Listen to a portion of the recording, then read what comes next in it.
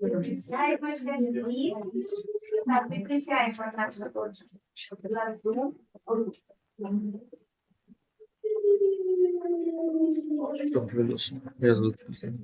там запуск. Давай.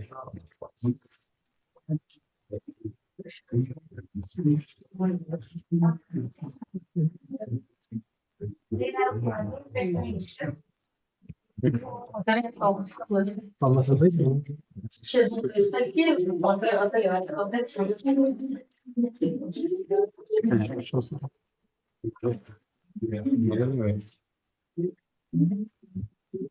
На що не все? Ну, тут заносиш. Це де ПРСПКУ.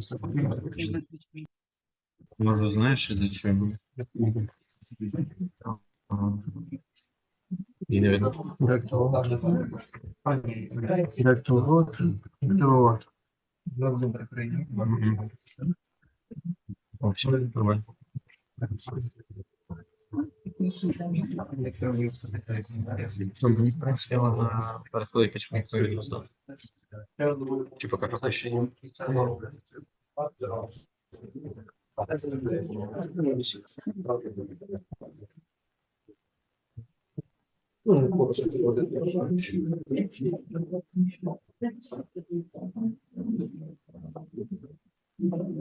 Все, да? Да, вроде, да, я не.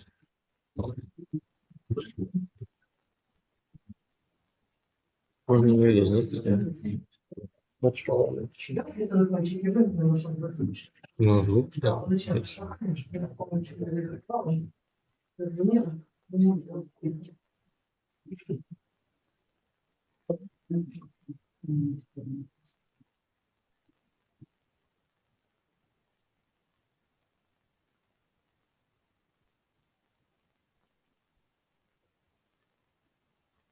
Доброго дня всім. Доброго дня і гарного дня. І науковці, вітаю всіх. Ми розпочинаємо перший міжнародний науково-практичний форум «Освітні цілі, стратегії сталого розвитку, проблеми та перспективи». В першу чергу хочу подякувати всім, хто присутній. 25 країн під'єдналися до нашого форуму, і в різних частинах світу зараз наш форум живе, і ми можемо задуматися сьогодні, яким же буде сталий розвиток нашого світу, всього світу, тому що кожну людину хвилюють питання миру, безпеки, благополуччя. І сьогодні саме на нашому форуму ми піднімаємо такі важливі питання для життєдіяльності кожної людини, кожної країни і всього світу в цілому. Сьогодні дуже важливо те, що тільки разом ми можемо досягти справжнього сталого розвитку. Ми сьогодні запропонуємо рішення для того, щоб сталий розвиток відбувся в усьому світі. І перш за все, щоб був мир у кожній країні і мир у всьому світі. Ми сьогодні говоримо про те, що наша молодь є перспективою, є розробниками саме проблем сталого розвитку. Саме для студентів важливо вивчити і досягти таких великих досягнень у становленні сталого розвитку світу. Студенти – наше майбутнє, і тому до нашого форуму приєдналися тисячі студентів, більше 500 доповідей науковців ми одержали на нашому форумі. І більше 500 ідей, які науковці пропонують для того, щоб сталий розвиток відбувся. Ми всі підключилися до того, щоб саме в Україні було мирне суспільство, щоб ми досягли мирних перемовин і щоб ми стали мирною країною. Саме на Україну дивиться весь світ і бере приклад з героїзму наших людей. Саме ми сьогодні згадуємо тих, хто загинув заради миру в нашій країні. І прошу хвилиною мовчання згадати тих, хто загинув.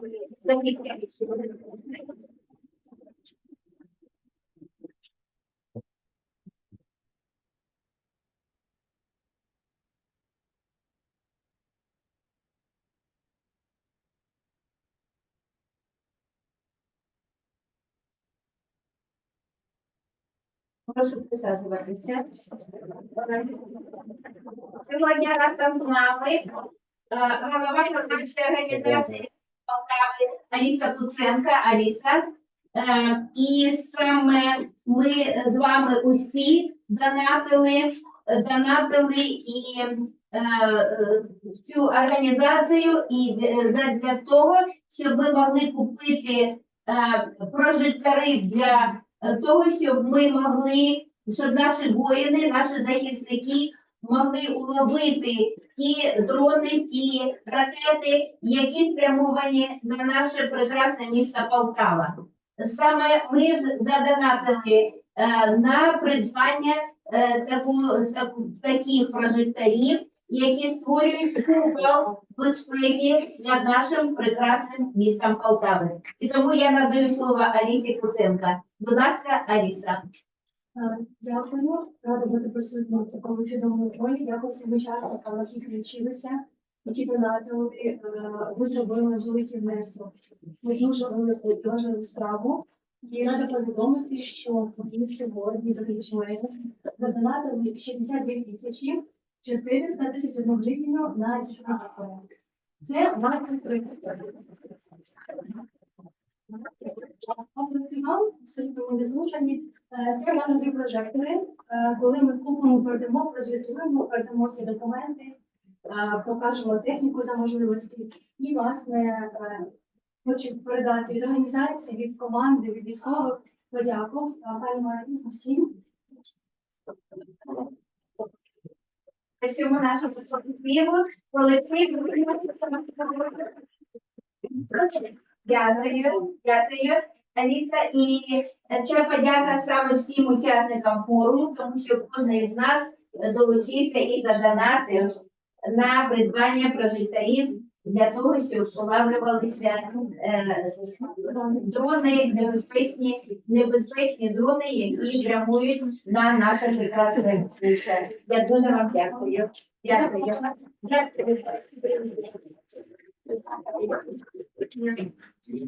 Друзі, ми з вами сьогодні учасники надзвичайно важливої події, міжнародної події.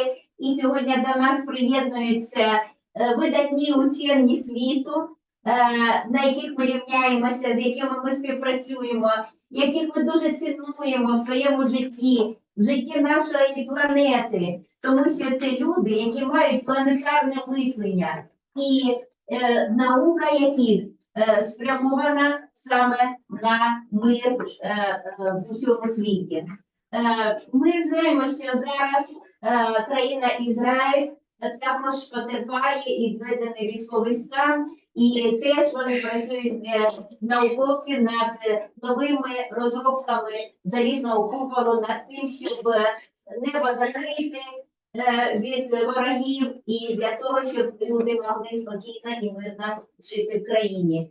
І тому перше слово на нашому прекрасному освітньому науковому форумі ми надаємо професору Ніцці Давидович і докторці Олександрі Геркерова, Аріельський університет Ізраїль. Майбутнє вищої освіти, синергія між освітяним і штучним інтелектом. Будь ласка, пані Ніця Давідович, будь ласка, Олександра Гертерева, чуємо вас.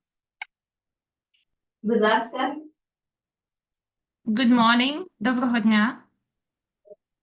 Nita, are you here? Yes. I think she were with us. Я вважаю, що вона була з нами. Я її бачила. Ні. Добре. Вона дуже відповідальна завжди. Вона була на зв'язку. Я її бачила серед учасників нашого форуму. Так. Але вона була в дорозі, вона зараз у від'їзді, тому, мабуть, може бути проблеми із зв'язком в нас зараз. Добре, тоді ми пропонуємо, дорогі наші учасники, ми переглянемо фільм за наш університет, щоб було таке позитивне враження у всіх про той університет, який проводить перший міжнародний форум, присвячений саме сталому розвитку на нашій планеті. Будь ласка.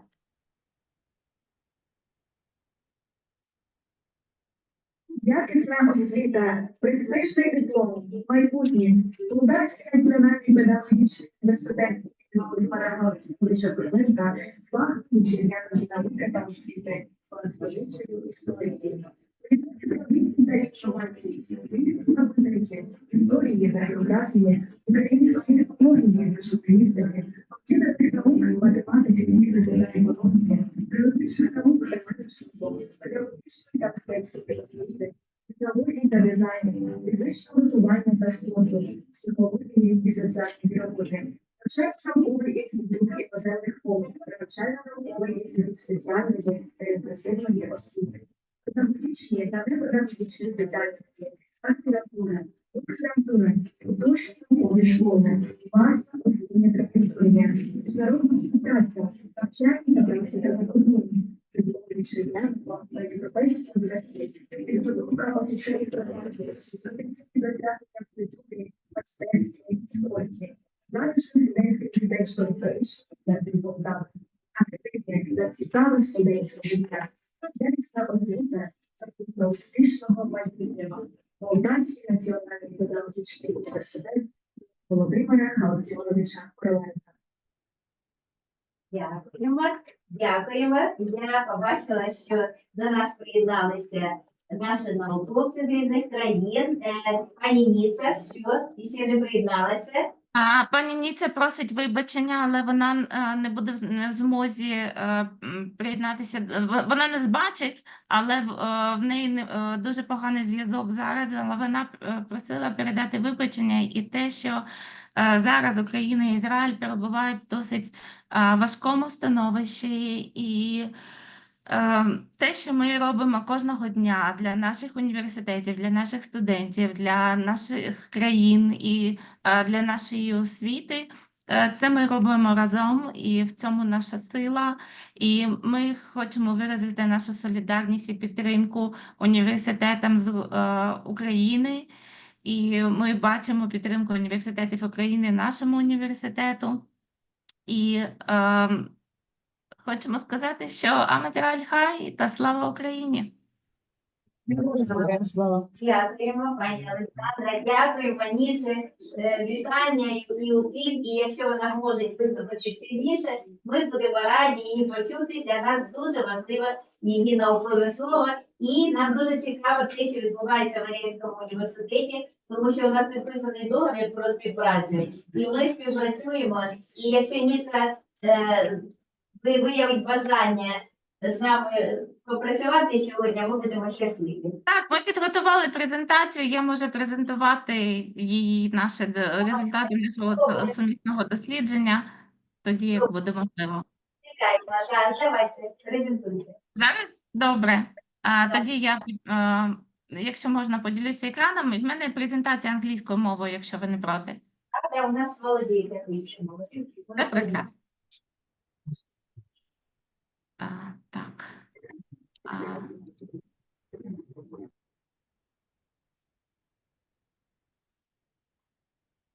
So can you see my presentation? Yes, yes. Okay, great.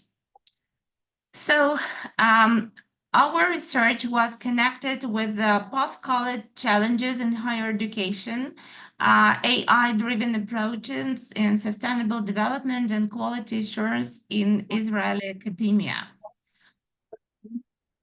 So the aims of our study is to explore how online teaching has impacted higher education institutions in Israel during the post-COVID period and wartime periods, analyzing lecturers' perspectives on both the benefits and challenges associated with this mode of teaching across multiple dimensions. So we have conducted a quantitative longitudinal study that started in 2022 and continued up to 2024. 223 lecturers were surveyed, and we have investigated the following research questions. How do lecturers perceive and prioritize online teaching methods in light of different types of courses and their specific requirements, particularly in post-COVID and wartime conditions? The next question we were interested in was what are the lecturers' views on the benefits and challenges of online learning, particularly during periods of crisis and recovery? What obstacles do lecturers identify in implementing online teaching, especially in the context of ongoing changes in educational environment? And the last question we wanted to find out the information about was how do lecturers see their evolving role in the digital era, considering the integration of AI and other technology in teaching? The result of our research are as follows. So 35% of lecturers demonstrated a high level of enthusiasm for teaching online. 26 expressed limited interest in online teaching, and 39% reported a moderate preference for online instruction. Sorry. 79.3% of lecturers showed a strong preference for delivering theoretical lessons online. 42 favored conducting online tutorials for these theoretical courses. In contrast, 14% of lecturers were less inclined to teach practical lessons online, and 19.5% of lecturers expressed a low preference for facilitating online workshops. 65.9% of lecturers expressed dissatisfaction with the reduced level of direct interaction between themselves and students, as well as among students during online learning. 19% of lecturers believe that the quality of online education surpasses that of traditional in-person teaching. 15.8% of lecturers think that online learning provides a cost-effective solution for students, particularly in relation to their ability to handle the learning material and gain meaningful benefits from the course.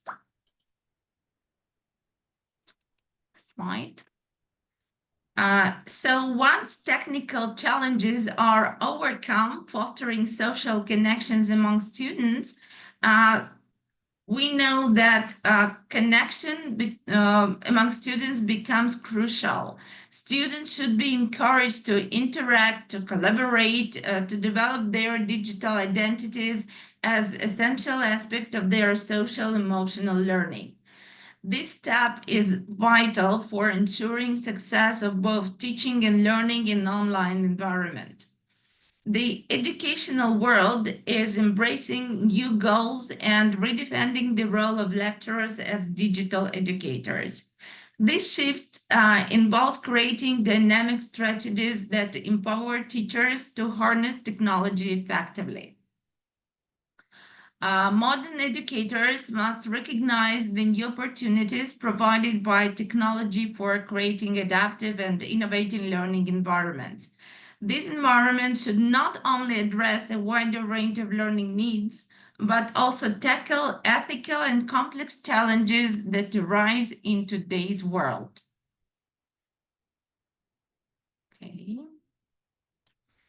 So, the COVID-19 pandemic highlighted the ability of higher education institutions and their leadership to adapt and maintain functionality during the periods of crisis. This period marked a rapid increase in the use of online technologies, creating space for greater autonomy, innovation, with potential of ongoing growth and future advancement. The crisis also served as an important catalyst, promoting a heightened awareness of the need for responsive and proactive measures within academia. One key takeaway from this experience is the irreplaceable value of personal interactions, both between educators and students, as well as between the students themselves, underscoring the need to preserve interpersonal connections alongside with digital learning strategies. So now we are facing another challenge. So the rapid rise of artificial intelligence has brought about significant changes across nearly every aspect of life, revolutionizing how we interact, how we work, how we learn. AI tools allow for seamless natural language communication between humans and machines. And AI systems now are capable of responding intelligently to questions, making text, summarizing articles, composing music, writing poetry, creating and revising code, and much, much more. Engaging with AI provides outputs, whether visual, textual, or musical. They are sometimes so sophisticated that it can be difficult to tell whether they were produced by a human being or a machine. So the question is, how has the experience of teaching and learning during COVID-19 crisis equipped lecturers with the skills and insights necessary to integrate and collaborate with AI technologies in higher education? So the experiences gained by the lecturers during pandemic have equipped them with valuable skills and insights that can be applied in AI era. By enhancing their technological proficiency, fostering pedagogical innovations, and incorporating sustainable practices, lecturers can effectively integrate AI into higher education. This approach ensures that educational advancements remain resilient and adaptable in the long term, supporting both teaching and learning in a rapidly changing world. The COVID-19 pandemic accelerated the integration of AI in education, significantly shaping the development of the lecturers. AI tools have been instrumental in supporting remote education, enhancing personal learning, streamlining administrative processes, and offering professional development opportunity. This period of rapid adaptation has established foundations for a more enduring and synergistic relationship between the lecturers and AI, with an emphasis on sustainable practices in the post-pandemic era. So the question is, will AI replace or assist lecturers in higher education? So we think that AI is a transformative tool that has the potential to greatly improve the teaching and learning experience in higher education by streamlining administrative tasks, offering personalized learning pathways, and doing other instructional efforts. So the human touch remains indispensable for mentorship, for emotional intelligence, critical thinking, creativity, and ethical guidance. So rather than replacing educators, AI will likely become valuable assistant, and it will allow lecturers to focus on the elements of teaching that really demand human insight and interaction. The future of higher education lies in the synergy between human educators and AI. This collaboration can create a dynamic learning environment that will be strengths of both.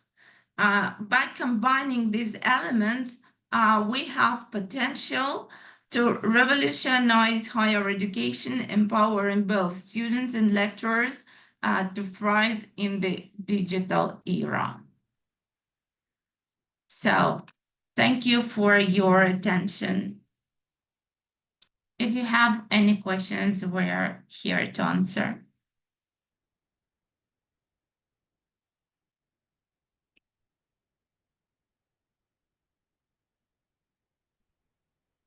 Дякуємо.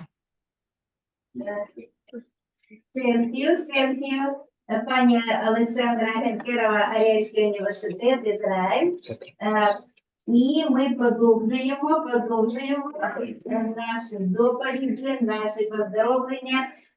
Професор Ян Борм, директор Інституту арктичних досліджень Жан Меллері Монако, віце-президент відділу міжнародних відносин університету Центен, Евлін, Франція, нові міждисциплінарні рішення для відповідального майбутнього, Інститут арктичних досліджень, Меллері Монако та магістерська програма з арктичних досліджень. Будь ласка, шановний професор Ян Борм.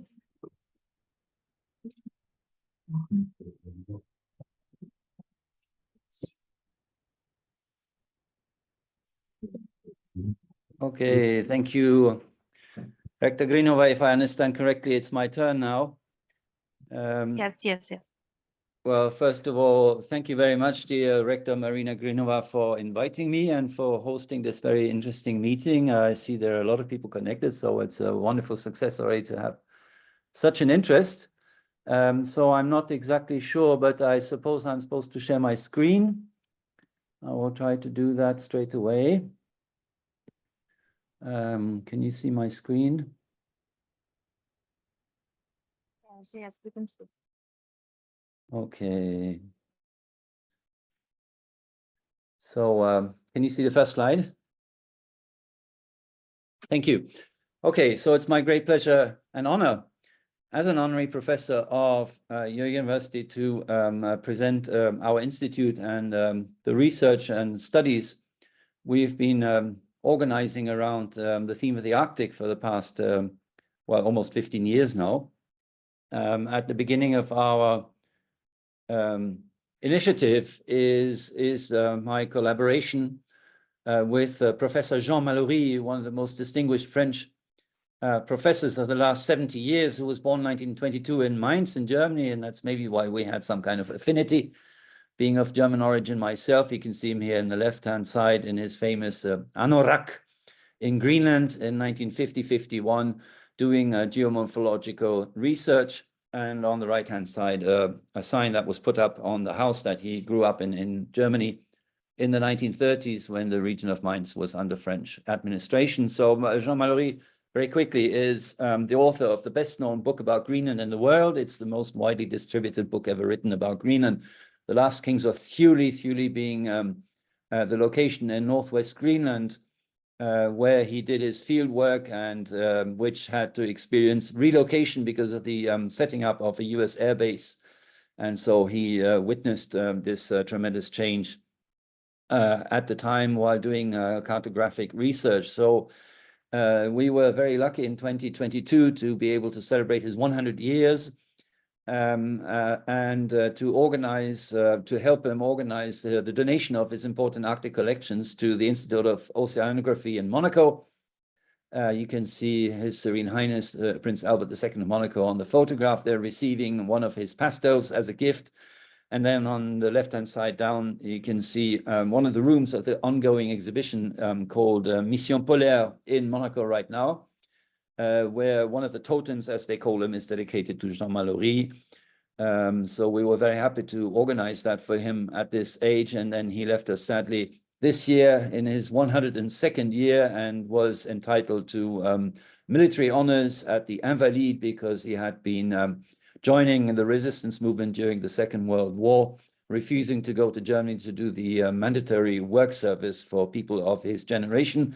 And he was honored in the speech by the French Minister of Higher Education and Research. So this is just to tell you that we've been lucky to work with and be inspired by probably France's best known Arctic specialist of the last 70 years. So our university, just very briefly, is located in the west and southwest of Paris. We're about 30 kilometers from there. We're also part of the Paris-Saclay system.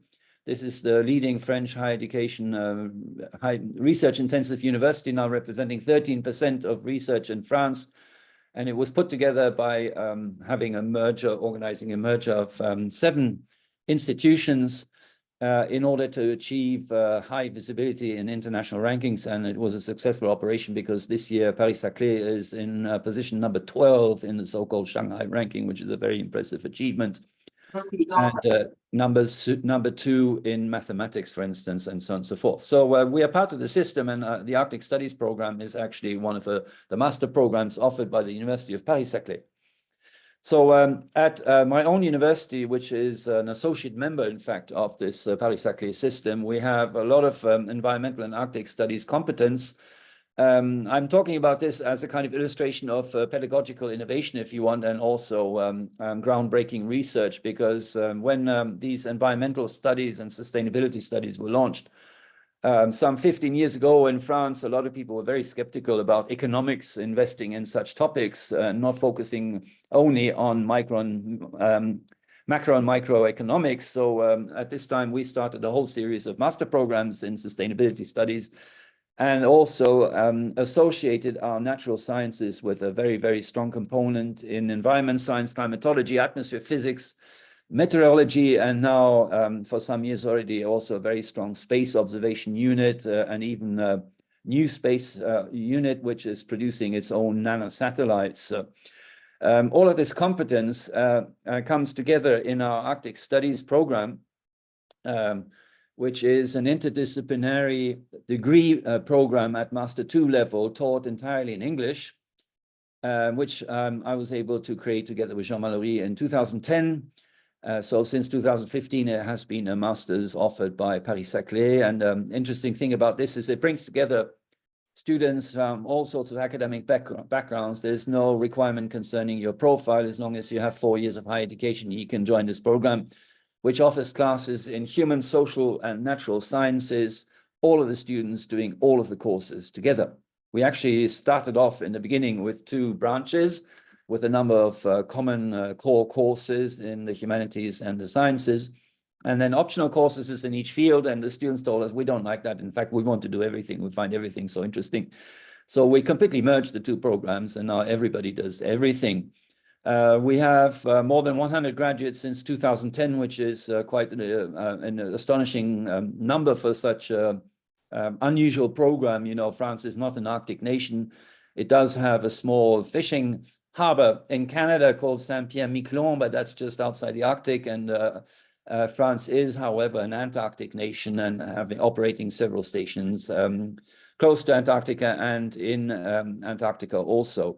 And out of this program have come at least 10 PhDs who did a PhD at our university, and several others who found PhD grants elsewhere in Europe and the US and Canada. So it has been very successful from that point of view. Well, actually, 2 of the 3 PhDs who are finishing their work right now at our institute have come out of the program. Eda Ayadin, who's of Turkish origin and who's interested in Arctic governance issues. So I'm co-directing her work together with a colleague in political science. This is another way of trying to illustrate that we're very open to interdisciplinary projects. I'm just about to put together another project with people in science and in health studies. And we very much believe in the interest of doing such things and the new results that can come out of it.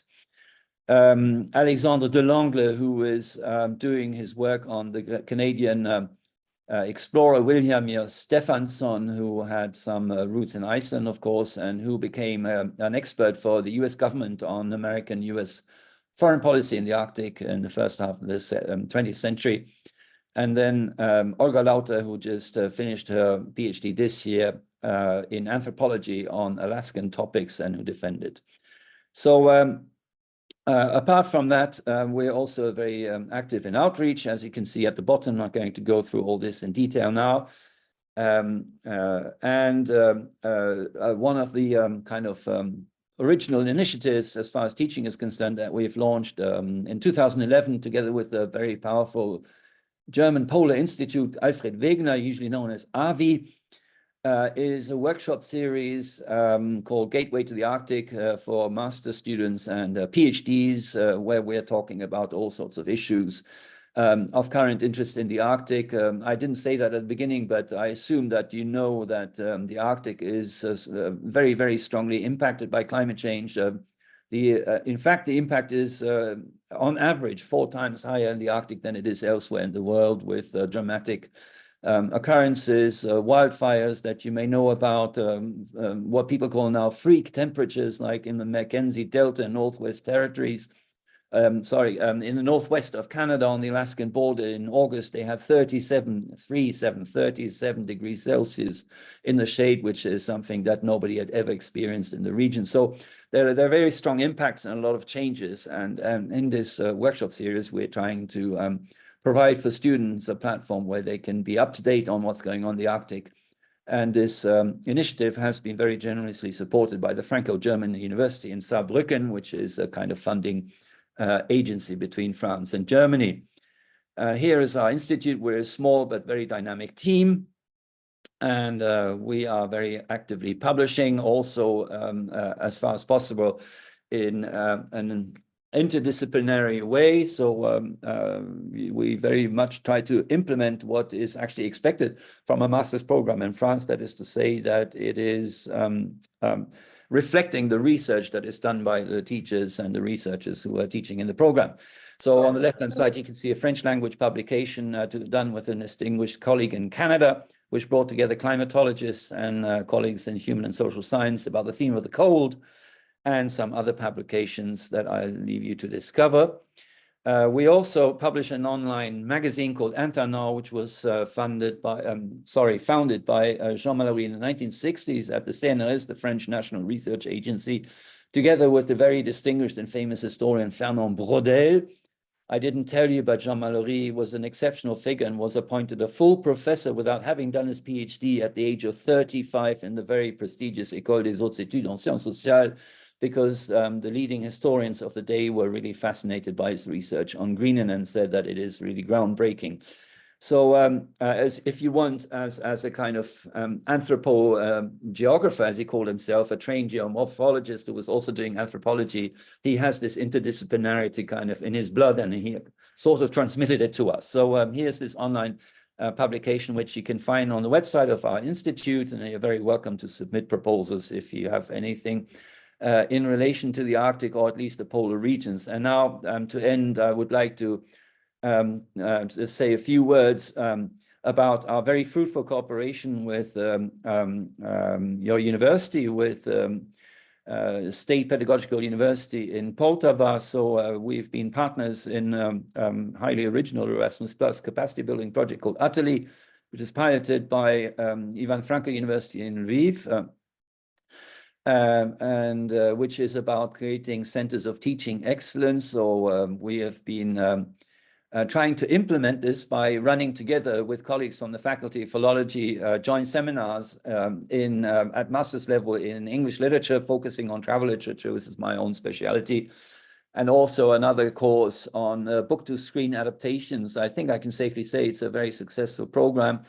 And we've just kicked off a new round this year with a seminar, and the students on both sides have told us that they find this very fruitful. And we've even managed in some cases to organize online joint presentations by a Ukrainian student and a French student. So I think this is another way forward of getting people together. And we have joint research and publication projects. And we also have managed to get some Erasmus Plus credit mobility. So right now we are hosting 4 students from Poltava at our university. So I think that's about it. If you want to find out more from our activities, here's our website in English language. And you can follow us also on Instagram and X if you wish. So thank you very much once again for the invitation and your attention. Дякуємо, Сенкі. Саме наш професор є почесним професором нашого університету. Ян Борн, ми дуже дякуємо вам за дослідження. Саме артистськими дослідженнями займається Національна академія наук України. І я думаю, що попереду такі спільні дослідження, спільні наробки саме в галузі артистських досліджень. Я рада, що у нас такий прекрасний почесний професор. Ми маємо таку можливість співпрацювати. Дякуємо.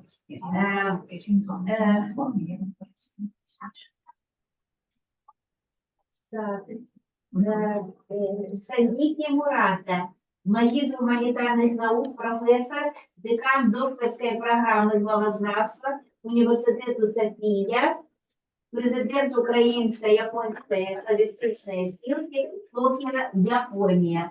Дуже раді вам. Будь ласка. Дякую. Високоповажна пані ректорка Полтавського національного педагогічного університету імені Володимира Галактіоновича Короленка, Марину Вікторовну Гриньова. Високоповажні викладачі, студенти, міжнародні партнери. Мене звати Шінічі Мурата. Я професор і декан докторантури лінгвістичних наук у Софія Університеті в Токіо. Я також є почесним професором Полтавського національного педагогічного університету. Я особисто і Софія Університеті висловлюємо вам глибоку повагу і підтримку.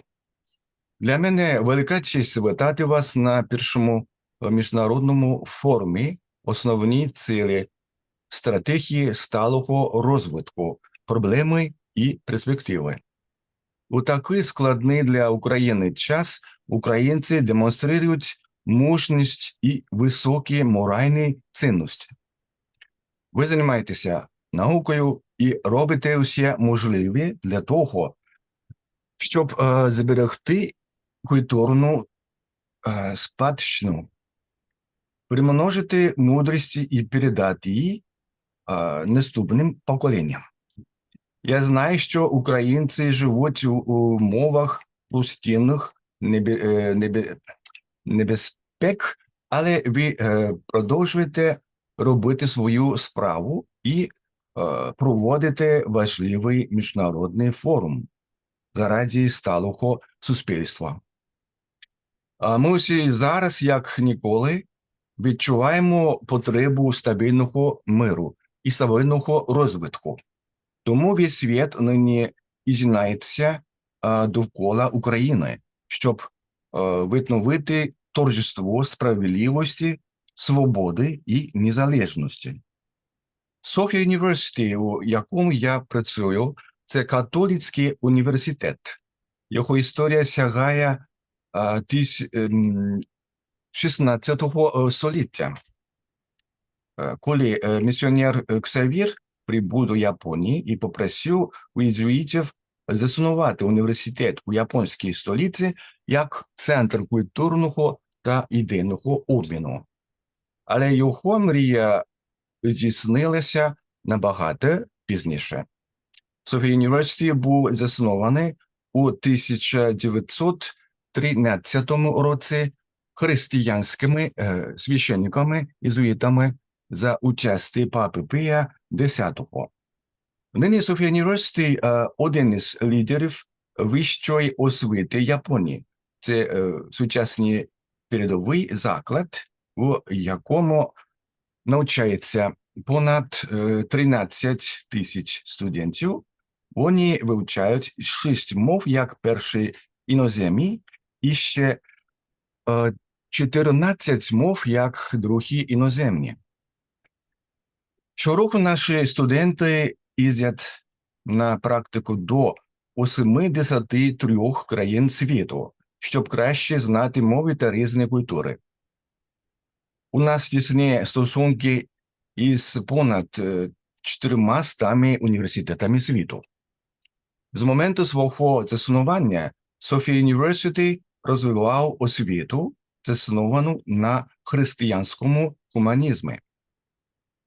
Провідна ідея нашого університету – це використання власних талантів на благо інших, що веде до особистого зростання. Ця ідея суголосна меті форуму «ОСНОВНІ, ЦІЛІ, СТРАТЕГІЙ сталого розвитку. Проблеми і перспективи», в якому я маю честь брати участь. Мені приємно визначили, що наші стосунки з Полтавським національним педагогічним університетом імені Володимира Короленка мають тривалу історію. Із 2012 року я особисто та Софія University тісно співпрацюємо з кафедрою світової літератури, факультетом української філології та журналістики ПЕМПУ. Цьому сприяє наша дружба із професоркою Ольгою Ніколенко, яка робить значний внесок у розвиток українсько-японських відносин. Нами сильно організовано в десятки наукових конференцій, зокрема, гоголівські читання, зарубіжні письменники України, короленківські читання та інші. Ми проводимо семінари для науковців, учителів і студентів. У грудні 2023 року професорка Ольга Ніколенко та інші українські науковці побували в Японії, де виступили з лекціями про Україну та українську культуру перед студентами різних університетів, зокрема Софія University, а також перед широкою громадськістю. Важливою подією для Японії стала виставка малюнків українських дітей під назвою «Час, у якому ми живемо», яку привезла з України професорка Ольга Ніколенко. Ці малюнки побачили в Токіо, Кіото, Сайтама, Каскабе та інших містах Японії. Малюнки українських дітей розповіли нам про війну та мрії українців більше, ніж усі повідомлення у пресі. Японія. Японці підтримують Україну на шляху захисту, незалежності та свободи. Із любов'ю до України я зробив переклад японською мовою 3 п'єс українських письменників Івана Франка, Лесі Українки, Михайла Семенка. Незабаром ця збірка вийде в Японії і викриє нову фазу японського театру. Дозвольте ще раз привітати вас, шановні учасники, із проведенням важливого міжнародного форуму і побажати вам великих досягнень. Я бажаю усім українцям добра, щастя і миру. Сподіваюсь, що скоро ми знову побачимося на прекрасній українській землі. Давайте разом зробимо внесок у майбутнє, у вирішення глобальних проблем, із якими стикається світ сьогодні. Давайте творити історію науки заради порозуміння та миру на всій землі. Дякую за увагу. Дякуємо. Дякуємо, шановний Сергій Курата, почесний професор нашого університету. Ми пишаємося співпрацею з вами, ми пишаємося вашим філологічним талантом, ми пишаємося вашою любов'ю до України, до української землі. Ми так само любимо Японію. І через нашу співпрацю з професоркою Ніколенко, з усією кафедрою світової літератури, ми раді, що у нас є такий міст дружби, що ми можемо обмінюватися такими світовими надбаннями, японсько-українськими, що ми дорожимо так нашою співпрацею, нашою дружбою. Ми теж бажаємо миру Японії, ми бажаємо щасливого і заможнього життя кожному громадянину Японії і громадянці, і кожній дитині. І ми щасливі, що у дітей Японії є майбутнє, тому що такі прекрасні професори працюють і навчають майбутніх вчителів, майбутніх фахівців у Японії. Успіхів вам! І слово надається Владиславу Манчуру, директору регіонального осередку удосконалення вчителів ВОМ ПЕРСПЕКТИВИ, Польща ПЕРСПЕКТИВИ. Дякую. Tak. Dobry Państwu, witam bardzo serdecznie. Ja będę mówił po polsku, ale mam nadzieję, że nasza koleżanka z Ukrainy, pani Marina Kyryluk, przetłumaczy moje słowa. Так, звичайно. Розуміємо. Ми розуміємо. Я перекладу, так, przetłumaczę. Szanowni Państwo, witam serdecznie z Polski, z Bielska-Białej. Jestem zaszczycony, że mogę reprezentować nasz ośrodek doskonalenia nauczycieli w tak znakomitym gronie osób. Dziękuję bardzo za możliwość spotkania z Państwem. Шановні пані та панове, вітаю вас з Польщі, з міста Бєльсько-Біала. Для мене велика честь представляти наш педагогічний центр підвищення кваліфікації серед такої видатної групи учасників. Дуже дякую за можливість вас привітати. Tematyka konferencji jest bardzo szeroka, bowiem zrównoważony rozwój dotyczy wielu aspektów życia gospodarczego, społecznego i środowiskowego. Тематика конференції дуже широка, адже сталий розвиток стосується багатьох аспектів нашого життя, безпосередньо економічного, соціального, екологічного. W tym kontekście chciałbym zwrócić uwagę, że jednym z zadań edukacji jest wykształcenie w młodych ludziach kompetencji, które pozwolą im w przyszłości pracować dla tak pojętego, zrównoważonego rozwoju swojego środowiska. У цьому контексті слід зазначити, що одним із завдань освіти є розвиток у молоді, у молодих осіб, компетенцій, які дозволять їм у майбутньому працювати задля сталого розвитку свого середовища. Nawiązując do przedstawionych w programie konferencji tematów wystąpień, chciałbym zwrócić uwagę na zagadnienie równowagi w odniesieniu do osoby ucznia i osoby nauczyciela. W naszych działaniach staramy się pomóc zachować równowagę pomiędzy kształceniem i wychowaniem, rozwojem intelektualnym i emocjonalnym, a także duchowym dzieci i młodzieży. Dla współczesnego pokolenia młodych ludzi istotne znaczenie ma też równowaga pomiędzy życiem realnym i wirtualnym. Звертаючись до тем виступів, які я побачив в програмі конференції, хочу звернути увагу на питання балансу у співвідношенні особистості учня та вчителя. У своїй діяльності ми намагаємося сприяти збереженню цього співвідношення між навчанням і вихованням, інтелектуальним, емоційним і духовним розвитком дітей та молоді. А для сучасного покоління також важливим є баланс між реальним та віртуальним життям. Dynamicznie zmieniający się świat zewnętrzny wymusza szybkie dostosowanie się do nowych warunków, co skutkuje nie tylko koniecznością kształcenia się przez całe życie w sensie zdobywania nowej wiedzy i umiejętności, ale także nieustannej uwagi zwróconej na prawidłowy rozwój osobowy. Зовнішній світ, він постійно і динамічно змінюється, і це змушує швидко адаптуватися до нових умов, що зумовлює не лише потребу в безперервній освіті, в сенсі здобуття нових компетенцій, а й постійну увагу до природнього і правильного розвитку особистості. Tego nauczyciele muszą uczyć swoich uczniów, ale także sami muszą umieć kształtować swoje postawy.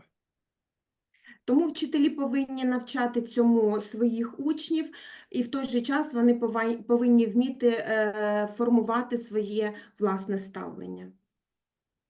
Gratuluję pomysłu konferencji, zgromadzenia tak szacownego, międzynarodowego grona uczestników. Życzę Państwu owocnych i spokojnych obrad. Dziękuję bardzo. Я хотів би ще раз привітати з такою гарною ідеєю конференції всіх учасників, яка зібрала таку високоповажну міжнародну групу, і бажаю вам плідних і насамперед мирних дискусій. Дякую за увагу. Дякуємо, шановний професоре. У нас є спільна угода про співпрацю, ми працюємо, і саме Марина Кирилюк є фундаторкою такої нашої співпраці. Ми дуже дякуємо, шановний Владислава Мельшуре і шановна пані Марина, за вітання і за участь в нашому форумі. Дякуємо вам. Дякую. І до слова запрошується професор Лех Вітковський, Поморський університет у Слупську, Польща, почесний професор нашого університету, із темою про виклики подвійної складності і тимчасовості в зусиллях сталого розвитку. Будь ласка, шановний пан Лех, ми з вами.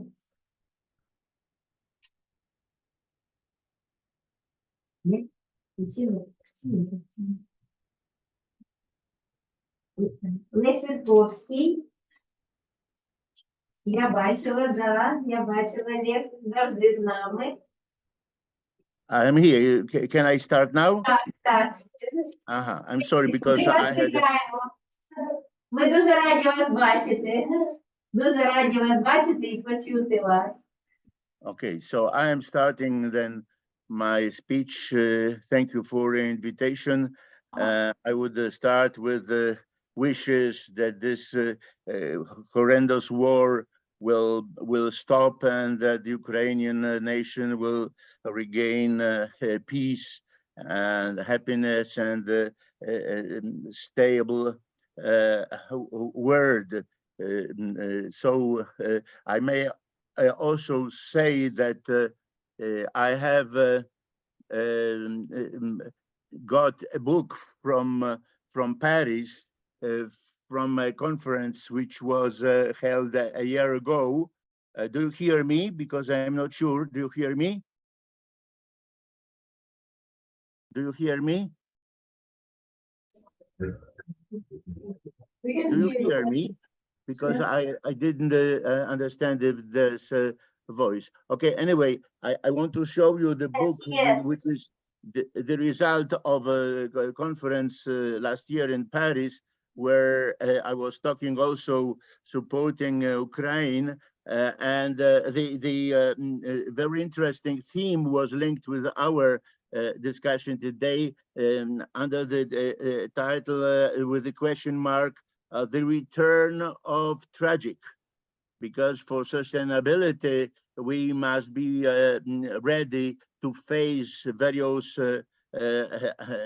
unexpected, dramatic challenges, and this return of tragic across not only Europe but the world is one of the phenomena which we have to face while we deal with the dream of sustainable development.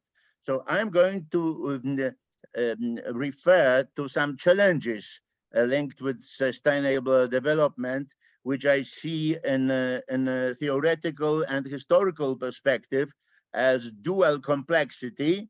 There's one aspect, and a temporal capacity of staying within sustainability, because sustainability is always provisional, which is a paradox. That of course we may ride a bicycle or we may sail on the sailing boat, and the sustainable state of affairs has to be regained. We must always work on it. We cannot take it for granted for the whole period. And one of the paradoxes I want to emphasize is that it seems to me that the concept of sustainability and sustainable development is rather a new concept. It has not gone deeply into our behavior solutions of institutions. I remember when I was young in the 70s, there was domination of the so-called Club of Rome, where the basic thing was the strategy, the aims of strategy put forward by the Club of Rome. It was so-called zero growth, or the limits to growth. So, of course, we see how far we were with the elite of intellectuals concerned about the future of the world with reference to sustainability. In the 80s, when the United Nations have started more institutional work over environmental protection, I remember that there were countries who would say that they are open to get smoky chimneys of factories on their territories. And in fact, smoky chimneys of factories were the symbol of modernity in elementary books in Polish schools. And of course, today, we face the need not only to find political solutions or to make stable new technological innovations, but we must work hardly in various planes, including education, concerning the new concept of modernity. I remember that when I was younger, it was a reason to be proud that your agriculture was pumped up with chemical materials to make flourish potential of agricultural production. And of course, today we know that sustainability of development has to drop this and the other elements of what was perceived as sufficiently modern, because this modernity cannot withstand the pressure of challenges. After all, we know that in the 70s and 80s, there was the moratorium on nuclear armaments, and it was already, of course, a progress for sustainable development, because we were able to calculate how many times we could destroy the planet. But we know that even while you agree on moratorium, there's not enough moratorium on hegemonic pressure, hatred, struggles with so dramatically, tragically illustrated by the Putin's war against Ukraine. So for me, this is essential to say that we must work on a new concept of modernity, including also sustainable attitude towards climatic changes. Recent weeks from Geneva, there came a low pressure front which has created a huge flood in southern part of Poland. And it is not climate responsible. It is people responsible very often when we cut the forests, when we get the situation where the ground cannot absorb the water, where the centers of our small towns and villages are destroyed with cement, and the parks, the green things are eliminated. So it means that we are victims of our irresponsible concept of modernity, which, while making a progress and becoming more mature, it still is not enough to face those challenges. So, of course, why do I say that sustainability is so new, fresh concept? Even in linguistic terms, it is just a few years ago that I have heard for the first time about this concept and the challenge. Before, we were talking about equilibrium problems, about balancing of various forces which should be combined together and not separated, where we would not just dominate over the planet, but we should cooperate with it and also cooperate between us. So my thesis to start is that the sustainability is still coming from the underground to our mental perception of the of our modern world, so that we start to be able to perceive it as a new challenge for the whole humanity. But it means that it is on the level of every single person. In Poland, I am proud that the young generation, children, start to learn how to not abuse water at home. And they, and of course, European Union tries to modify the way of dealing with the production of synthetic bottles and so on. So we have to face new solutions, so that the sustainability will not be just a slogan like zero growth, and that it will be translated into mentality, into ecology of our capacity to build an environment where we stay together. Ecology of mind, it is the thing of the challenge named by Gregory Bateson, whom I followed in certain parts, so to see that we must perceive these challenges as both theoretical, both mental and practical, never reduced to technological innovations, although of course those innovations are very essential. Of course, there are such phenomena, as you know perfectly, as drastic inequalities.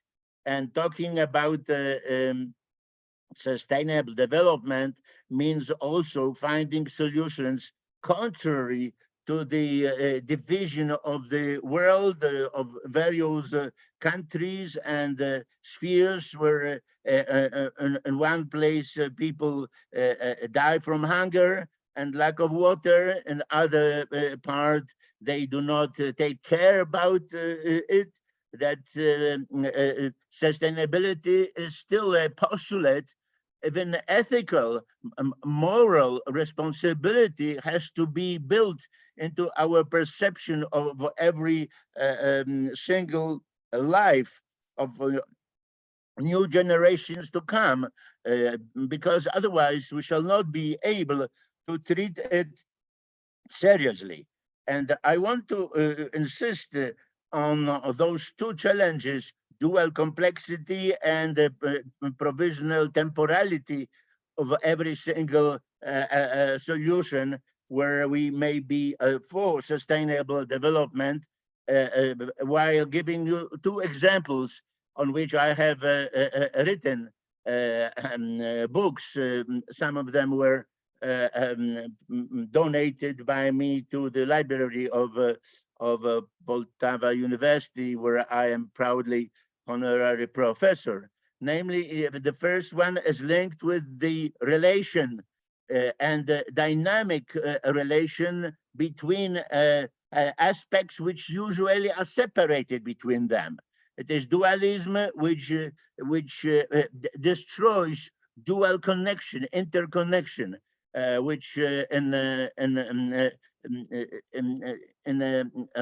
relation can be called with the word versus. We are always versus in front of the other, which cannot be treated essentially one good, the other bad, because it is the quality of relation defining in dynamic process of establishing the process of permanent negotiation in terms of oscillation, of fluctuations between such poles participating in a concrete relation, that we must simply work on regaining and stabilizing always temporary and requesting return of the effort a process of stabilization. It is like in the case of riding a bicycle, but even more essentially, it is in the case of a sailing boat, where it must keep within the stormy weather its balance, its equilibrium, negotiating with the nature, the conditions to keep on going without drowning. But of course, we are still in a worse situation throughout the globe, because there are some storms, some bad challenges to such a sailing boat, which are produced by our irresponsible pressure on being too dynamic, or on being not attentive enough to the challenge of our equilibrium, equilibrium among ourselves, and equilibrium between us and the context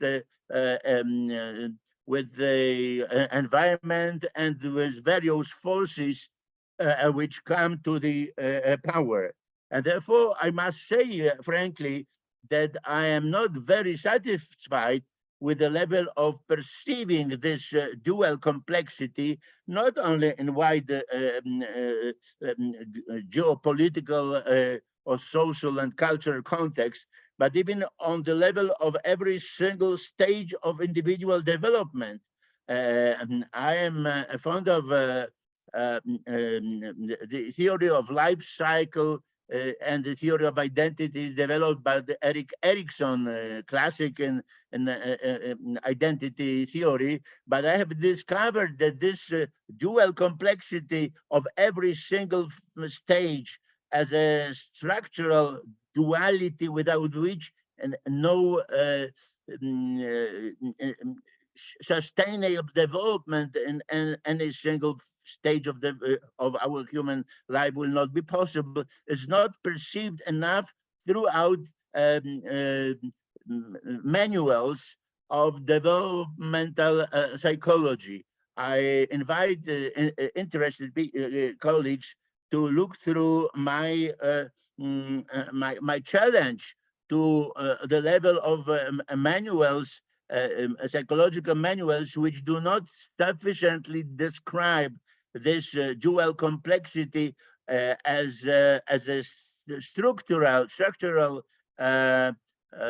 context of our activity and development in any single stage. It means in particular that there's no golden middle, as Aristotle would say, which we must keep and stay attached to it, because we must be more dynamic and elastic, prepared to meet various challenges which make this oscillation order,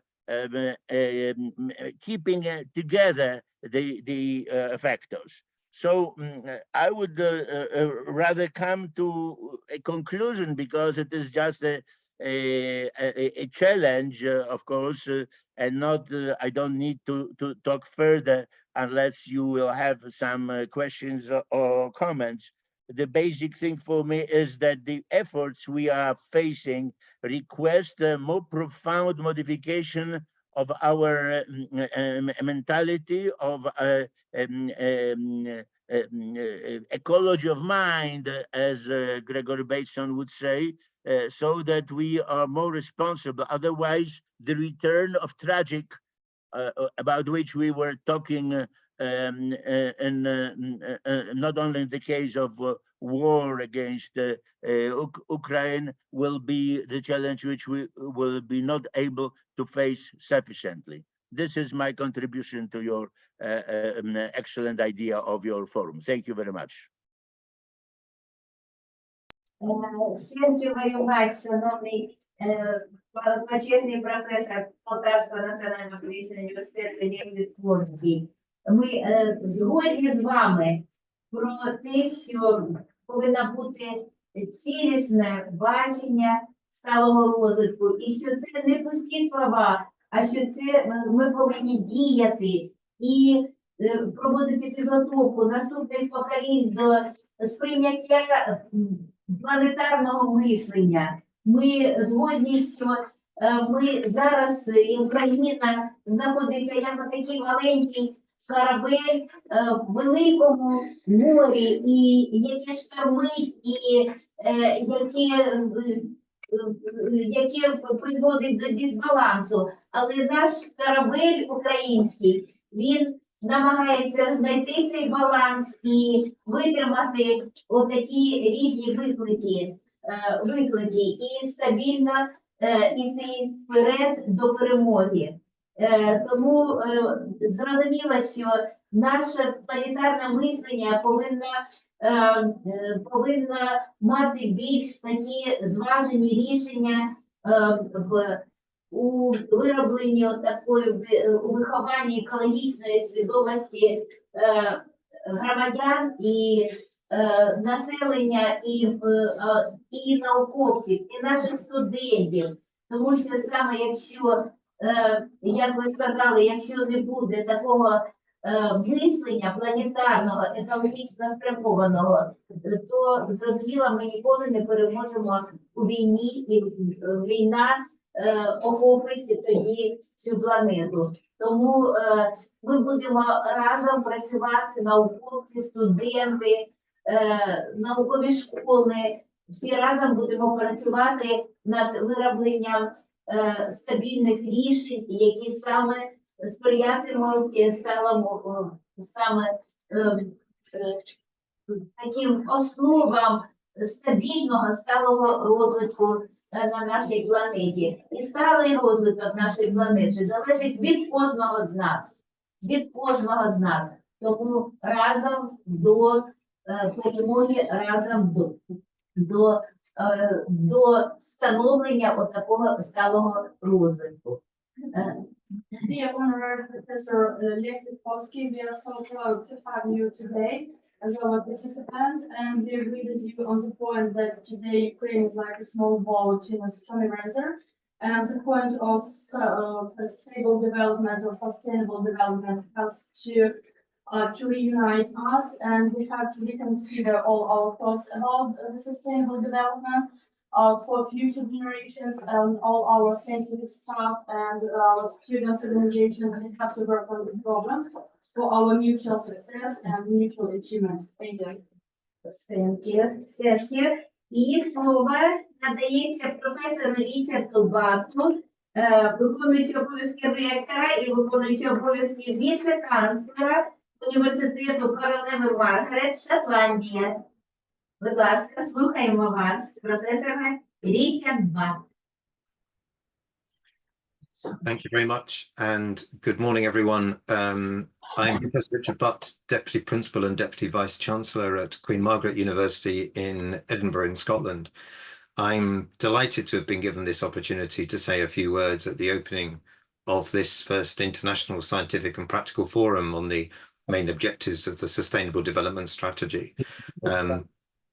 Queen Margaret is delighted to be partnered with Poltava VG Korolenko National Pedagogical University as part of the UK-Ukraine Twinning Initiative, a scheme that aims to foster sustainable, long-term, mutually beneficial partnerships between Ukrainian and UK universities.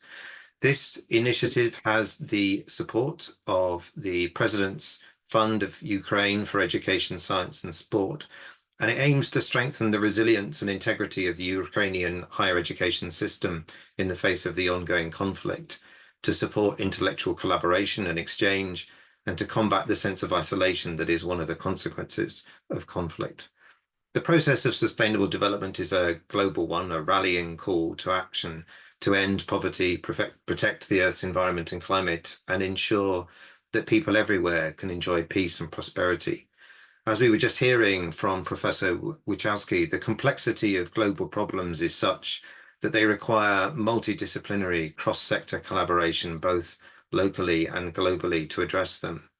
The UK-Ukraine Twinning Initiative is just one example of the kind of strategic partnership required to enable progress towards those goals, to prevent the return of the tragic, as Professor Wachowski was saying. We're partnered with Poltava National Pedagogical University because we have a similar history, we share their vision and values, and have complementary areas of teaching and research expertise, particularly in the areas of teacher education, psychology, language and linguistics. Queen Margaret University's Institute for Global Health and Development has particular strength in addressing contemporary health and development challenges in fragile health systems, including those affected by conflict.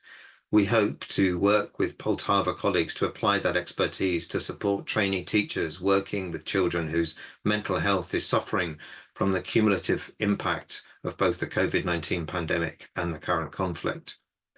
Together, we are committed to a long-term collaboration that will benefit the students and staff of both of our institutions, because that in turn sustains and strengthens the impact our graduates and our research will have.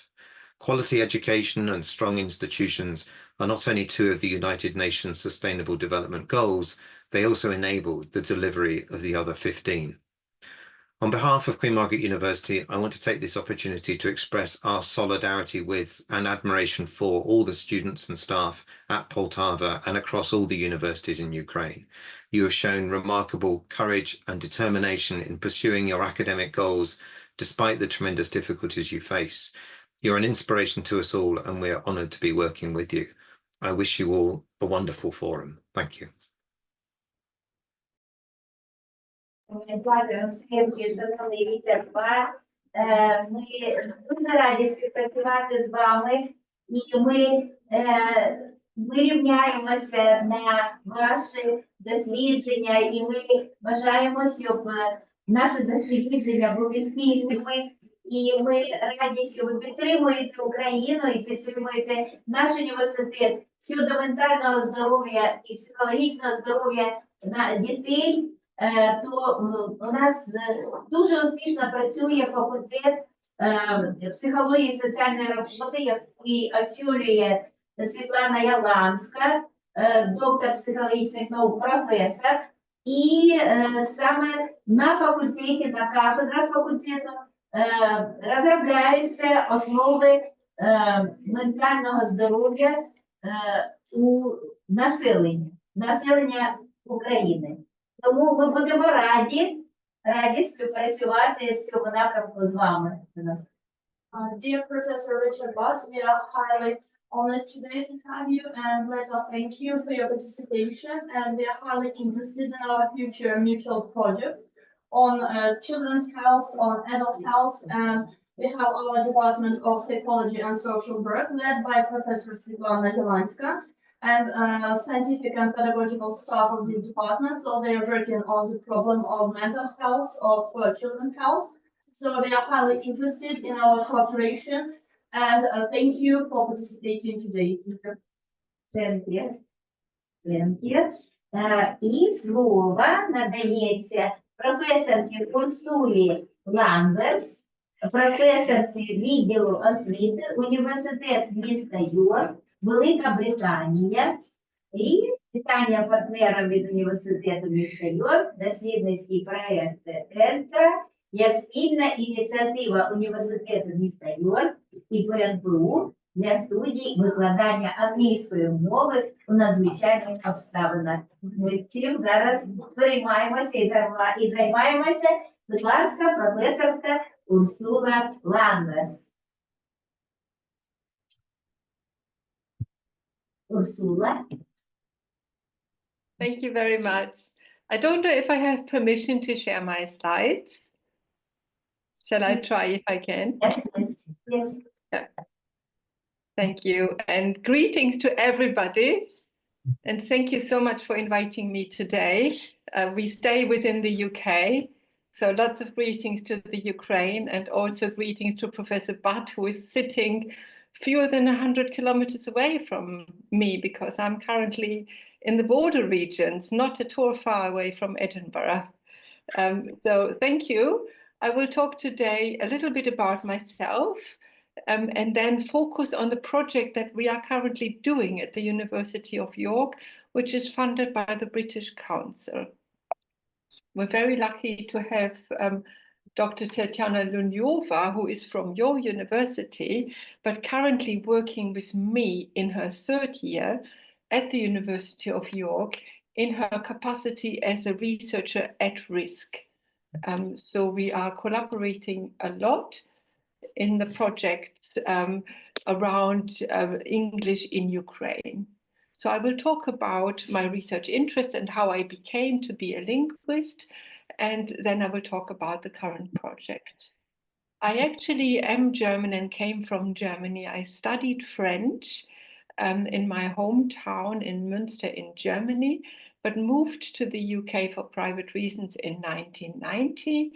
I was able to do my teacher training at Oxford University and became a teacher in French and German. And for me, this teaching in French and German at a school in England was a culture shock, because for me, it was unusual to see children not so interested in learning languages. In Germany, this is different. So after that experience, I decided to do a PhD in linguistics and find out more about the context of language learning in the UK. And the more I researched this, the more I became aware that there is a link between the policies of how language teaching is delivered and how the government develops the policies, and what is experienced in the classroom and whether the students are motivated or not. And I'm also very interested in the changing nature of learning English, because English, of course, being a global language, is a very fast changing language. So really, my key interests in research today are what motivation is left for learning any languages other than English, because we can see a continuing interest in the learning of English. And the danger is that this interest goes to the disbenefit of other languages. I'm also keenly interested in the social justice in language learning. I would like language learning to be an opportunity for all school children, regardless of their background and regardless of the school that they attend. I'm also interested in the experience of teaching and using English today. I'm interested in focusing on the heritage of colonialism that actually made English the language it is today. And I'm interested in a variety of ways of protecting other languages and teaching English in a modern way as well, empowering the use of English by people who are not born with English.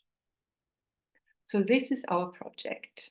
I will now talk a little bit about the project that we do at the University of York, but we are fortunate that we are working together with different institutions. So we have not only Tatiana Lunjova, but also Marina Zuyenko at your university working with us. Here at York, we have myself and another collaborator from the University of York. York has a second university, which is a smaller one, and we are also collaborating with this university, York St. John, and we are funded by the British Council. Okay?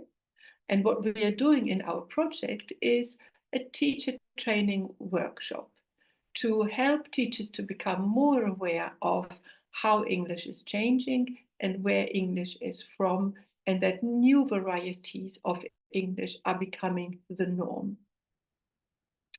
Why are we doing this now? Why do we think that this project is important now in the context of war in Ukraine? We have seen an increased popularity of English, and this can be seen in Ukraine at different levels, by the government, but also by the young people and by pupils in general. So the whole population is also in favor of an increased use of English in Ukraine, which is very understandable in the context of the war, in the context of wanting to westernize more. Okay.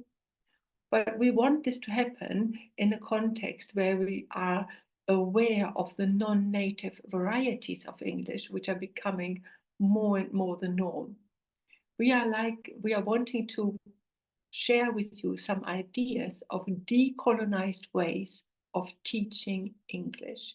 And by this we mean every person, every community, every nation that uses English is allowed to appropriate English to their best function. There is no need to abide by native speaker norms, but we want to refute the hegemony of native speaker norms in the past. And I think this is important in Ukraine, especially now, because of the context and the history of another language that used to be of hegemonic dominance in Ukraine, which was that of Russian. So here are the people in our team. As I said, I have the privilege of working with Tatiana Lunjova, who is from your university and is currently basically affiliated to both universities. We have Professor Rachel Wysaksono from York St. John, Marina Zuyenko from your university, and I have the advantage of having a research associate working with me, Louisa Field, who does a lot of the analysis for me. The fund by the British Council is a special fund for teachers of English globally. And this fund has been created to do two things simultaneously. On the one hand, improve the teaching of English, but also do some research as you are implementing this new way of teaching. What do we actually do? Okay, we are really, really happy to collaborate with schools around Poltava. We are hoping to recruit about maybe 6, 7, 8 schools in the region of Poltava, all of them secondary schools. And in these schools, many, many teachers who are all teaching English. We want to ask them about their ideas of teaching English. We want to ask them about the importance of English. How important is English for Ukraine today in the eyes of these teachers, for the future prosperity, for the future of these pupils as well? And we want to ask them about English in the context of the Russian hegemony that was in the past.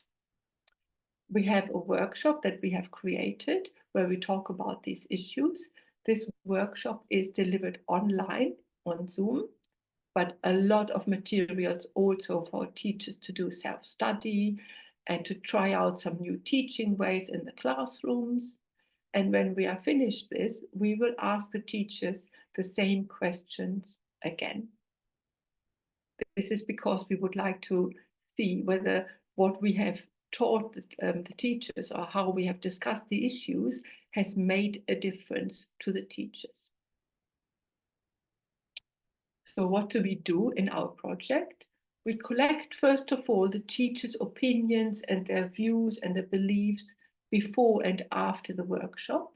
Then we run 4 quite intensive online workshops supported by lots and lots of other activities, as I said. We evaluate those changes statistically. These are the things that we are hoping to influence in the teachers, okay? So we are hoping to influence the teachers' beliefs about English itself. We want to raise awareness that English has become this global language because of a history of colonialism. And I think this is important because we can draw a parallel, as I said, to Russian. Secondly, we want to raise awareness of how many people are using English who are second language speakers. The proportion is about 1 to 5. So 5 times more people use English today globally who are second language users compared to first language users. Then we want to focus on how you can teach English for global use, not just with native speakers. What are the best ways of teaching pupils for a modern way of using English? And then we also want to talk about how do we position Ukrainian, which is an important language to be taught in schools, and the teaching of English. We want to foster both languages. How do we get the balance right? What we hope to achieve is that the teachers become more aware of how language changes and how every language in the world has got maybe a standard in the middle, but around this standard, many varieties which are also acceptable to use. For instance, German has got a standard variety of German, but there are many other varieties of German which are perfectly acceptable to use in most contexts. We want to highlight the importance of also keeping Ukrainian as a language of schooling. And we want to raise awareness of the different varieties of English that exist globally. We want to raise awareness of how important it can be for pupils to know more than one foreign language, because the foreign language skills that pupils learn can be cross-fertilized across the different skills. Okay. We also want to make the teachers much more aware that their level of English, their current use of English is perfectly okay if it is not a native speaker-like way of using English, because they are in the same boat as the vast majority of users of English. It's important for us to make the teachers feel at ease about their level of English. Why we want to do this, I think I've mentioned already.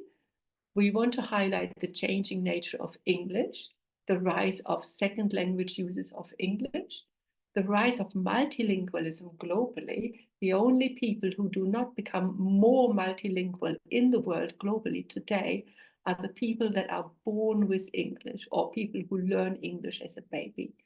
They have the danger of remaining monolingual. The rest of the world is becoming more multilingual at the moment. We want to raise awareness of the decolonization importance of teaching languages, and we want to make the teachers feel more at ease in their language skills. I just want to finish off with saying that we are aware that this is a small project. We are really focusing on the teacher voices, and next project like this might also incorporate the students and the pupil voices as well. We have set our aims quite high. We might not achieve all aims to the similar standards, but we don't know. We are aware that we are teaching this in the context of war, which does not make it easier, of course, and that we have a long-term vision. So this is a short-term, small change, but the vision would be for a long-term change. And because we have a long-term vision, we want to share this, really. We have academic publications coming out as a result of this. We are holding a conference. If you have any ways of coming to our conference, we have small funds available for you to come to York. We would love to see you. We make our teaching materials available after we finished to all teachers in Ukraine, so that it becomes really accessible for teacher training across Ukraine. And in order to raise awareness, we run a social media campaign so that people become more aware of us. And we work with the British Council also on this. So we're holding a big workshop with the British Council on our work as well, which helps also to publicize our research. That's us. Thank you very much. And here is my email, and here is the email of my collaborator, Tetiana. Here are a lot of references, but do not hesitate to contact me and ask me any questions. Thank you so much. Thank you, шановна Урсула Лінвес. Ми раді, що у вас нові знайомства протягом нашої конференції відбуваються із нашим професором Борном. І ми дуже раді співпраці з вами, тому що саме ми бачимо, наскільки ефективно вивчається іноземна мова разом з вами і разом з нашою професоркою Тетяною Луньовою. От саме те, що ви пробуджуєте впевненість у вивченні іноземної мови, це дуже важливо. Те, що ви вичукуєте методи, найновіші методи легкого вивчення іноземної мови, англійської мови, це теж дуже важливо, тому що людина, яка з легкістю вивчає іноземну мову, вона мотивована і вона впевнена у собі, і те, що вона може в будь-якому міжнародному середовищі почувати себе нормалізованою і впевненою. Dear Professor Ursula, we are so happy to have you today, and thank you for your presentation. And thank you, and we are highly interested in future mutual projects for increasing the awareness of teachers of English and how to increase this awareness, and about self-confidence as for all the non-natives throughout the world.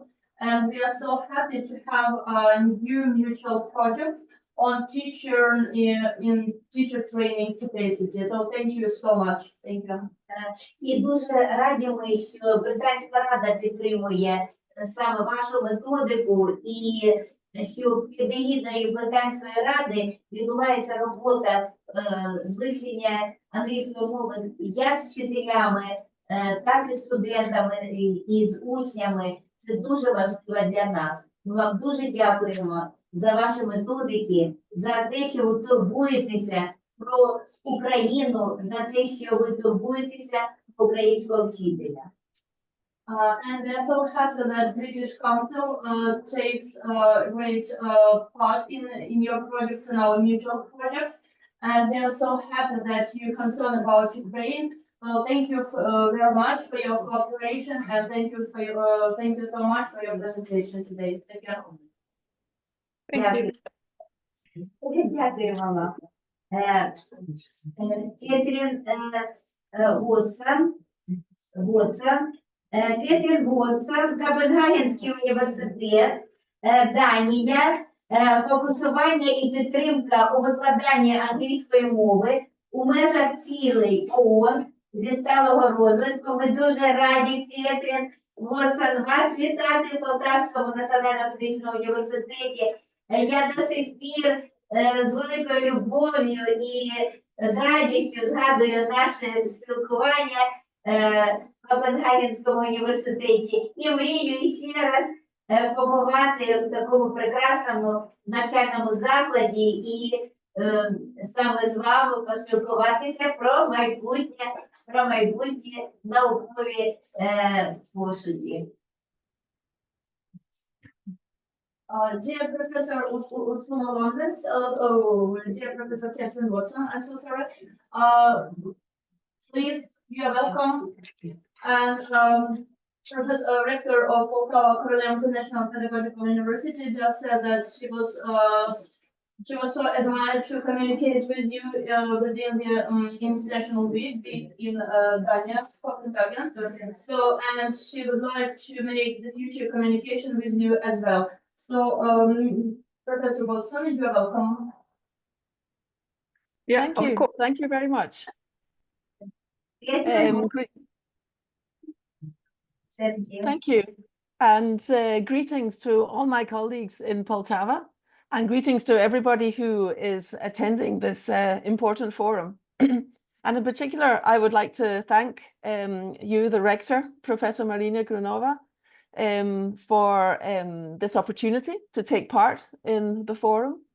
I have had some very valuable exchange experiences with your university, both in person when I visited in 2018 and 2019, and since then in various online collaborations. So thank you for that. I will now share my screen, if that is possible.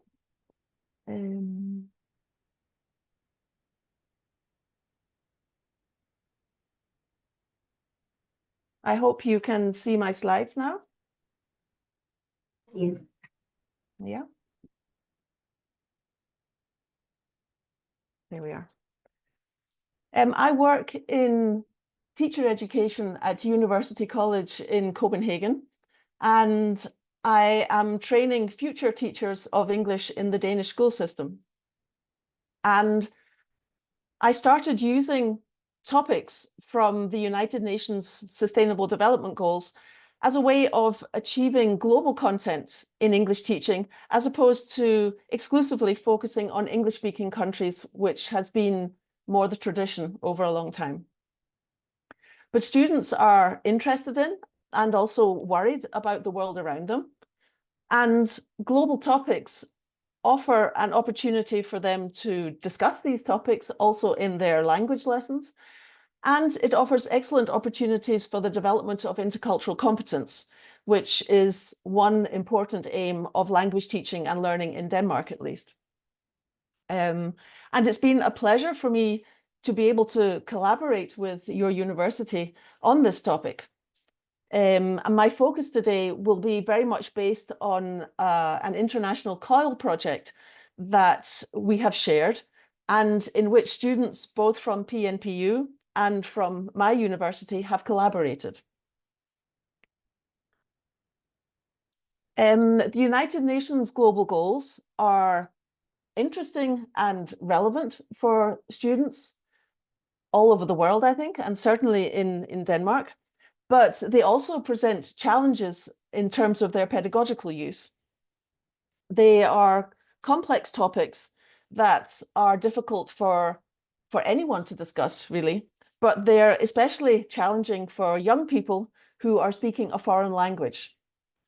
And therefore, part of our collaboration in the COIL project with the PNPU involved how to tackle topics from global goals and make them accessible to young students of English in upper primary and lower secondary school. And I'd therefore like to look at two approaches that can help in this respect. The first one is I've called narrowing the focus. In other words, to take the very broad topics that are displayed in the global goals and try to focus them on topics that students are partly familiar with already and can relate to. The other approach is to focus on the scaffolding of both the content and the language that are necessary for studying the global goals. As aspects of this content are likely to be unfamiliar, and much of the language involved might also very well be unfamiliar. In the project that we collaborated on between my university and PNPU, we chose two of the global goals to focus on. We focused on number 13, on climate action, and number 15, on life on land. And to look, first of all, at how we tried to encourage our students to make the global goals accessible. I would like to look at how it's possible to narrow the focus of the global goals in order to make it possible for even young students to study them. And first of all, when we're talking about language teaching, and specifically English teaching, we have to remember that even though the two global goals on climate action and life on land have a scientific background, it's not our aim as language teachers to teach science. We're rather introducing a humanistic element to looking at these global goals.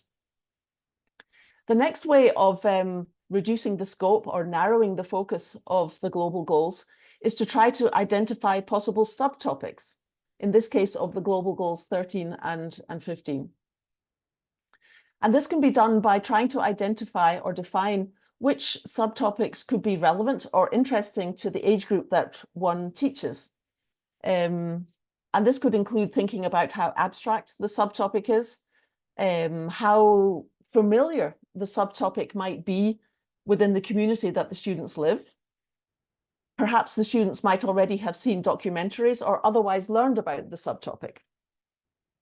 It's also necessary to identify how much background knowledge the students need in order for their study of the subtopic to be meaningful, and also to consider whether they might already have some of this knowledge from other subjects in school or from their life experience in general.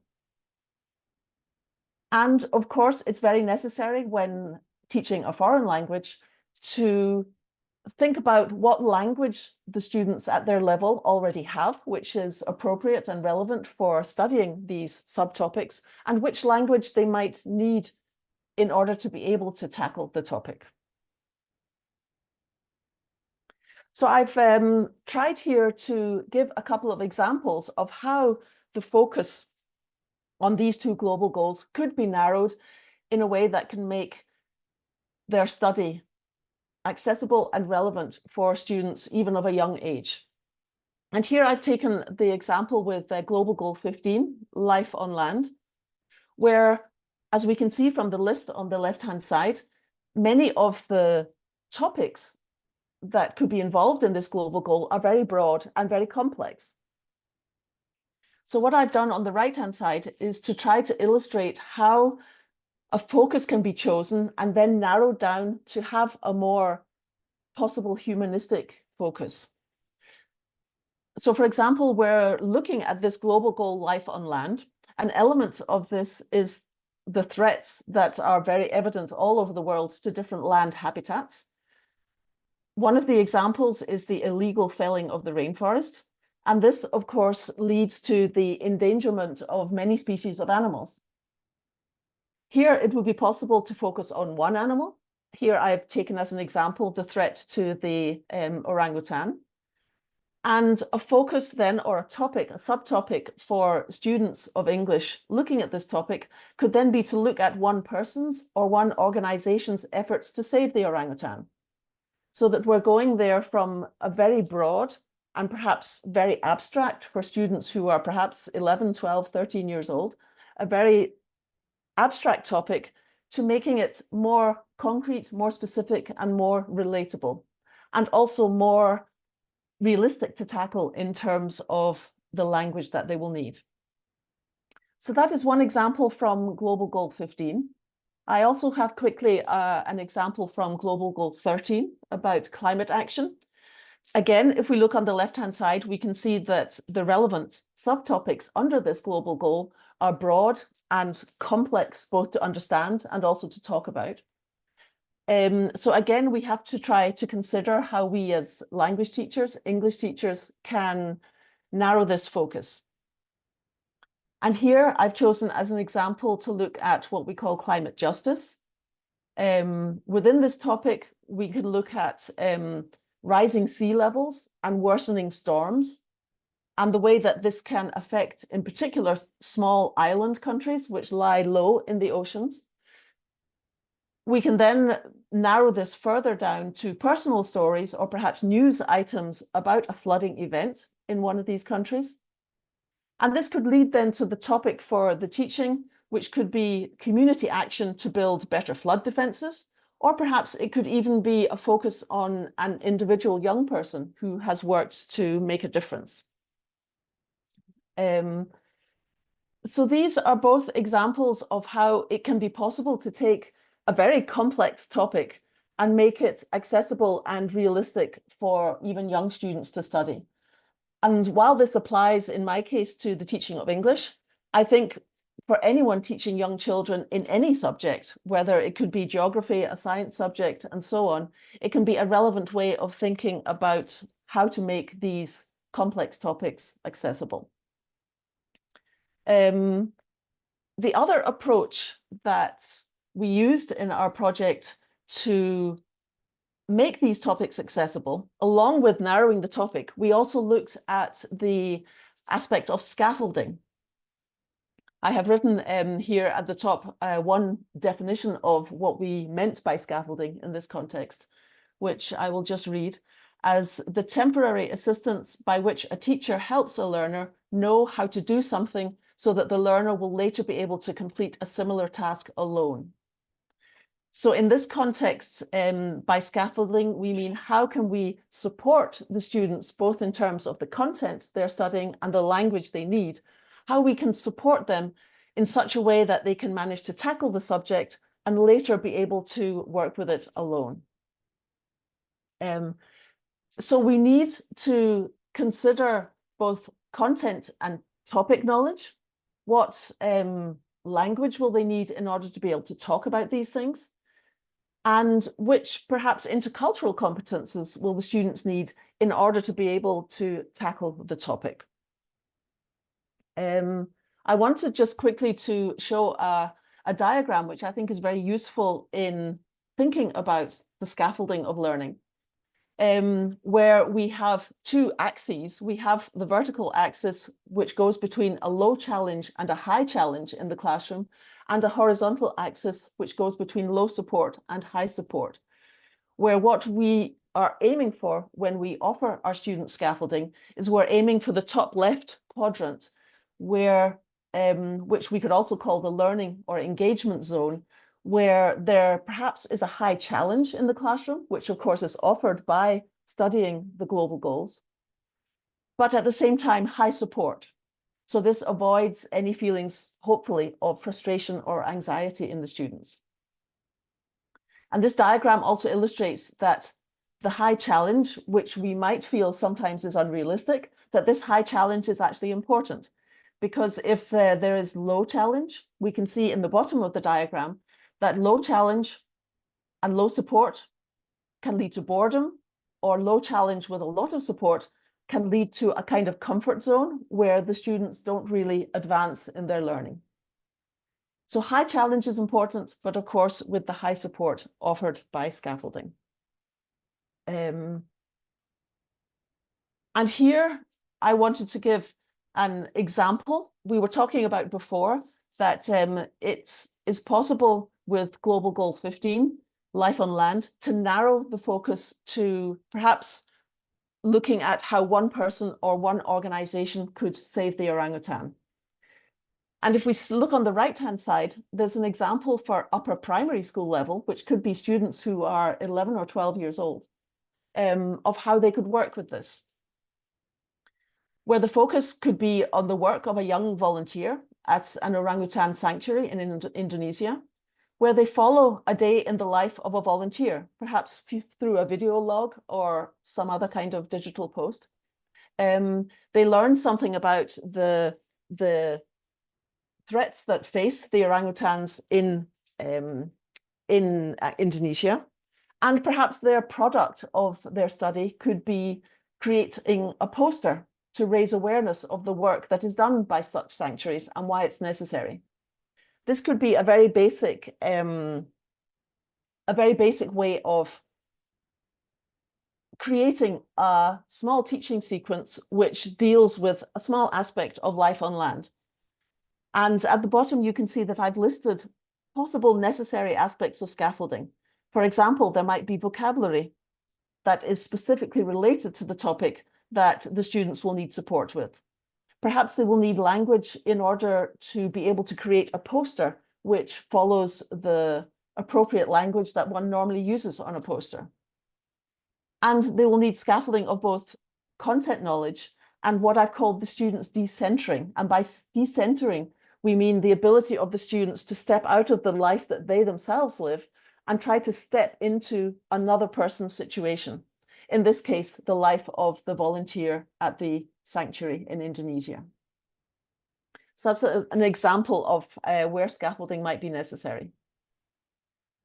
Here, I'm not going to go through all of this, but this is the idea of that scaffolding can be offered through the way a lesson is structured, with a structure where we have a before, a during, and an after phase in the lesson or in the teaching sequence, where it's in a highly scaffolded environment necessary to have an extensive before section where students receive introductions to the topic, to the language that they will need. They become perhaps more aware of what they already know about the topic, because of course, even young children often have extensive knowledge. Then in the during phase, they will do a main activity. And then in the after phase, there will be a follow-up which consolidates their knowledge of the topic and consolidates their knowledge of the language that they used during the teaching sequence. So that's a question of structure. Another aspect of scaffolding is the activity types that are chosen to work with the content and the language. And here it's important to make sure that these are the types of activities where the students are both exposed to the language and the content knowledge that they need, and that they also have opportunities to interact with each other and with their teacher in the language that they're studying about the content that they're working with. So in other words, it's very necessary to focus on both oral communication and written communication, work with vocabulary, and so on. So that's activity types. And then finally, this is more specifically connected with vocabulary and the language. This is the use of what we call chunks in language, where we take pre-existing phrases and try to make sure that the students are aware that they don't necessarily need to understand all the grammar that is involved in the language, but that they can use pre-existing phrases to communicate about the topic. These pre-existing phrases or expressions or chunks are something that we in fact all use almost a majority of the time, also in our native languages. And it's important to make students aware that they, of course, also exist in the foreign language they're learning, and that they can provide a framework for them to be able to communicate.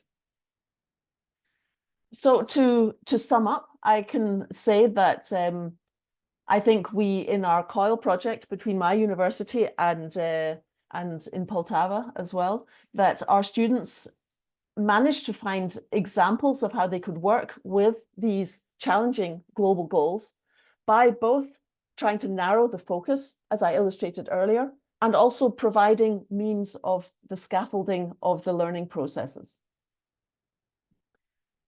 And that is everything I would like to say now. I would like to thank you for the opportunity to take part.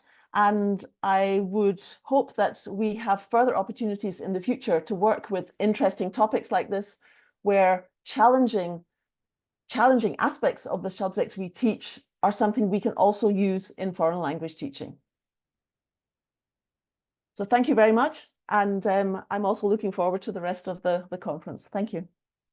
Дякую, шановна Катрін, дякую за співпрацю, за обмін студентами, що сприяє ґрунтовному вивченню англійської мови. Dear Professor Watson, we are so happy to cooperate with you on our COIL project, and we are so happy to make mutual cooperation on teaching language and on increasing language capacity and awareness. Thank you. Thank you. Англійська мова, вивчення англійської мови є міжнародним політичним питанням. І мені особливо імпонує те, що ви ґрунтовно вивчаєте ціль 15 і ціль 13 і ціль 15 сталого розвитку, концепції сталого розвитку світу. We are so happy that English unites us, and we are so happy that we have English as a language of mutual international cooperation and communication. And we also have the mutual point that we have number 13 and number 15 of this list of sustainable development goals. So we have a mutual interest in here. І я радію, що у нас з вами таке спільне бачення, те, що потрібно, тому що потрібно формувати свідоме ставлення до природи, і треба підносити екологічну свідомість учнів. І зі шкільної парти треба формувати екологічну свідомість учнів, і що є основою культурної компетентності особистості. І саме ваші методики вивчення англійської мови дуже імпонують, тому що вони запобігають і зменшують страх, напругу, негативні якісь такі відчуття, і це що виховує впевненість у кожної особистості. Ми працюємо разом саме над цими питаннями, і я думаю, подальша наша співпраця буде цікава. And we are so happy that through English and by English, teaching English, mastering English, we may have the decrease of anxiety, fear of our students, and the point that self-awareness of our pupil in our secondary education institutions will help the next generation to raise this self-awareness and as one of the goals of the sustainable development in future. So thank you so much. Thank you so much. А у нас на зв'язку професор комісія Магалса, Університет Фундації Південних Філіппін. Шановна професорка Леслі комісія Магалса, я радію, що ми в Копенгагенському університеті в Данії познайомилися з вами. Ваша доповідь дуже така була емоційна і дуже екологічно спрямована, а для нас, для українців, дуже важливі от зараз екологічні питання, і ми працюємо саме над подоланням екологічної кризи в нашому суспільстві. And now let us give the floor to Professor Leslie Magalsa from Philippine University, which is also almost 15,000 kilometers from Ukraine, and we are so happy that we made this connection being in Copenhagen, in Dania. So please, you are welcome.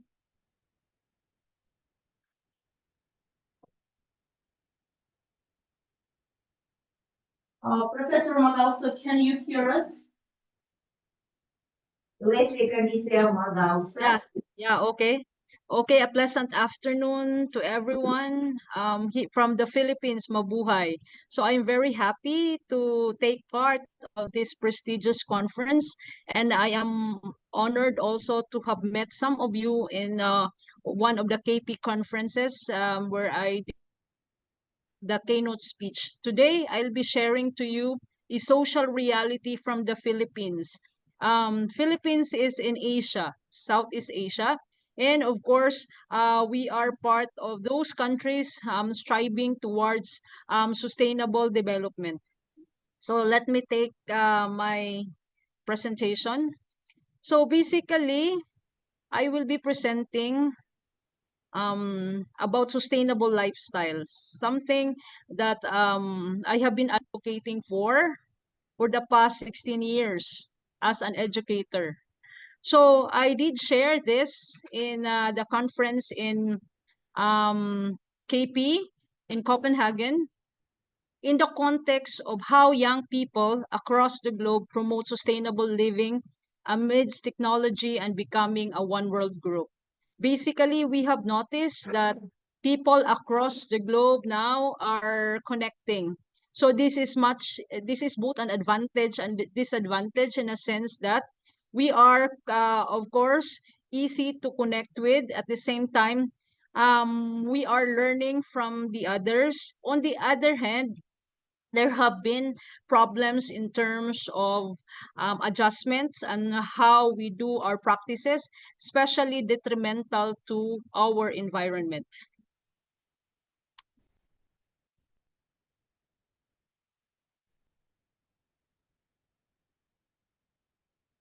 So here, I am from the Philippines. Of course, the Philippines is in Southeast Asia, and we are one of those countries that has been colonized for the longest time by, of course, Europeans and other countries, as well as the Americans. We don't have problem much with communication in the Philippines in terms of English because the medium of instruction that we are using is English, even in the basic education. This is something that we are happy about because it's easy to connect with all people. But on the other side, we have seen the disadvantage point in a way that we have forgotten some practices and, of course, our cultural identity. Okay, my presentation will be outlined in the following core values, of course, core areas or elements. I will be talking about a discovery, a dream, a design, and a destiny. A discovery of the wonders of the Philippines, wonders of our country, and of course, a shared dream of what might be in the context of dreaming a one world group. A design and a dialogue of what should be, and a destiny of creating what will be. So basically, it's a discovery, it's a dream, design, dialogue, and a destiny.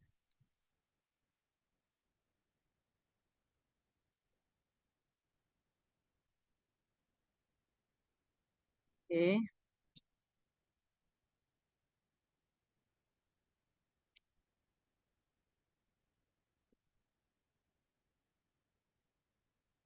So the Philippines is part of is an integral part of the Coral Triangle, meaning to say the global center of marine biodiversity, the habitat of more than 3,000 species of fish.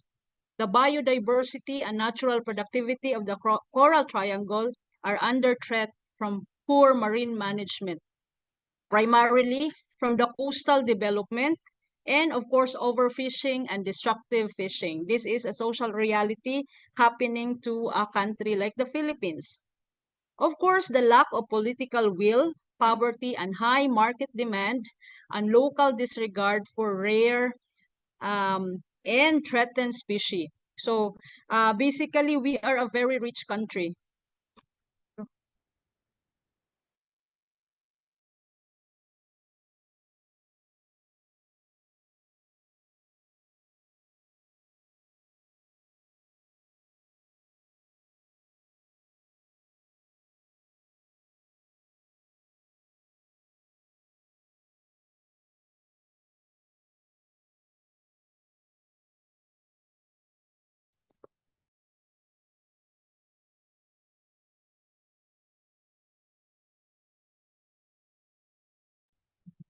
Dear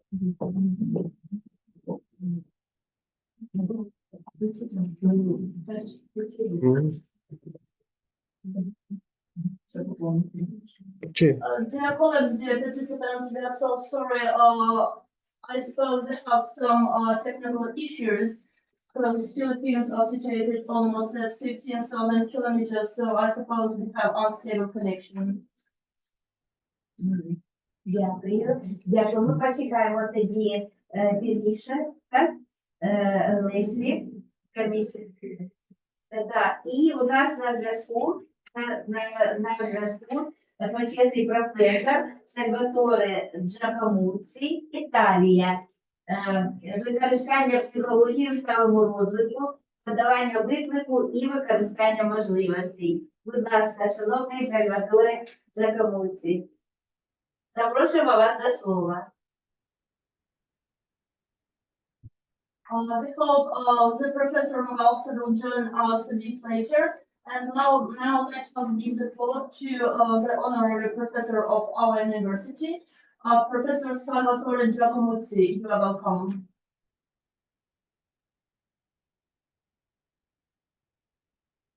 Professor Giacomuzzi, can you hear us?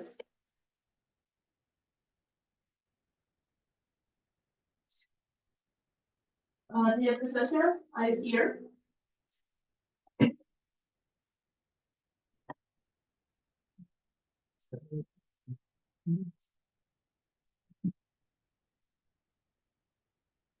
Так. Я думаю, він знається. Да, пізніше у нього 12:30 стоїть час, але ми думали, що виступить Леслі. We suppose dear professor will join us a bit later in 10 or maybe 15 minutes. And now let us give the floor to Dr. Мішель Хантер, старший викладач Центру ділової іноземної мови та міжнародної комунікації, університет Йоганна Кемпера. Dr. Michel. Hello, I think I'm disconnected. I was disconnected. Yeah, I'm so sorry. We had a connectivity problem here in our area. You're welcome. Okay, so basically I was talking about the Philippines as a part of the Coral Triangle, meaning to say the Philippines has been very rich with the natural resources. And with these natural resources being abundant to the country, we have been, of course, abusing it, not only the Filipinos, but a lot of people coming in. And of course, with this, we have noticed a lot of impact now. And of course, we are also looking at how we can revitalize those we have lost for several years. And of course, I would like you to see some areas that we are very proud of. Basically, our environment, okay? We have 421 principal rivers and 59 lakes and 106,326 hectares of freshwater marshes and 5 million hectares of ground reservoirs. Okay. And the Philippines is the 5th most mineralized country worldwide, the 3rd country in terms of gold, 4th in copper, and 5th in nickel. So we are a very rich country, but still we are part of those countries being helped by the rich countries now because we are part of the 3rd world country. So what is the state of the Philippine environment, which I think one of the focus of this conference? We are looking at the forest in the Philippines. Among other reasons, the Philippines was colonized for its natural resources, the forests and minerals in particular. In February 2011, Conservation International ranked the Philippines as the 4th in its list of world's 10 most threatened forest hotspots. So that is something that we have discovered in the several researches that we do in terms of environmental protection and, of course, environmental damage. Our rivers, basically, we are living in a flooded city. So after a heavy downpour, we can see that our cities in here in the Philippines are flooded. That is another reality. And of course, hopefully I can share this video.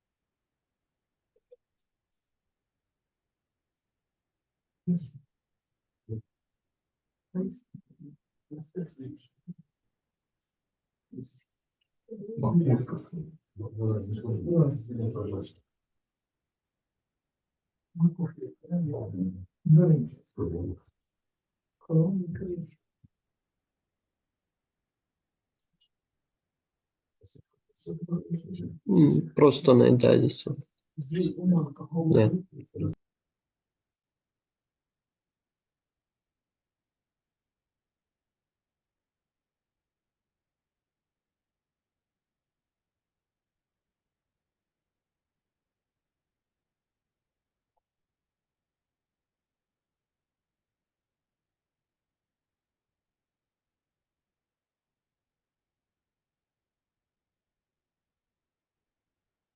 Ні.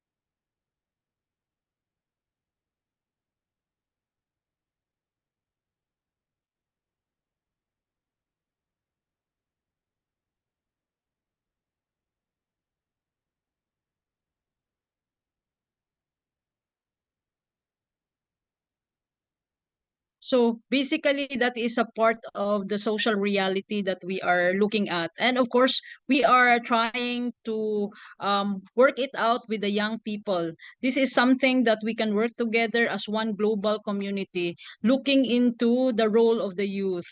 And of course, I would like to point out the power of storytelling. So basically, we have been accepting students from Europe, and of course from Denmark, from Copenhagen. So we have been telling these stories, and these stories should be acted upon. And of course, there should be a system of how it works. And of course, another one, from telling the stories, we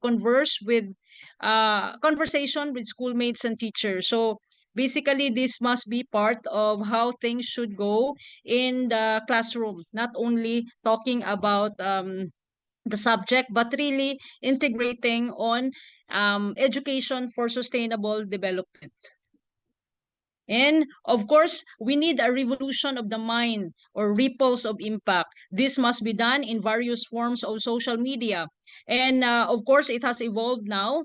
Not only the tri-media that we are used to, but of course, a lot of work to be done in the social media. And of course, we need to take a pledge, as one global community, and take on the role of our student and the leaders on how we would want this problem to be solved. And of course, I would like to highlight on this how video games are joining the fight to save the planet. So this is just a design, which will be very much effective talking to young people, especially the small children. I have once worked with a school that handles basic education program, and we have used this design as a very effective tool in banning single-use plastic in that college. And of course, using the threefold framework, the Philippines is a highly Christian country, and we are a Catholic country. So the spiritual dimension should be talked about. So we undergo ecological conversion as a means to be able to connect that we should not be looking at nature as only from a distance, but only we are part of nature. And of course, we believe in the Laudato Si, and that is a very good encyclical that we should bank on in terms of education. And lifestyle dimension is also something to be talked about.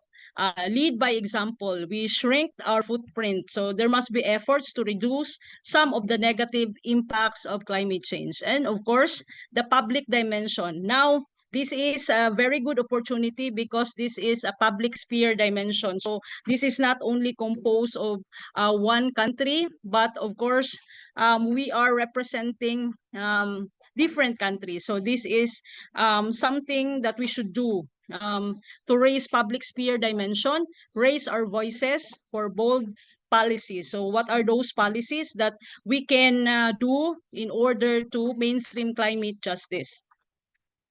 Okay, and of course, the dream of the young people. So I would like to start and end with this. For our action, we showed that we are united and that we young people are unstoppable. UN Youth Climate Summit, this in New York City, September 21, 2019. This is a very good thing that we can share to our students, the dream of the young people. And of course, this must be the basis of our call to action, the realities we have in the different countries that we are representing. So thank you very much. Again, this is Professor Leslie Magalso from the Philippines. Дякуємо, дорога Лесі. Дякуємо, шановна Лесі, комісія Магалса. Ми розуміємо, що 14 тисяч кілометрів – це дуже велика відстань, але від вас іде таке тепло. І ви так переживаєте за Філіппіни, за нашу всю планету, за сталий розвиток. Серце завмирає, коли слухаєш і бачиш вас. Хочу зазначити, що дійсно Філіппіни мають великі водні резервуари, 321 річку, що є міста, які знаходяться на воді, і це особлива природа, яка вимагає особливого виживання людини. Зрозуміло, що Філіппіни найбагатша країна у світі, вона займає 4-те місце по міді, 3-те місце по здобутку золота і 5 мільйонів гектарів суші.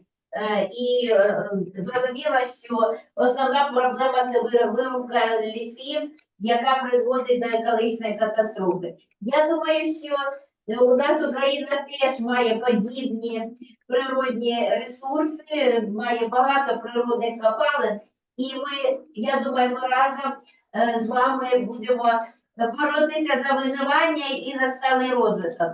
Хочу сказати, що студенти зараз слухали вашу лекцію і запросили вас на восьму лекцію до нашого університету. Декан факультету практичних наук та менеджменту тут знаходиться в конференц-залі на описаний Сергій Анатолійович. Ось він вам. І цей факультет запрошує вас, декан, на презентацію саме країни Філіппіни, і я думаю, ви, шановна професорка, дасте таку презентацію з наукової позиції. Dear Professor Magalsa, we are so happy to have you today. Thank you for your presentation. So we can say that we have much in common because here in Ukraine we also have vast natural resources, and as for now we face the similar problems. As for preserving the nature, as for natural resources preserving, so and we hope we have many future projects to make a future mutual cooperation. And here today we have the Dean of the Department of Natural Resources, Professor Sergey Novopysmeny. And so the Dean of the department invites you to provide a guest lecture for the students and scientific staff of his department. And so he'll be happy to have you as a guest lecturer. Thank you. Thank you so much. Thank you so much for the opportunity, and more than willing to share to your students the things that we have started in our small country, and also hopefully we can connect and have more engagements. Thank you very much again from the Philippines. Почесний професор Сальваторе Джакамуці, Італія, почесний професор Полтавського національного педагогічного університету, використання психології у сталому розвитку, подолання виклику і використання можливостей. Надаємо слово нашому почесному професору Сальваторе Джакамуці, Італія. So, I hope you hear me. Thank you very much for the invitation, and I'm very glad to be here. Maybe I can use the first 2 minutes to give you a small overview, because we are in a tight cooperation with the University of Poltava, together with the University of Poland, of Alaska, of Finland, and other countries. We are proposing, together with the National Defense University in Kiev, a NATO project which deals with issues, with security issues regarding Ukraine. So in the next months, we are going to prepare a NATO proposal together with Poltava and other universities. So I'm very glad that we have your university as a partner for this project. So if you allow me just to give you some ideas, I hope I can share my screen with you. So I hope you can see my screen. And I want to give you some talks about harnessing, or how we can use psychology for sustainable developments and overcoming our challenges and seizing opportunities.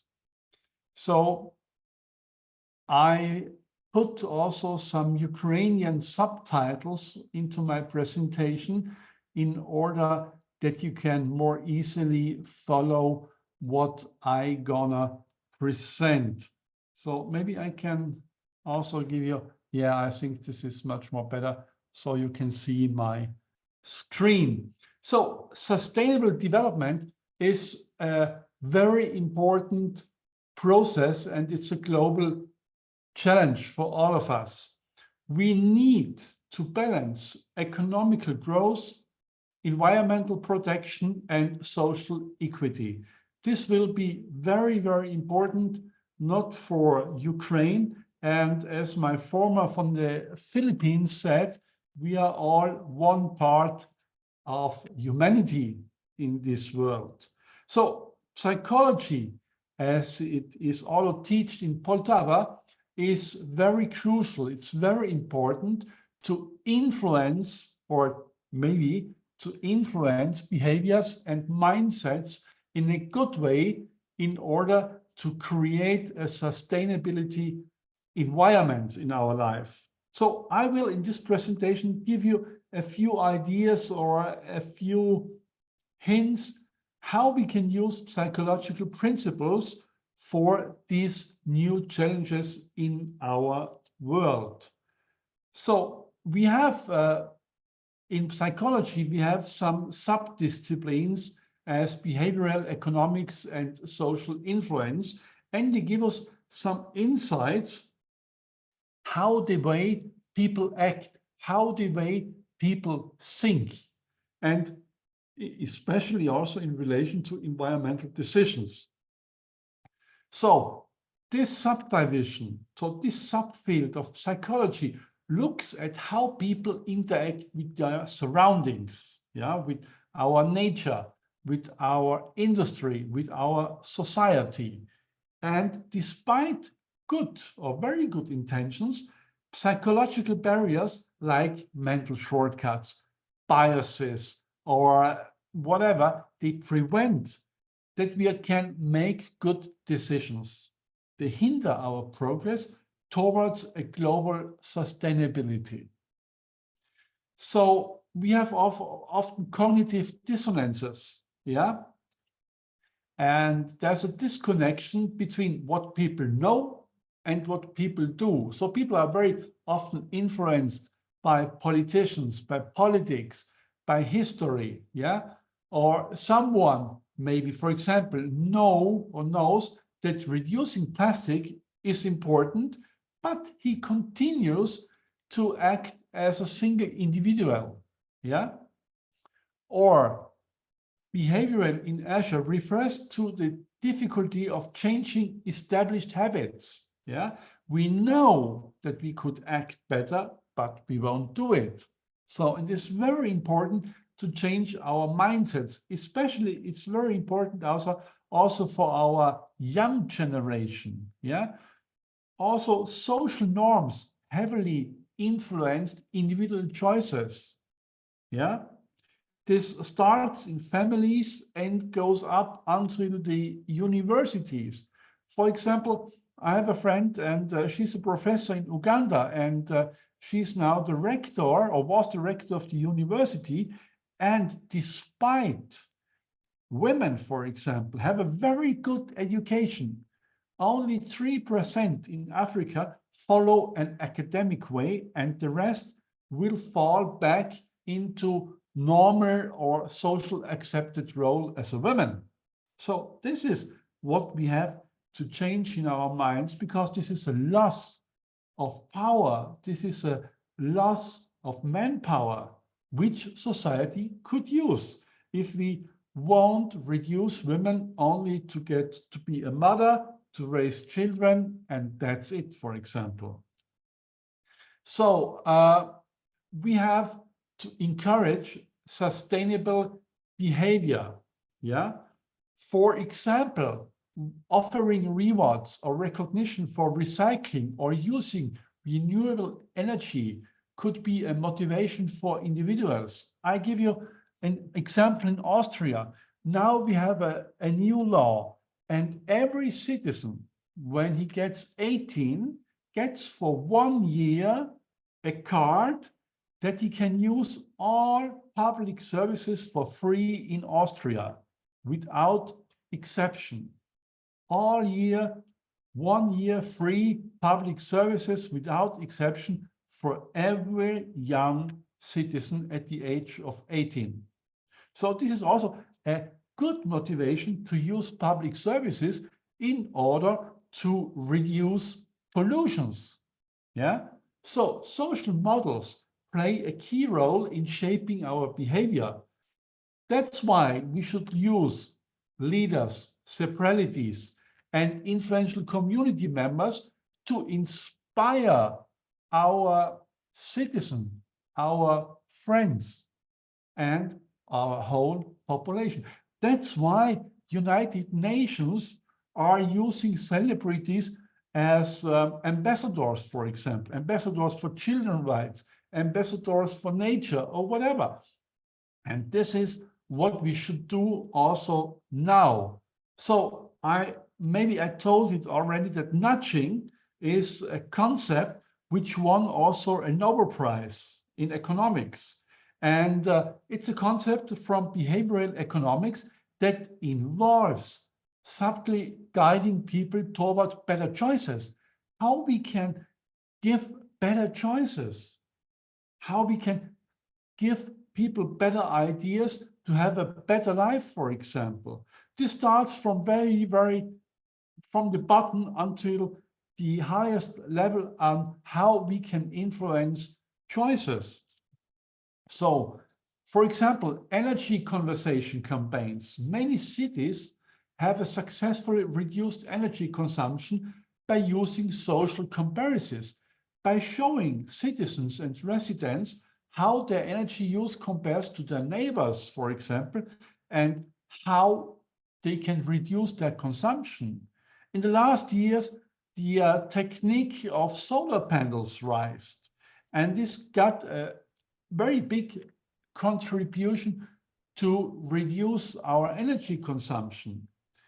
Behavioral psychology has been also used and can be used to design more effective recycling and energy programs. Simple changes like color coding bins or providing clear instruction led to significant increases in recycling rates.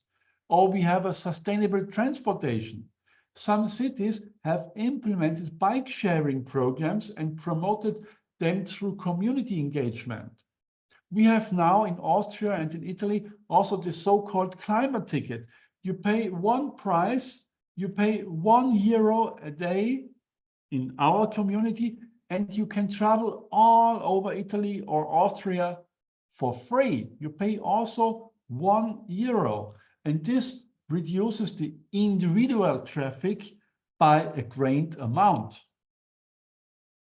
Or also in mental health support, strengthen mental health services in conflict zones is essential for building resilient communities. Yeah, and we can focus on long-term sustainability despite of immediate survival concerns. Also, this strengthens society.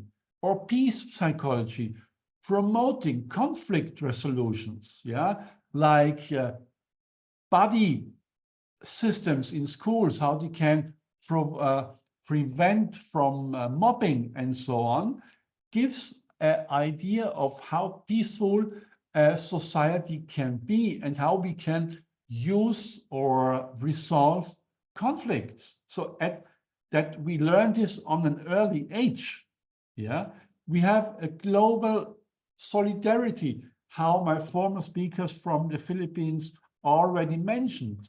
International support and collaborations are crucial, encouraging sustainable practices in post-conflict recovery efforts, such as rebuilding infrastructures, using environmental friendly methods, can create a foundation or a basis for long-term peace. Also, this should be taken into account to use it. we have also some negative long-term impacts of war on sustainability. And this means that we should, at any costs, not have war worldwide, and especially now in Ukraine and in Europe, because we have an environmental degradation. We have a loss of social capital. We have problems in mental health, and so on and so on. And I know that you better are informed than me now how war can affect society for crazy reasons.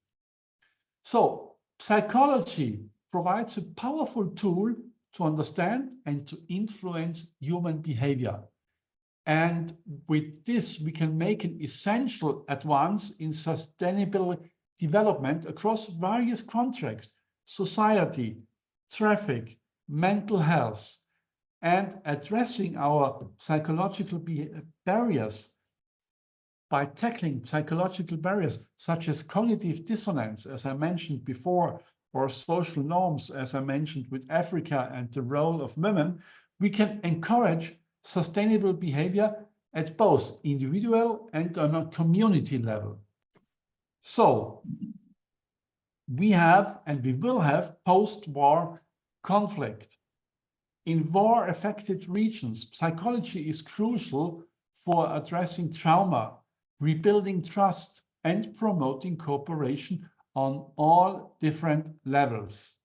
So a sustainable development in post-conflict settings requires also a focus on environmental recovery and on psychological healing.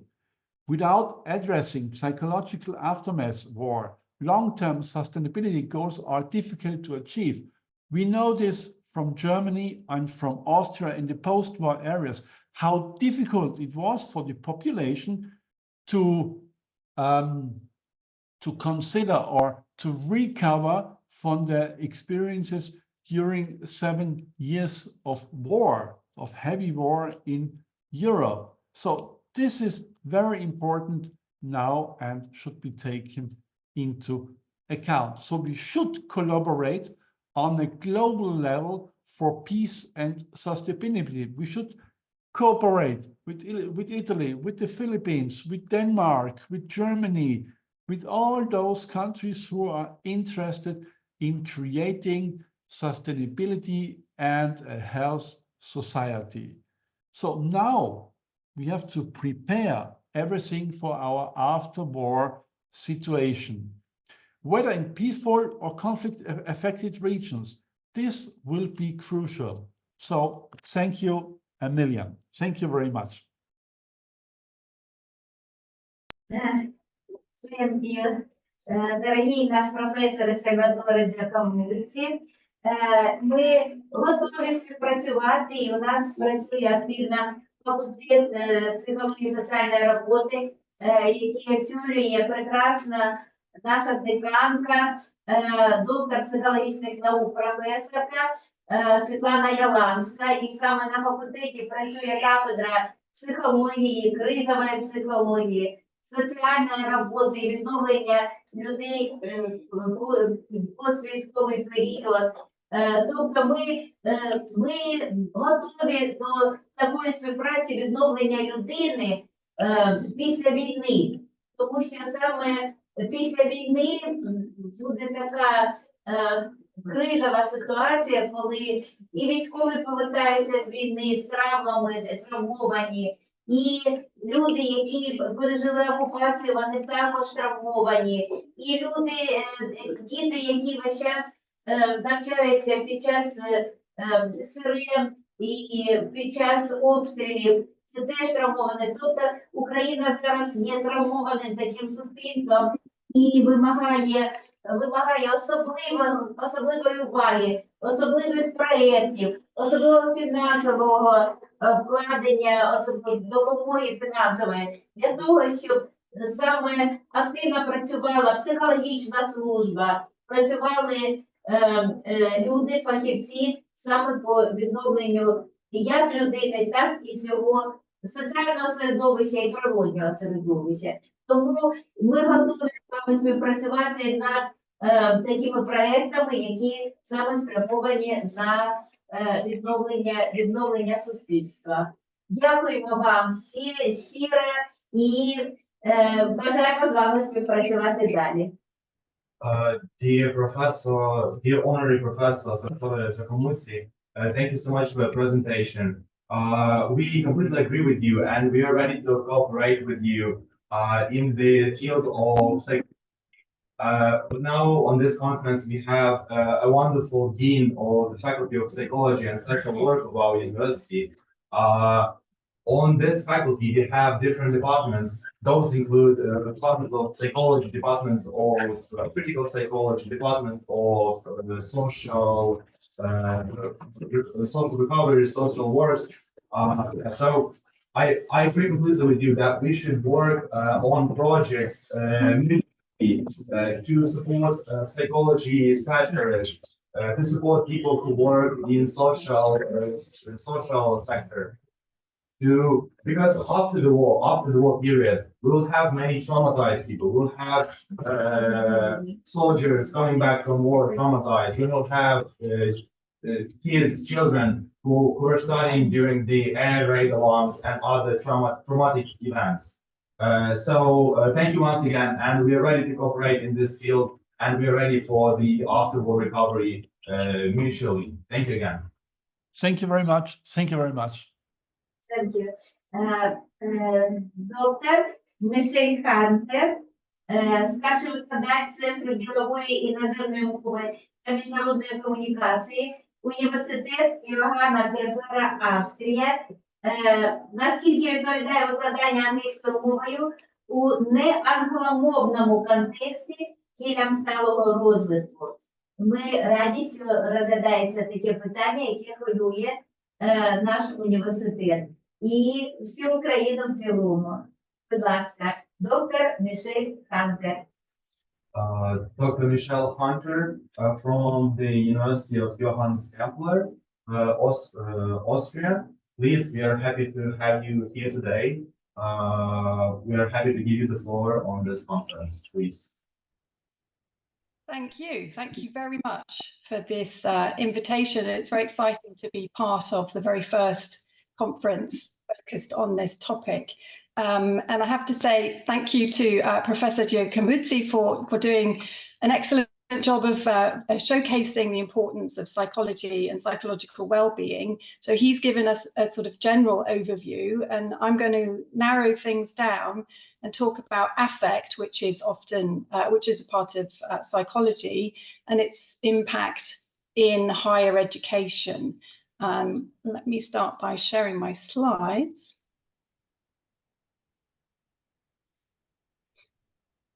There we go. Hopefully you can see those. Okay. So I've only just started a month ago in my role as a senior lecturer here at the Johannes Kepler Universität in Linz in Austria. And before that, I was busy completing my PhD at York, at the University of York.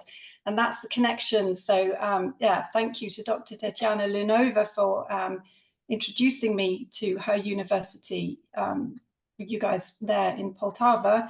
I met her through my supervisor, Professor now, Professor Ursula Lanvers. So it's interesting, isn't it, how things connect and come together so nicely.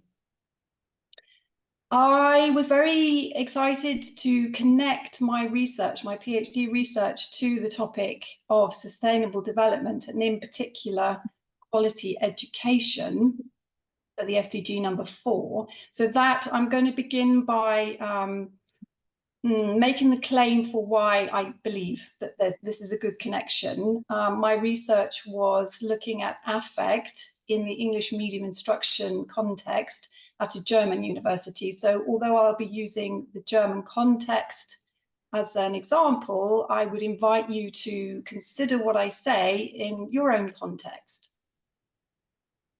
So yes, SDG 4 is what I'm going to focus on.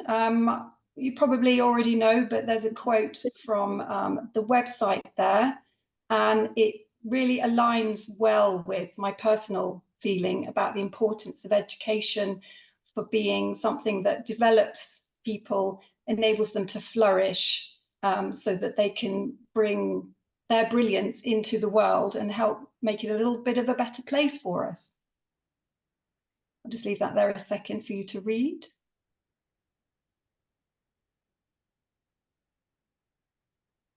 Okay, so going down at a little bit more detail, I've focused in on how the SDG 4 sees that quality education goes beyond literacy and numeracy, and it encompasses a holistic approach to learning that develops critical thinking, problem solving, and values values such as respect and empathy. And taking those all together for me just fits nicely with my interest in affect. I will define affect shortly, but basically we're talking about moods, emotions, and feelings.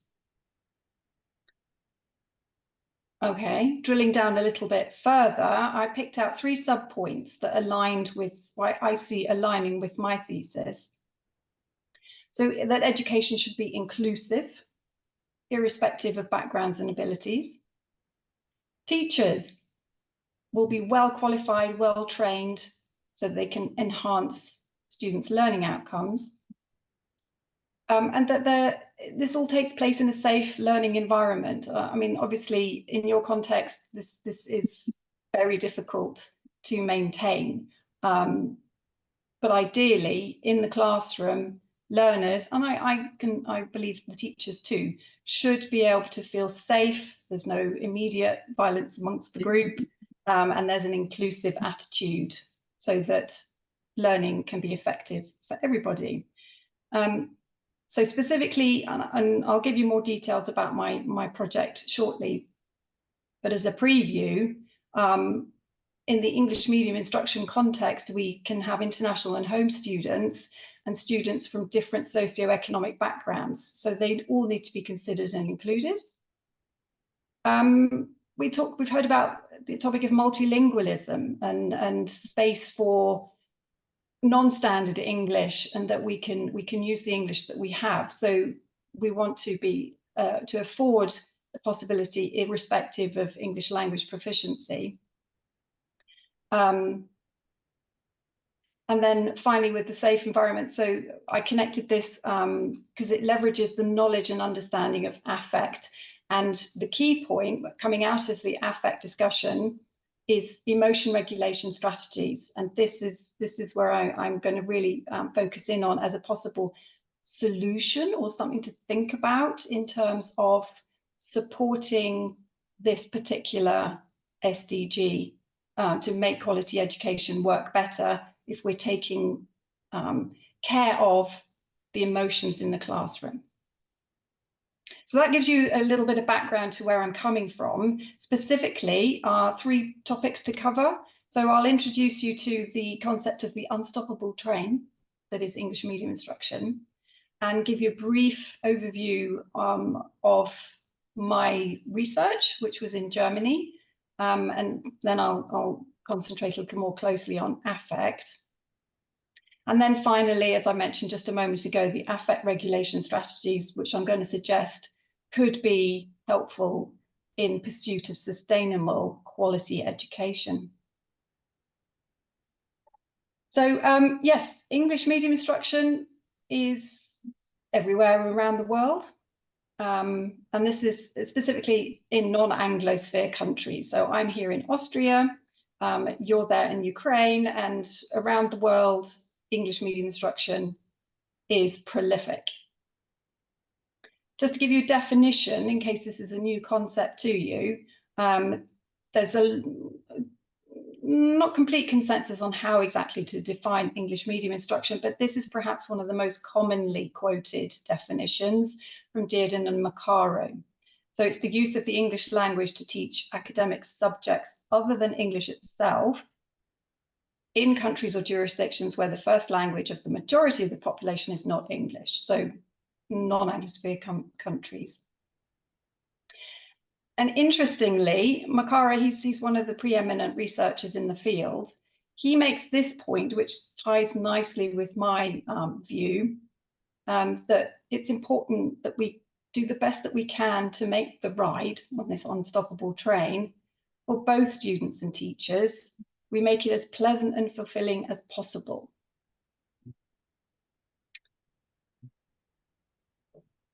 So EMI and who benefits from it. So I'm just going to run through some pros and cons using Germany as an example. So this is an opportunity for you to consider your own context. So there's lots of good things about English medium instruction. So for example, the German government used it as a tool to keep the brains in the country and stop them leaving to go to universities, the top universities in other countries.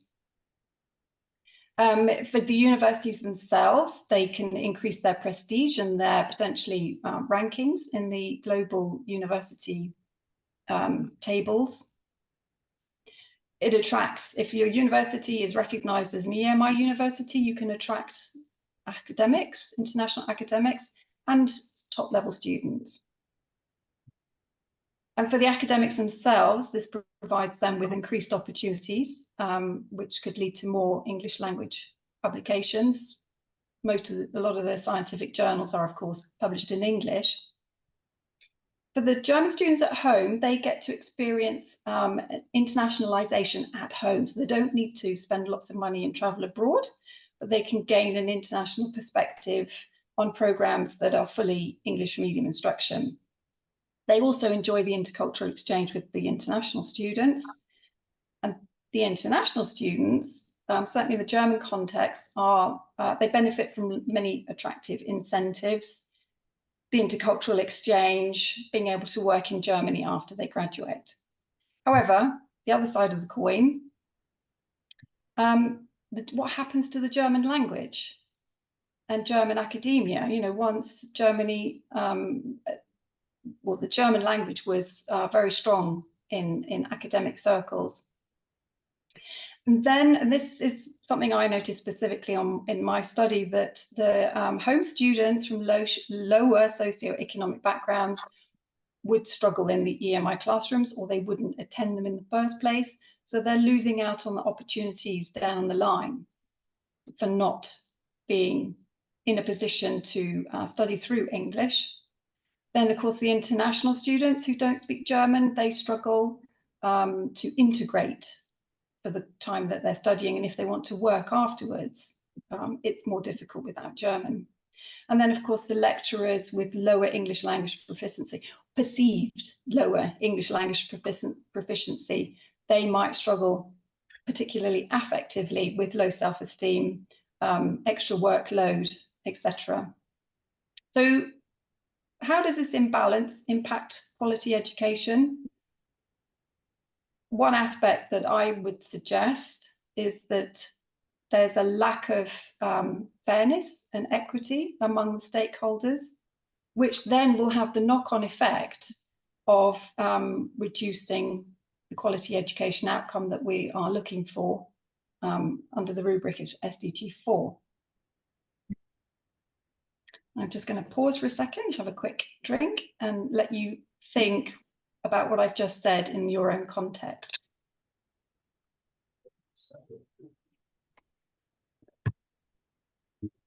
I mean, obviously, there's lots of other aspects that would impact quality education. I'm focusing very specifically on this area of affect in English medium instruction. Talking of affect, let's unpack that a little bit more. So there are lots and lots and lots of definitions of affect depending on which discipline you're operating in. This is one that I adapted to the EMI context. So for me, affect in the EMI context describes emotional, attitudinal, and behavioral dimensions in the EMI learner experiences, either through external displays of either pleasure, positive affect, or displeasure, negative affect, calmness or agitation, or internal, and this was where it gets difficult to research because you can't really get inside and see what's going on, the feelings experienced during an EMI lecture. So for me, I was curious to find out, if students experienced affective dissonance. So Professor Giacomucci mentioned cognitive dissonance, and I see cognitive dissonance being so closely linked with affective dissonance. I don't think you can have one without the other. So what was going on with students and their teachers when they were having to learn through English medium instruction? So I'll move on to my research project. So specifically the questions I was asking myself: what affective dimensions do they experience? What triggers affect? And what affective strategies were individuals developing to help them regulate their emotion?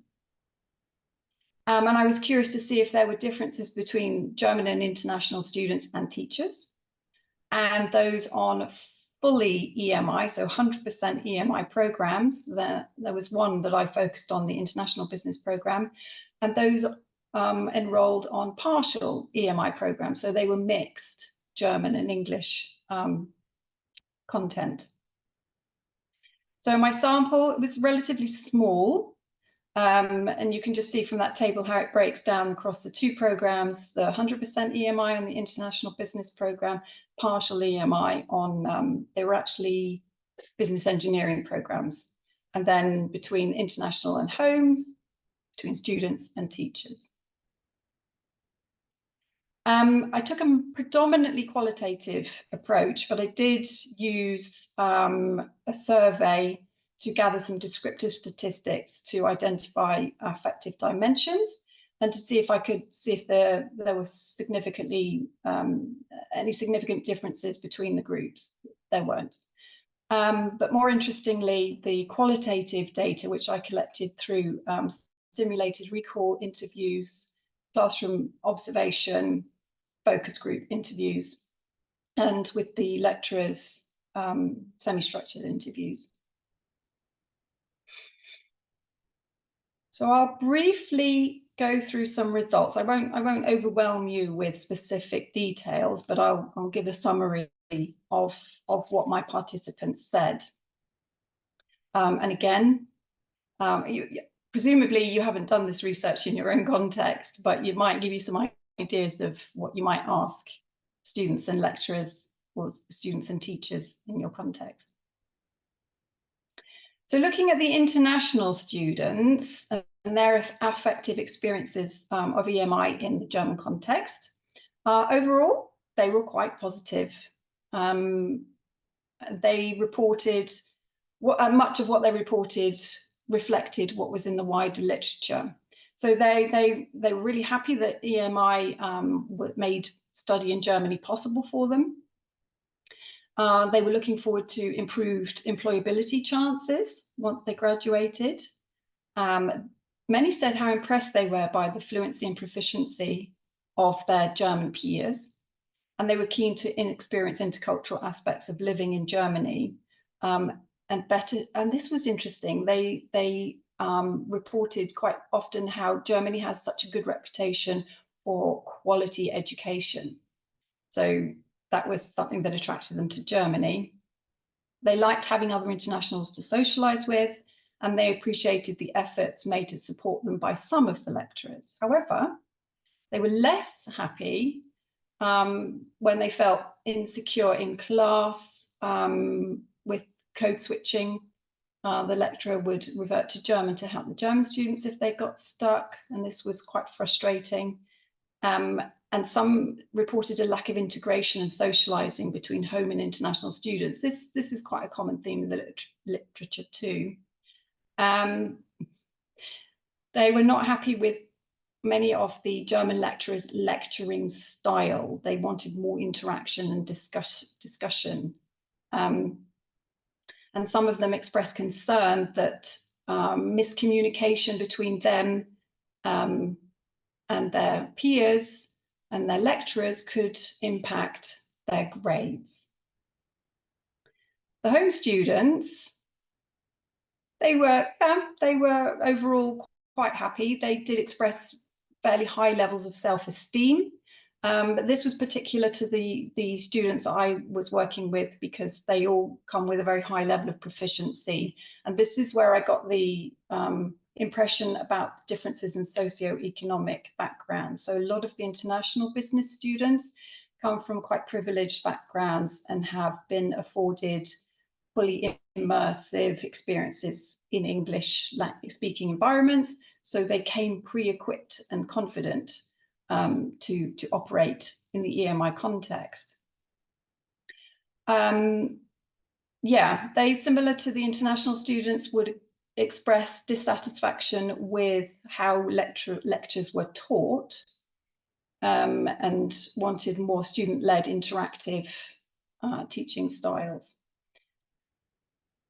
And they also noticed that the particular school that I did the research in was not as international as it claimed to be. The lecturers, very happy to teach through EMI. The only exception was one colleague who was unhappy at being forced is perhaps too strong, but strongly encouraged to teach academic writing through English, whereas when she taught her own subject through English, she was then quite happy. So yeah, they were experienced in teaching it over a long period, so they felt confident.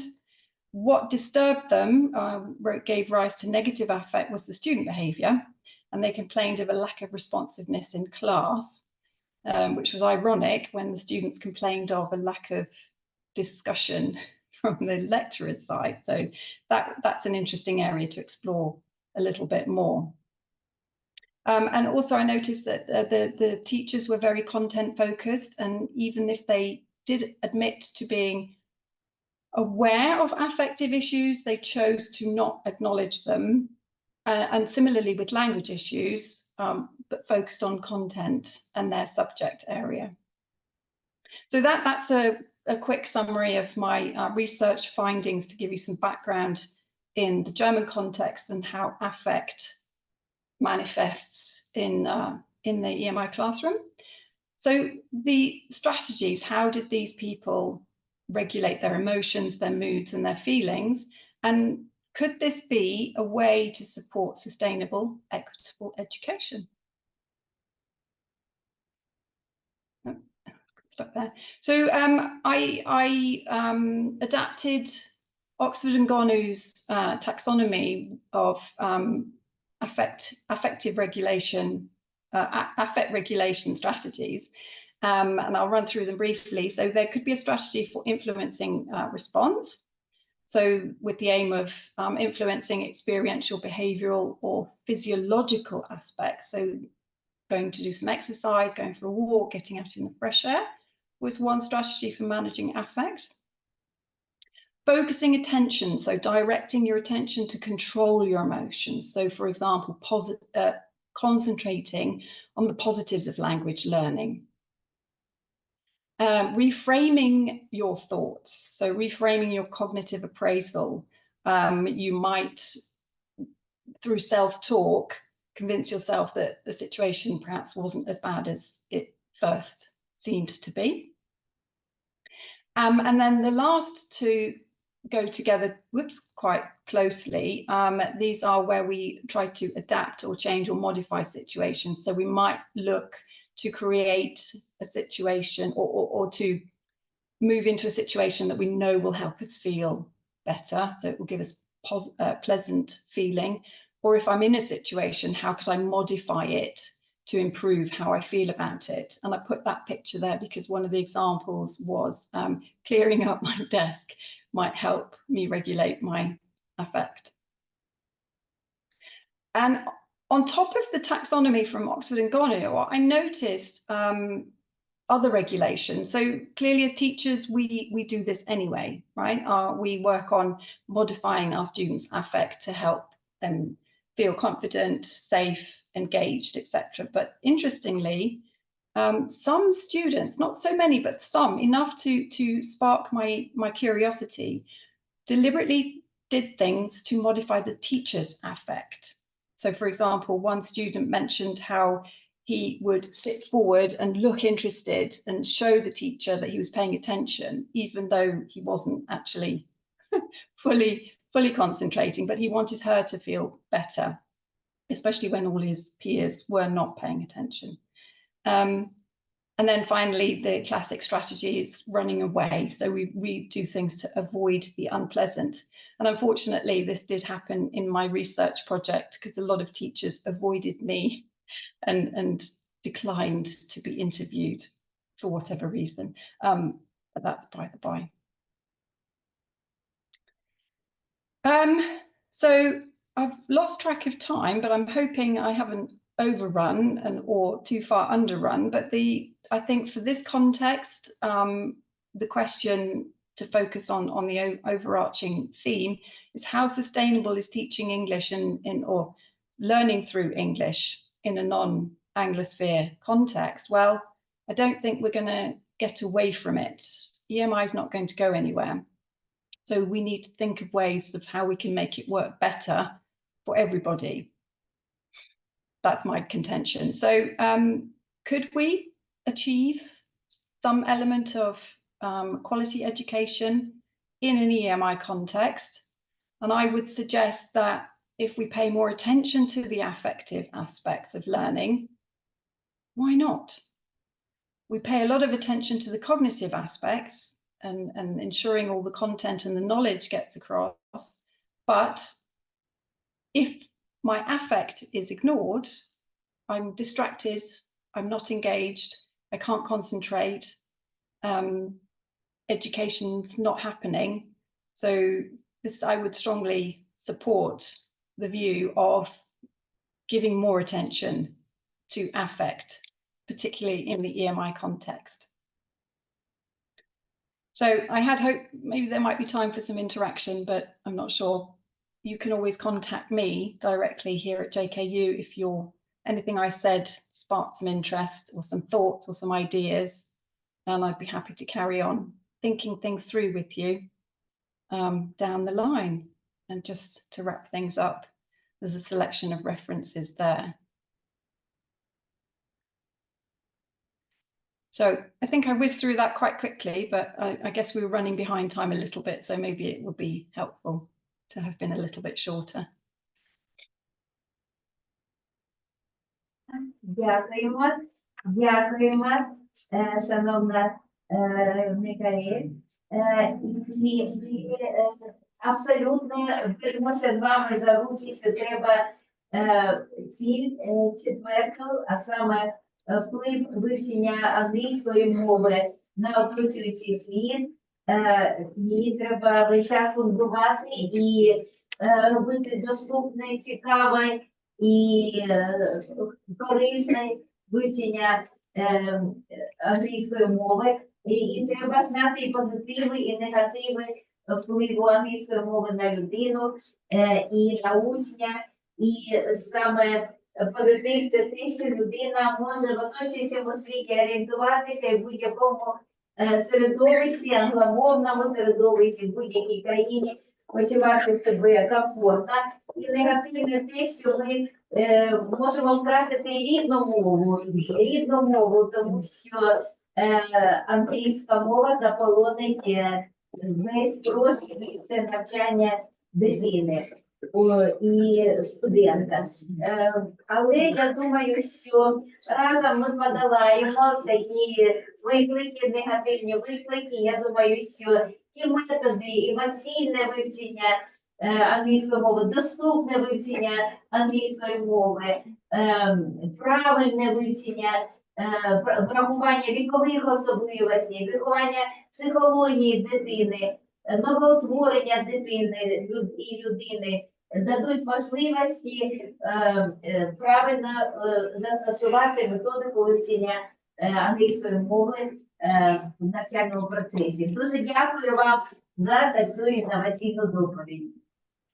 Thank you so much, Michelle Hunter, for your presentation. We completely agree with you that the sustainable development goal number 4 is very crucial, especially in our context of higher education. And we believe that the English language is also crucial for the sustainable development in the world in general, and English language could unite people to work together on common methods and ways to achieve the sustainable world that we strive for. I also would add that we should also promote English language and we should promote EMI in our university as well, as it allows students to have better English language knowledge, and as a result become more efficient and more have more opportunities in the international world and international community. We believe that together we could develop those methods, we could research on this topic and achieve common results to make EMI even more efficient for students and teachers. So thank you again for your presentation. My pleasure. Thank you very much. Thank you. До нас приєднувався президент Національної академії наук Загородній Борис Глібович, професор академії, доктор фізико-математичних наук. Чи є зараз з нами Борис Глібович? Будь ласка. Чи є з нами Борис Глібович? Приємно бачила його.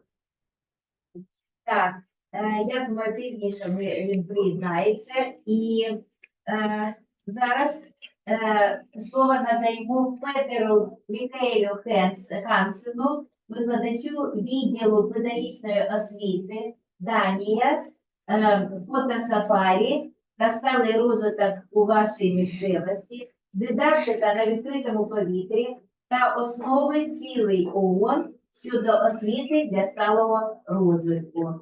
Будь ласка, шановний Петер Мікаель Хансен, я дуже рада, що ми познайомилися з вами в Данії, в Копенгагенському університеті і продовжуємо наукове спілкування. Dear Dr. Hansen, lecturer of the Department of Teacher Education of the University College of Copenhagen in Denmark. We are very much pleased to give you the floor for your presentation, and I'm also especially honored to welcome you here today, as we have met with you during the international week in Copenhagen, and it was a pleasure meeting you there. So please, the floor is yours. Thank you very much. I think I understand it's my turn now to present my presentation. Thank you. I will share my screen first. Let me try to share my screen here. Yeah.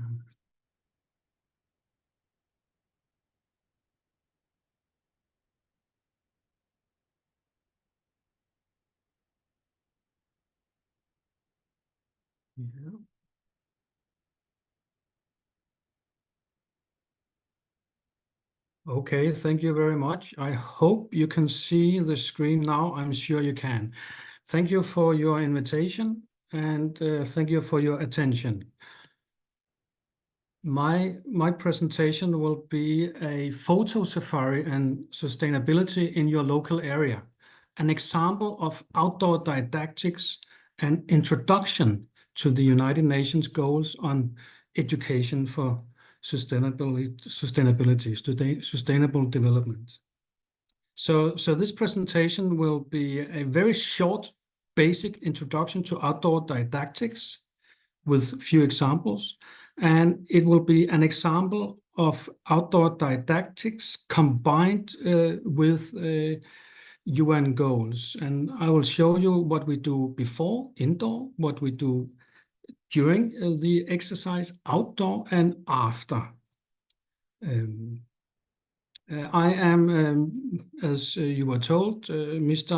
Hansen, Peter Michael Hansen from Copenhagen University College. I am from the Department of Geography, and I have been teaching in geography field for about 20 odd years. And this example I will show you now, I have tried with my students also here in Copenhagen and also in Azerbaijan, Baku. This is a general model of outdoor didactics. It's very basic. It's about you teach some subjects before indoor, then you go out and you observe and you collect data outdoor. You use the method, you use the theory outdoor, and then you come back in classroom and you use your empirical data in your classroom. So it's almost just as simple as this. It's learning about geography in the geography, in and out. And I have emphasized one basic key findings from the literature, and this is teaching about geography in the geography. The pupils in school, they learn in an authentic context. My colleague, Catherine, told you previously that it's all about something the pupils, the students can relate to. This is very important didactic method. So this means that you learn about nature in nature, you learn about society in the society, and about the local environment in the local environment. So this is just an example. You can also have many different types of didactics, but this is just one. And what I will show you here is a simple photo safari on UN goals. It's from Copenhagen and it's from Baku. And the photo you see here is from our University College Copenhagen. So I will show you some examples, and it's important to stress that these UN goals exercise, this is a method to use the outdoor didactics. You can, of course, teach inside also, but this is a way to engage in the local area and see how can we find UN goals in the local area. It's also important to stress that this is an introduction to the UN goals in progression. So this method could be seen as a first introduction to the goals, and then you can further teach and learn about them in a deeper manner later on. And another important stress I would like to do here is that we are using argumentation, and we are using photos, and we're using the local area just outside your school, your place. And it's something the students and pupils can relate to. The aim is to combine a preliminary introduction to the UN goals with outdoor didactics. This is the aim, of course. And here comes the examples very quickly. We have indoor, this is from a class in Copenhagen. So first we teach and learn about UN goals. It's very basic. And we have these two elements in the outdoor didactics. So first we present a theory, and then we prepare for the exercise. And for the first element here, it's about teaching the sustainable goals shortly, the history, the purpose, what are the aims, what are these goals actually for? Just an introduction. This can take a short time, this can take a long time. And then the next element is we prepare an exercise indoor. For instance, it's very important that we discuss in groups.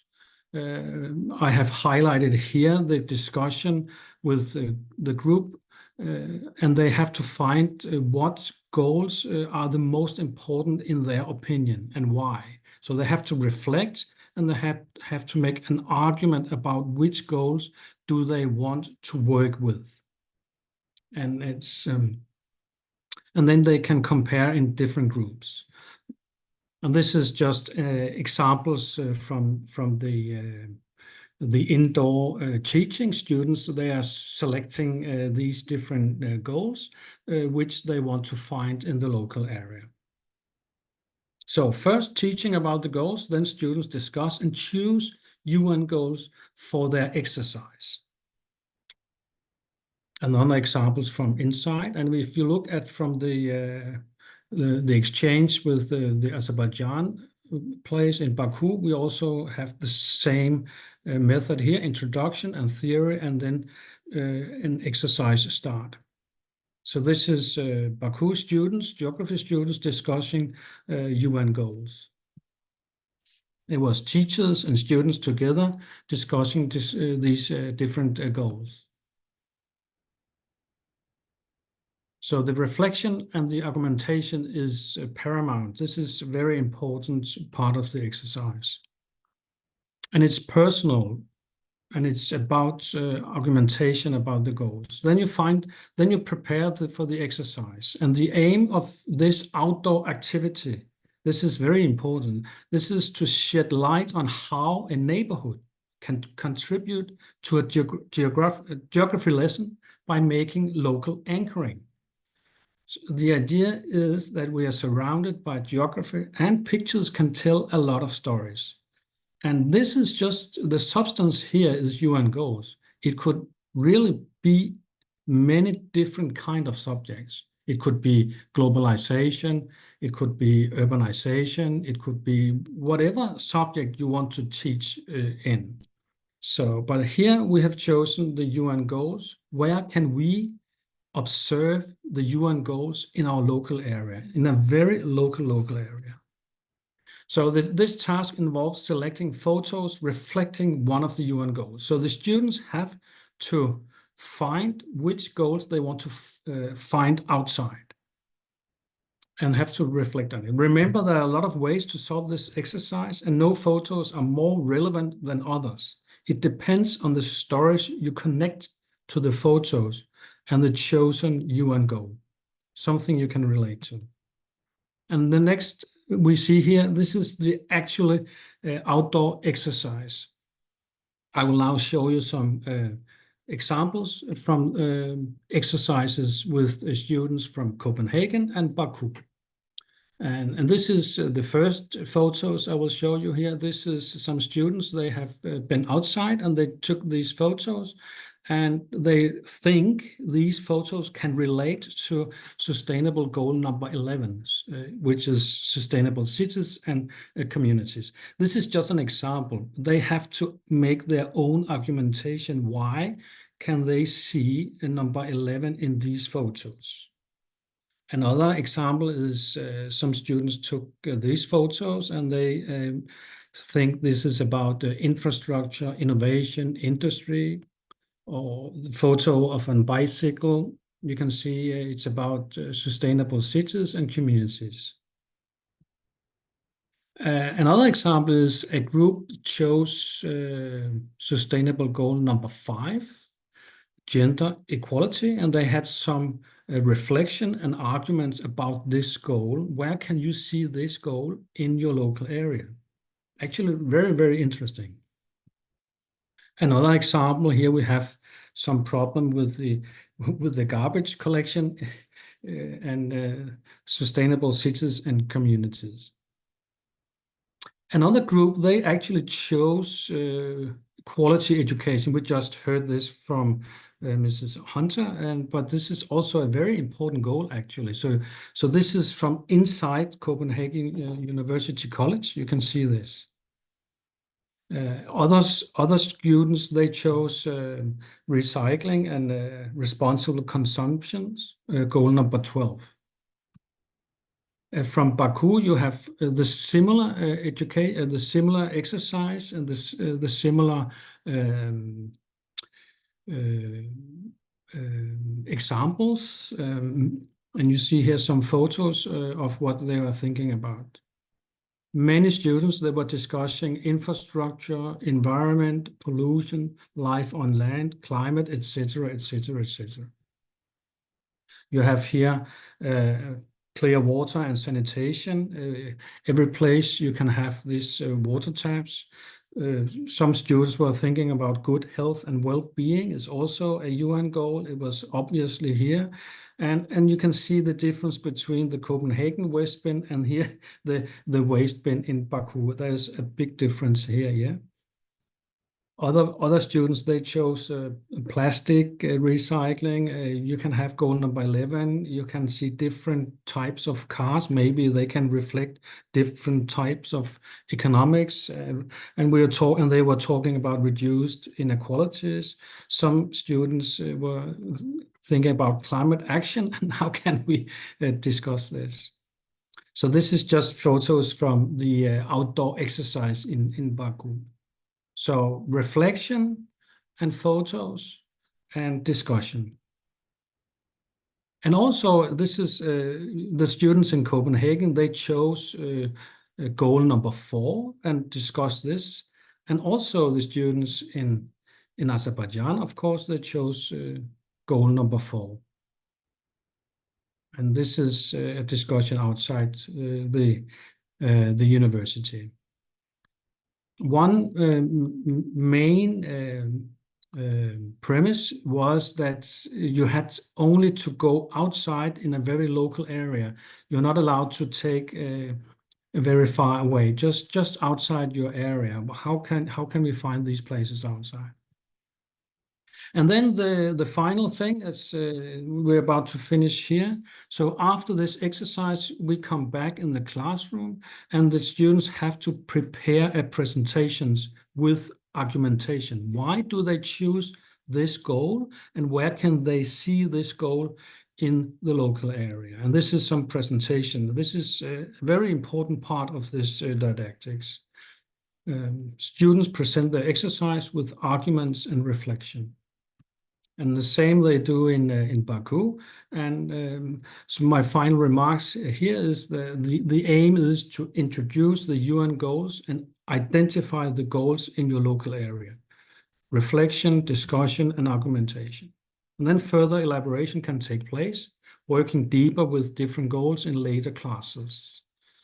Thank you for your invitation and attention, and go out and find examples of UN goals in your local area. Thank you very much. Дякуємо, шановний приятель Мікаел Канц. У вас дуже гарна така методика роботи з студентами. Це дуже ефективне вивчення цілей сталого розвитку. І мені подобається, що ви продовжуєте вивчати ціль номер 4. Ціль номер 4 – це якісна освіта для усіх. Якісна освіта для усіх.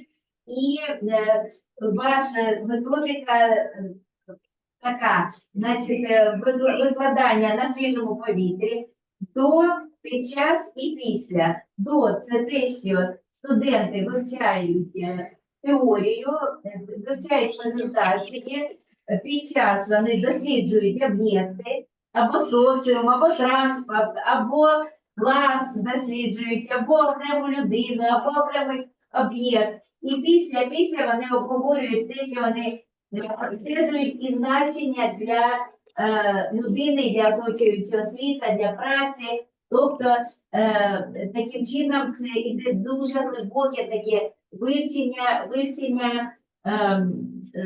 глибоке вивчення певних об'єктів і їх значення. Dear Peter Hansen, thank you so much for your presentation. I really like your methodology of outdoor didactics and your example with the during, and after methods for teaching global sustainable development goals. And I also especially like that you focus on the sustainable development goal number 4, which is crucial, I think, for the sustainable development of the world in general. And I think that this methodology that you introduced today is very effective for students to have a deep knowledge on sustainable development goals and have practical knowledge of how they can see those sustainable development efforts in their local area, community, and so on. So thank you so much. Thank you. Thank you. Thank you very much. Thank you. А у нас до слова запрошується Шері Вілсон, доктор педагогічних наук, сталого розвитку освіти, університет штату Вісконсія. Професор Шері Л. Вілсон, США. Будь ласка. Dear Professor Sherry Wilson, the floor is yours, please. Well, good morning, everyone, from San Diego, California this morning. I'm very happy to be with all of you and share some thoughts about something. This is actually the perfect order to give our talks, because my presentation is kind of an extension of what Peter was talking about. It's another example of how to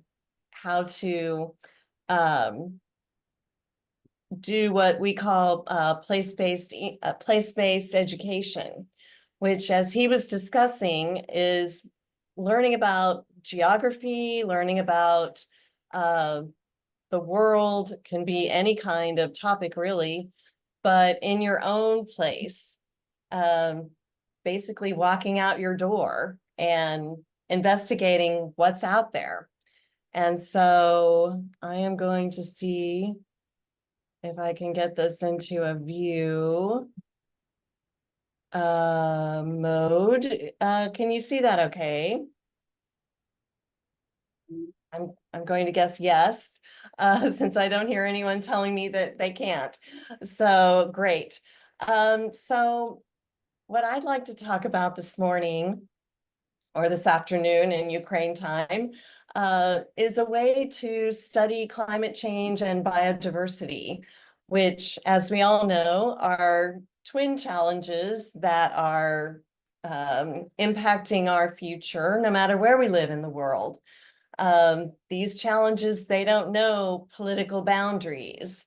They don't stop for different rules and regulations about them. They are continuing around the world and impact all of us through a loss of ecosystem services that are important for our existence as humans here on this planet, but also impact the other beings that we share the planet with, all of the plants and animals that we're codependent on. We also lose a lot of culture when we have biodiversity loss, which means that we are losing all of the knowledge that people who live in the areas that are being redeveloped have about those spaces, which is important information for us to manage our coexistence on the planet. And this is in addition, of course, to the people losing their spaces, losing their traditions, and their ways of existing and interacting and connecting with nature, which is so important for all of us. And basically every culture on the planet has some kind of connection with nature that is particular to that particular culture.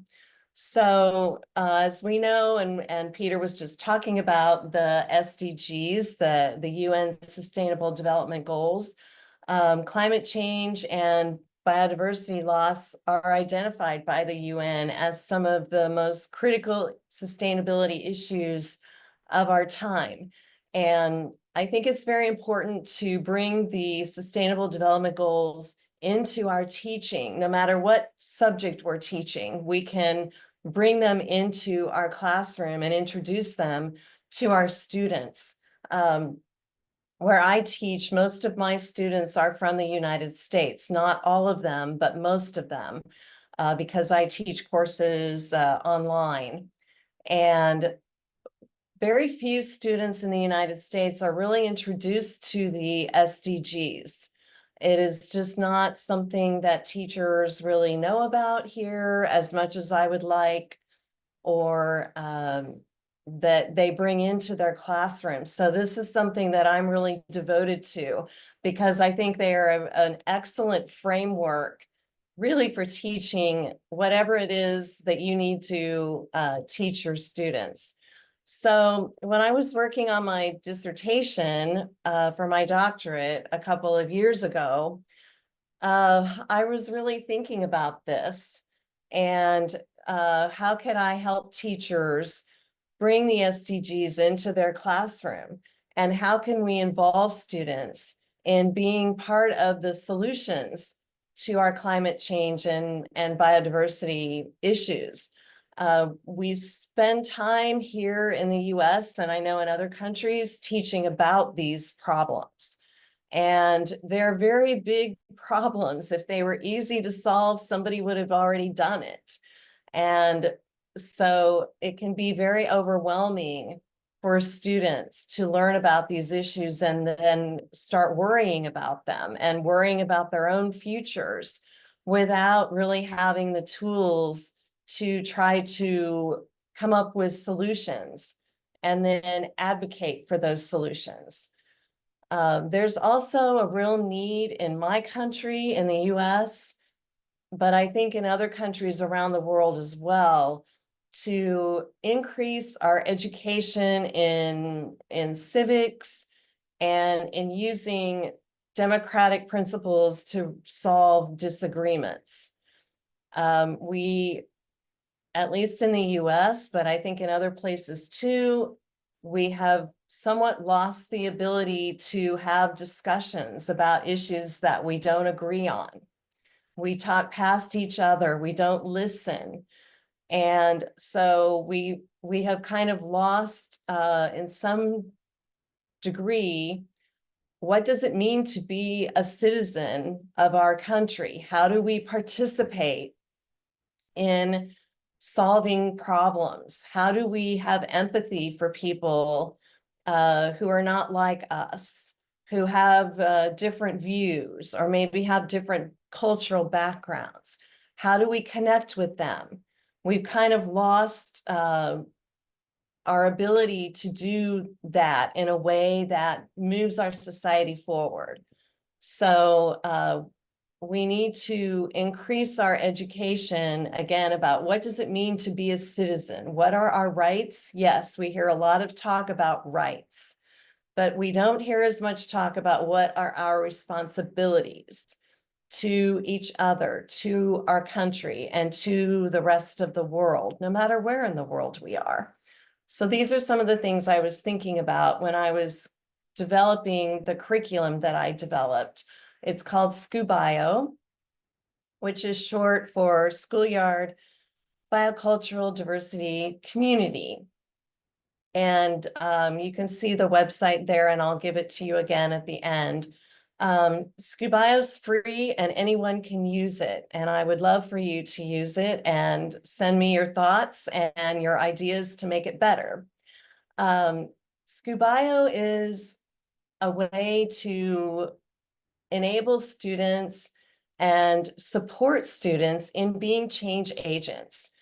Students are already interested in changing the world. It's what we all wanted to do and still want to do, to make the world a better place. And so how can we support students in kind of channeling that desire and that energy into making a profound change right on their own school grounds? And this is what I was thinking about when I put this curriculum together. So SCUBIO is transdisciplinary. That means it uses activities from different subjects and topics. I tried to make it very inclusive so that students of all abilities can participate and help them come up with ways to make their own school grounds part of the solution to our climate change and biodiversity loss. So why did I use the term biocultural? A lot of people say to me, I don't know what that means.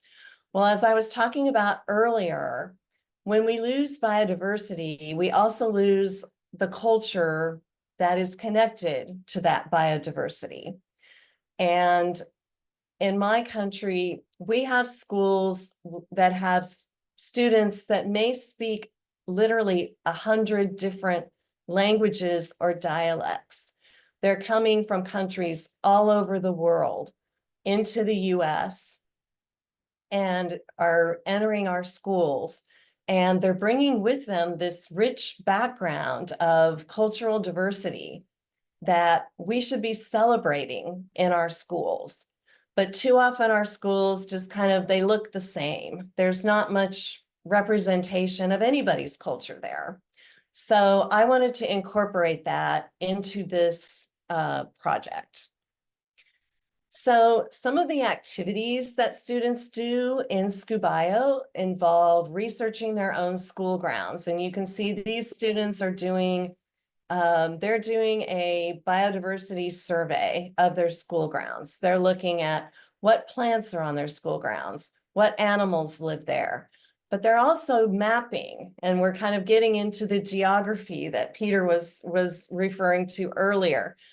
What kind of topography is on our school grounds? What kind of soil is there? What kind of plants could the school grounds support? Many of the school grounds in my country, and I think this is true in many countries, it's all grass. There's not many trees. There's not much diversity at all. It's pretty boring. And it's boring to look at. It's high maintenance to take care of, using a lot of lawn mowing, which creates air pollution. It's labor intensive, and it doesn't contribute that much to the environment in a positive way in terms of supporting a nice, diverse group of plants and animals that can really help with climate change, help with stormwater runoff, which is a big problem when you have a lot of concrete and asphalt. You get a lot of water pollution and flooding sometimes when we have big rain events, which here in the US, we have this more and more. And so these are some of the things the students are starting to think about as they're researching their own school grounds and drawing maps of what's already there. They're also studying the SDGs. That's the very first lesson in SCUBIO. And for many students, it's the first time they've ever heard of them. So we spend some time taking a look at those SDGs. How do they apply to our own life? How do they apply to our community? And then, as Peter was saying in his discussion, we go outside and we start investigating. And we have a better idea of what we're looking for because we've taken the time to study ahead. What are the SDGs? How do they apply to our own space, our own place? And what are some other schools doing with regard to school grounds? What are some examples?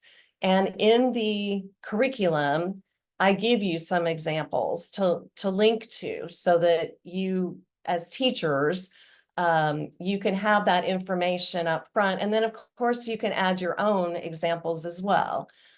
So I try in the curriculum to make it very complete so that the resources are there for you to use. You don't have to spend a lot of time going outside that unless you absolutely want to, which of course is great to add your own sense of place to the curriculum. And so this is where the culture piece comes in. This drawing is from an activity that I did with some schools in Kenya, where we call it adaptation artistry, where the students are asked, I give them 3 things, a beak, legs, and they have to tell me what kind of food the bird eats. And they can draw any kind of bird. They create their own. They have to be able to address those 3 things when they present their pictures. And so it's a way for them to kind of bring their own culture into the activity. but they're also learning about birds and some of the very important aspects of birds and how they have to adapt to their own environment. And I like to use birds for this activity because in any ecosystem in the world, you are going to find birds. They live everywhere. So all students are familiar with birds, and it's kind of fun to create their own bird. And then we hang them all up on the wall, so it's kind of like an art gallery, and the rest of the school can look at their pictures. And this activity it's in the curriculum, so it's there for you. So some other ways that their own students' cultures could be represented on their school grounds through art. Some schools, the students design like a mosaic wall, maybe, in the school grounds, or different floor treatments that they make. Different foods, what can we grow in this garden? Or it could be flowers or other kinds of plants. So where I live, we have a lot of Hispanic students. So we're also always planting salsa gardens. We're planting peppers, we're planting tomatoes, we're planting garlic and onions. And then we can harvest those plants and we can actually make salsa at school and kind of have that for the students to eat. And of course, salsa is also a type of dance. So we can practice some salsa dancing as we're eating our salsa food. So it's a way to bring some different culture into the school. And of course, dancing is a traditional activity. There may be other traditional activities the students would like to design a space for on their school grounds. And this is often the part that for many students is the most engaging and exciting for them. A lot of students get excited about the science part, but not all students are into that. But the cultural piece, there's something for almost everybody to get excited about there. And it kind of brings all the students together working on this project. So after we've done some of those activities, the students work together in groups. They envision what is our ideal bioculturally diverse school grounds. So they make models. They may make them out of real plants, as this class in Kenya was doing.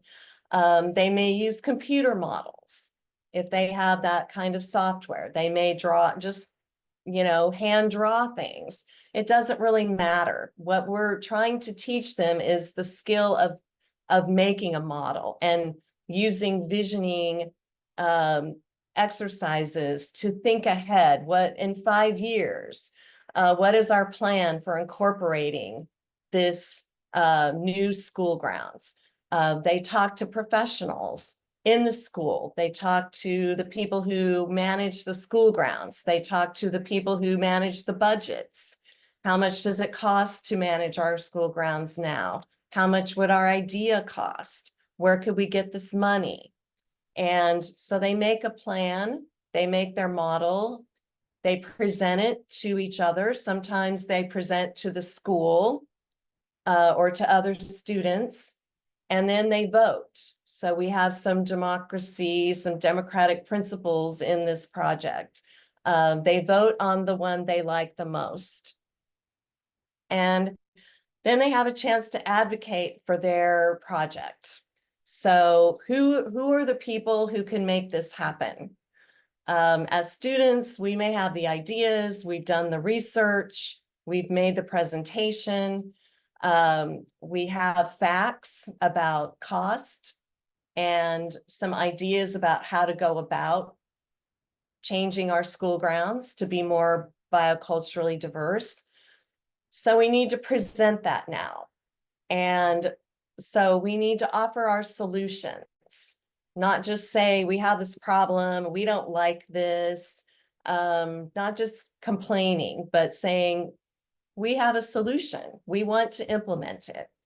And so part of that is helping your audience see themselves in this future, in this new school ground. Maybe it's open to the community for them to use as well, to get parents more involved in the school.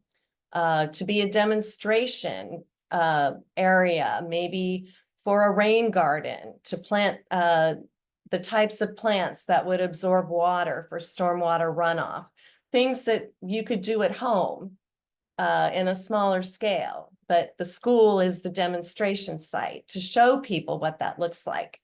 And so role models like Greta Thunberg can give inspiration to students and also give them confidence. Sometimes students are not very confident about public speaking. I mean, it's scary for all of us, right? So showing examples, and there are some videos in the curriculum that you can use as examples for the students. And so at that point, hopefully they're successful at convincing the powers that be, the people in charge, to make some changes on their school ground for biodiversity, for reducing climate change impacts like stormwater runoff issues. And they can increase the representation of their culture on their school grounds. I try to design SCUBIO itself as a model. We're having the students create models, so I tried to show that behavior as creating SCUBIO as a model for other issues. So in my example curriculum, the students are using their school grounds and trying to work on the issues of climate change and biodiversity loss and increasing culture and cultural representation in their school. But there are a lot of issues that we need to take action on and that students really care about. One of these issues is food insecurity. That is an issue that a lot of the students that I work with, they really care about the fact that we have a lot of food in our country, but we have a lot of hungry people. And what is wrong with this? Somehow these two things don't match. They don't go together. What can we do about it? So you can use SCUBIO as a model for addressing all different kinds of issues. And I hope that you will. I hope you will take it and run with it and use it yourself. It is written for middle school students to, I would say, high school and even college age. But I've had elementary teachers also take it and kind of adapt it for their own students. So with that, I would like to say Duja Jakuyu, and thank you for having me today. It's always a pleasure to be part of your conferences. I really look forward to it. Again, there is my contact information and the contact information or the website for SCUBIO. And I will just say that my thoughts are with you always, my friends in Ukraine, Slava Ukraini, and I hope you have a wonderful rest of the conference. Thank you for the opportunity to be with you today.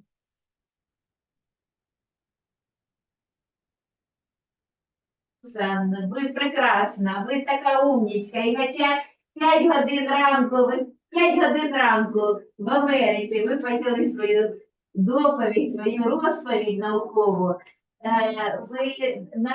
ви нас вразили глибиною своєї методики, глибиною своєї любові до батьківщини, глибиною любові до людей, до студентів. І саме ви розглядаєте дві подібні цілі, 12 і 13. Ціль 12 – це життя на суходолі, подолання кризових явищ життя на суходолі. І ціль 13 – це кліматичні зміни і боротьба з кризовими явищами, які і запобігання кризових явищ, які відбуваються в процесі кліматичних змін. Ви саме борець за збереження життя на планеті і життя там, де ви проживаєте і навчаєте студентів. Мені подобається і я в захваті від того, що до вас з'їжджаються студенти з усіх країн, різних національностей, різних культур, різних традицій, і ви з ними знаходите спільну мову і вивчаєте культуру, ви вивчаєте людину, ви вивчаєте особливості проживання кожної людини, і це є частиною програми сталого розвитку, коли ми турбуємося про людину і якісно навчаємо її. І хочу, я вражена, наскільки ви глибоко репрезентуєте поняття громадянин і наскільки ви глибоко вивчаєте цінності виховання людини, виховання громадянина і обов'язки громадянина. Не тільки права, але і обов'язки людини, а обов'язки – це збереження життя, збереження особистого життя, життя на планеті і збереження сталого розвитку на планеті. Ваші методи навчання перетинаються з навчанням Петерса із Данії, з Копенгагенського університету. Ви можете взяти це за руки і далі співпрацювати дуже ефективно. І я дуже підтримую вас, що студенти повинні висловлювати свою думку, представляти, репрезентувати свої дослідження, глибоко відчувати ті дослідження, які вони роблять, і вміти саме своїми знаннями протидіяти кризовим явищам суспільства. Ви велика умнічка. Ви підтримуєте Україну, як і весь американський народ підтримує Україну, і президент підтримує Україну, і надає допомогу Україні. І ви саме сьогодні своїм прикладом навчання людей сталому розвитку, ви даєте можливість вірити в життя і вірити в успішне життя на планеті і мирне життя. Дякую вам. So thank you so much, dear Sherry Wilson, for your great presentation. You just impressed me with the depth of your methodology and depth of your presentation and ideas that you presented today. First of all, I was impressed that I think in your place now it's 5 a.m. If I'm not mistaken, and we're impressed for your support and your availability to join this conference with us today. I would like also to highlight a few of the parts of your presentation that I was impressed with the most. And first of all, the part of your presentation where you had some similarities with Peter, who presented about the Sustainable Development Goal number 4, and also about the communities and how we can find sustainable development goals in our area nearby, place where we live. The second thing is how you presented the importance of the cultural background of your students, which is very important. And I also agree and support the idea that we should represent the cultural background of our students in our educational institutions. As well as I pretty much like the idea about the citizens, that we should teach the real citizens of our country and not only teach students the subjects. This is very important for students to understand that they not only have rights, but they also have responsibilities for their communities, for their country, and so on. And we should teach them values so that they have the right values to be good citizens of their country. We also would like to say thank you for your support for Ukraine, and we would like to thank you all the people of the United States of America, because we know that you support Ukraine a lot, and with your support and with your constant support, we could continue to live, we could continue to study, educate, and just go on with our lives. So thank you so much, and thank you for your presentation. Thank you. І ми до слова запрошуємо доктора Богдана Прокоповича, старшого викладача Азербайджанської школи менеджменту університет штату Массачусетс, Амгерст, США. Будь ласка, шановний Богдан Прокопович, наш випускник, наш викладач, і зараз буде виступати перед нами саме з проблем соціального підприємництва і сталий розвиток. Будь ласка. Чуємо вас. Добрий день. Добрий день, шановні колеги. Я знаю, мене чути. Приємно всіх бачити. Я знову приємно бути і випускником, і колишнім викладачем, і мати цю нагоду give a lecture. І я перепрошую, я це зроблю англійською мовою. Я вже давно нічого не презентував українською мовою. І, якщо ви мене перепросите, I will get right into my presentation. And I can share my slides and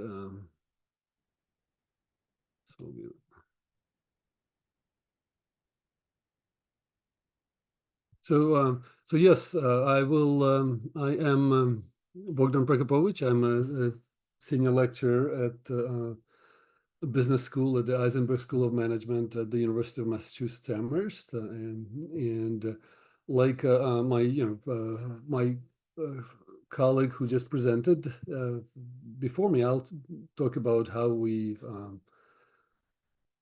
we discuss and teach topics that are related to sustainable development to our students, right? It just students in slightly different context and in the context of business school, so business school students over a larger public university in the United States. So when so this is again, social entrepreneurship is a topic that we usually teach an entire semester, and some people spend all their lives working on it and supporting it, funding it, being a social entrepreneur, and also there are so many different, it's such a diverse topic with so many different people, so many different technologies, so many different contexts. So when I talk to my students, I usually give them two examples, right? And the examples are hypothetical, but they are used, they are based on the real life stories of social entrepreneurs. And one company is female-owned financial planning firm. So it is a firm that does taxes for people, does succession planning, does provides all sorts of financial services to regular and from large clients to private clients. And then there's another smaller company, which is a tech venture. And again, it's a for-profit venture. But what it does is... But I'm sorry for the interruption. We can see your slides. I'm sorry? We can see your slides. You cannot see my slides, huh? Is it because I shared the wrong screen, probably? Yeah. Yeah, that's the rookie mistake. Вибачте. That's okay. Okay, so let me see which one. Share screen. Again, apologies. Is it this one? Yeah, that's is it better? Yes, now we can. Thank you. Yes, thank you. I saw some smiles in the camera, so it assumed that I was must have been in a different screen. Okay, so social entrepreneurship, just very quick run through what it's all about, and so yes, these are the two firms that I usually show my students. And so one firm is a social planning, financial planning firm. Another firm is a tech venture that teaches kids with the cognitive disabilities some coding skills, right? They are very good it's been shown that kids with some cognitive disabilities are very good at testing software. And female-owned financial planning firm works with large clients, does only for-profit kind of work. However, how they contribute to the society in terms of sustainable development is through through hiring practices, right? And they are hiring only a specific audience, like they focus on hiring only women, supporting them through empowering through this amazing and very complex job.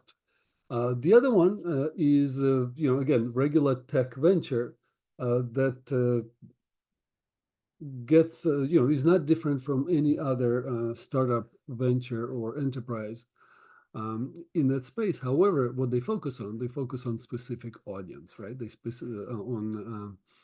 on helping kids with cognitive disabilities. And it just gives us, like in the classroom when we discuss this, it gives us a good way to see there are multiple ways how to contribute to sustainable development or to improve society, either through business practices such as hiring, right? Focusing on something, improving something about our organization, or creating what we call in business speak, we call value proposition. And given this value proposition to the market. If you look at some of the numbers, like how many social enterprises, and this is where... Ну, я здоровой душой, им не надо, я знаю. Я уже потратился, я купил принтер. And this is where, so for example, based on this, this is the data from World Economic Forum for 2024, and so colleagues calculated that there are 10 million social enterprises globally, and they all generate $2 trillion in annual revenue. They've created 200 million jobs,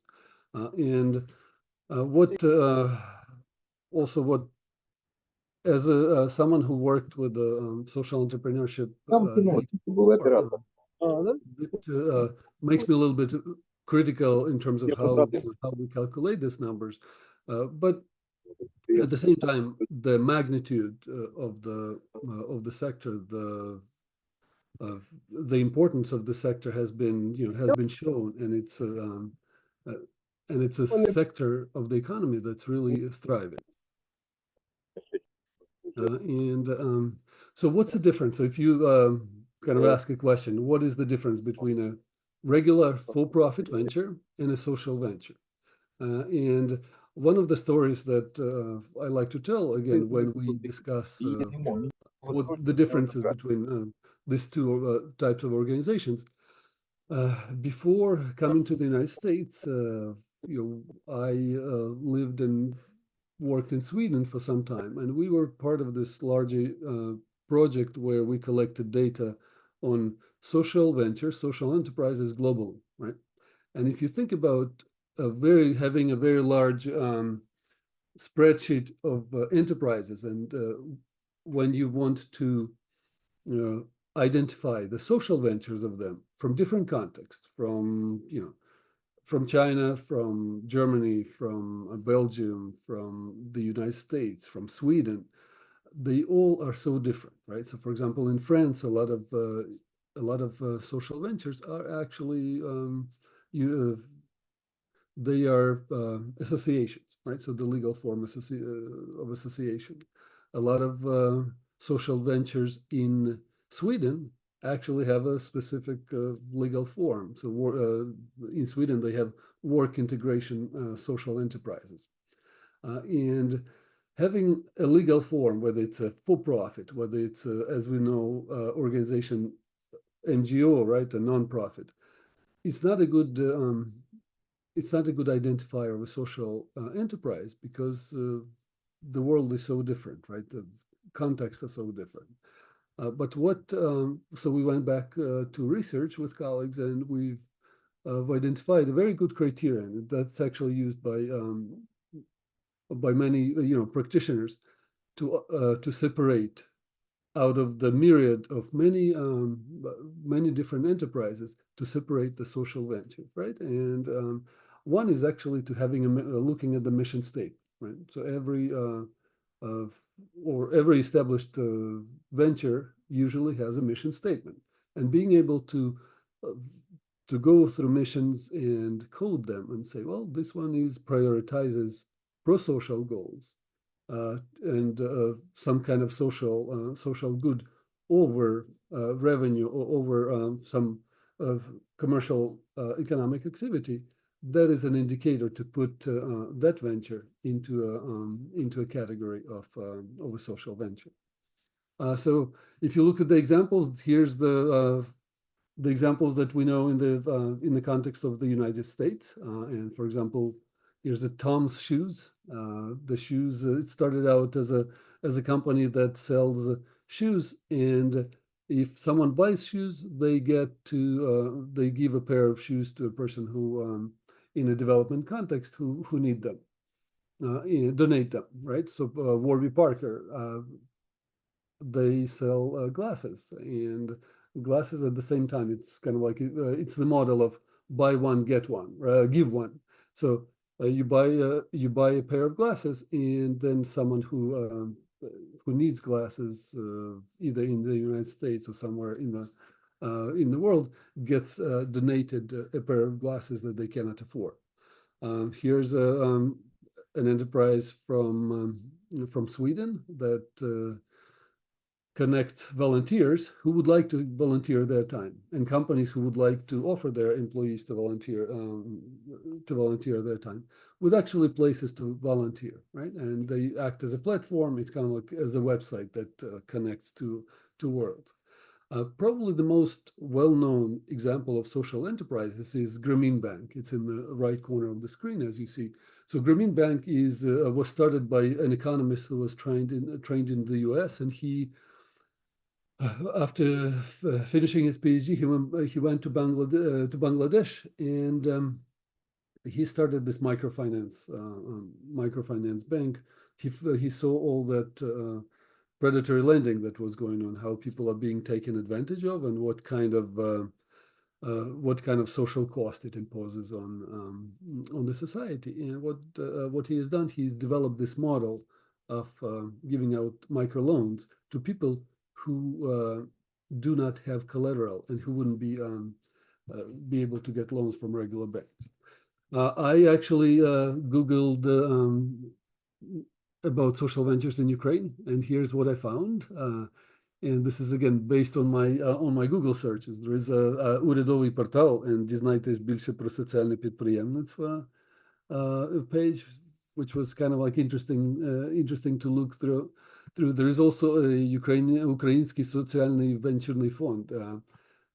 Looks like it's a venture capital firm that gives out funding to social ventures. So it's one of the phenomenon that has become global, right? It's not only in the United States. It's not only somewhere like in the countries where traditionally market economy has been the dominant way to operate. It's in many different contexts, including in Ukraine, which is very exciting to see. And another interesting aspect about social ventures that I think what students like to see, that how different are people, like what it brings very different people to the sector. One is again Mohammed Yunus, who's a Nobel Peace Prize winner for starting the Grameen Bank. There is a former politicians, the governor of Massachusetts, who ended up managing a social impact firm, or a branch of a private equity firm that focuses on social impact. And in the left corner, I want to mention this is actually our graduate who is by training an aviation engineer. But instead of he really wanted to contribute to the society, make it better, and in particular to in the context of Dominican Republic, right? So he has a connection to Dominican Republic, and he saw a lot of people living in poverty, in slums, in urban slums, and what he has done, he created a soap business, right? So people who live in slums, they make soaps, and they sell it in the United States, and it's a premium, expensive product that goes on the shelves of the stores in the United States. But again, an interesting part is that he, being trained as an aviation engineer, chose this completely different area where he didn't have an expertise before. And his argument why he chose soap over being an engineer, right? Producing soap, he said, well, it's easy to scale, right? The word used in Ukraine, масштабування, right? So make the scale, the social impact. So how do social enterprises get funded? And that's again an important topic that we discuss in detail with our students. And again, there are multiple ways, and I will not dwell too much here. So there are market ways to fund it, through generating revenues, through taking loans from the bank, through actually getting people to buy into enterprise. And there are like traditional social sector ways to fund ventures, such as through grants, donations in kind of like people volunteering for social cause. And then it also brings a lot of different interesting funding mechanisms, such as including impact bonds and also crowdfunding that many of us know and have experiences in doing. This is just like a snapshot from some of the data that we worked with as I was a part of this larger project. And as we see, social ventures use a lot of, in different contexts, use very different mechanisms how to fund it, right? So for example, in UK, a lot of them are funded through sale of their services or products, right? And some of the grants. In Sweden, a lot of sales, revenue-based business model, and very little grants. Yeah, and we have also data on Spain, Romania, Hungary here. So again, shows different pictures, and so the context influences how we operate and how we raise funds for social ventures to operate. And one of the related to impact funding mechanisms is this emergence of a global industry or global industry sector, the so-called impact investing. For social, sometimes it's called mission-based investment. And so what is how it's defined, and how do we know whether a firm is an impact investor or not, even if they don't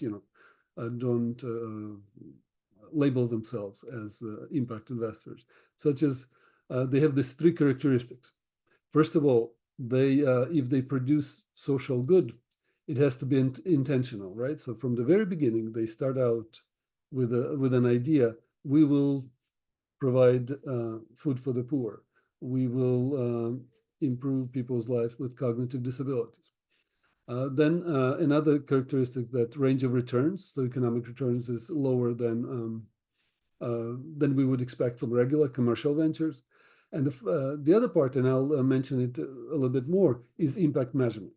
That the a priori, before we start operation, we actually build in the impact measurement methods into our business model. So yeah, these are some of the types of organizations that are participating in impact investment, and we see that asset managers, so the companies that own companies, or the companies that create funds that own companies, that invest in companies, few development financial institutions such as World Bank and Asian Development Bank, European Bank for Reconstruction and Development, and a lot of foundations. So one of the 50 foundations, and very often these are the foundations of larger firms, such as like Ford Motors, right? So Ford that builds vehicles, right, and produces vehicles, has a foundation that focuses on pro-social activity. But what they do, they actually do it through impact investment.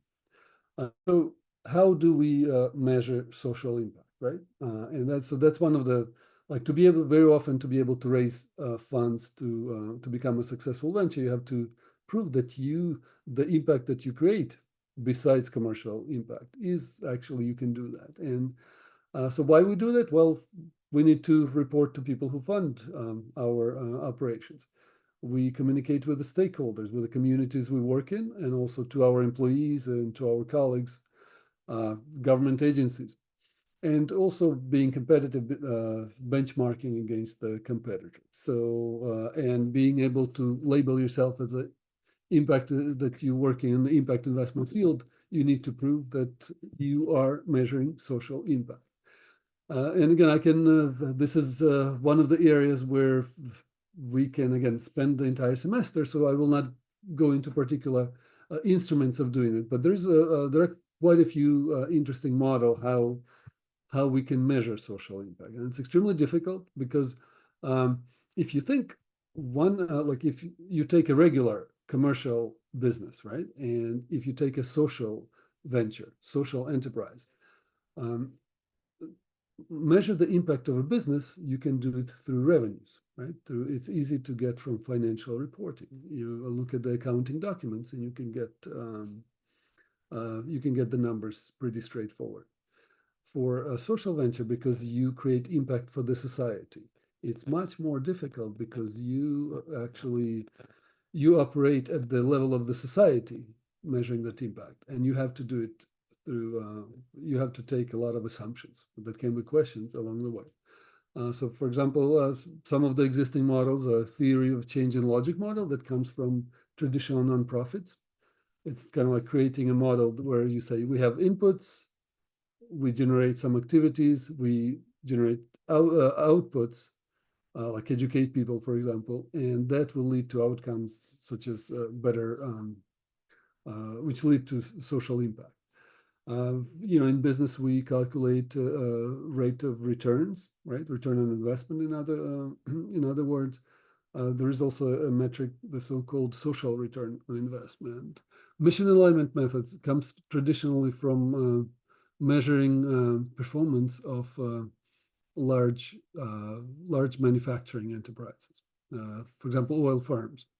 And finally, the most well accepted and respected and probably the most difficult way to measure social impact, the most costly way to impact, is through randomized control trials, right? So this is running experiments. It's very expensive. Some of the folks who have done it, they ended up winning Nobel Prize for their work in it. So these are the way. And I'll finish with educating social entrepreneurs. Again, it's every well-established school of business, school of management in the United States and also in many parts of the world offers provides an offering to students that has to do with social enterprise. And again, there are degrees. And why is that? Well, first of all, we like to say there is a demand, and there is demand. If you think the students, when I started teaching in the United States, and students currently are in my classrooms are, they somewhat different, right? Their preferences, their experiences somewhat different, and there's a lot more emphasis on pro-social motivation of our students. And I think Ukraine is a perfect example of that, right? With all the people, volunteering, with all the people starting caring about, about the society, about the country. So there are plenty of resources offered by business schools, right? We fund some of the social ventures. We run competitions where students present and get prizes and go on to start those ventures. And there are also organizational units that are being formed, such as entrepreneurship centers, social entrepreneurship centers, concentrations, right? These are the classes that students take and become social entrepreneurs. So yeah, so these are the, in a nutshell, is a story about social entrepreneurship and the way it's supported in the context of the U.S. education. So thank you. Again, it's a great pleasure for me to be able to speak to my alma mater and to the colleagues from my alma mater and to my former colleagues. So please, if you have any questions, I'm happy to answer. And questions you can ask in Ukrainian. Можете, я вибачаю знову, що я презентед англійською, але на питання я впевнений, я зможу відповісти українською мовою. Or in English. Шановний доктор Богдан Прокопович, ми дуже радіємо з того, що ваші доповіді отак глибоко розглянуться ціль 10, ціль сталого розвитку 10, це скорочення нерівності, як індикатор цілей сталого розвитку, тобто за допомогою і соціального підприємництва, і комерційного підприємництва забезпечується прискорення зростання доходів населення. Також ви звертаєте увагу на ці 17 сталого розвитку, це партнерство заради сталого розвитку. Ви звертаєте увагу на соціальне фінансування, на соціальну підтримку, на соціальне підприємництво, як основу життя громади, як основу життя населення і основу волонтерства.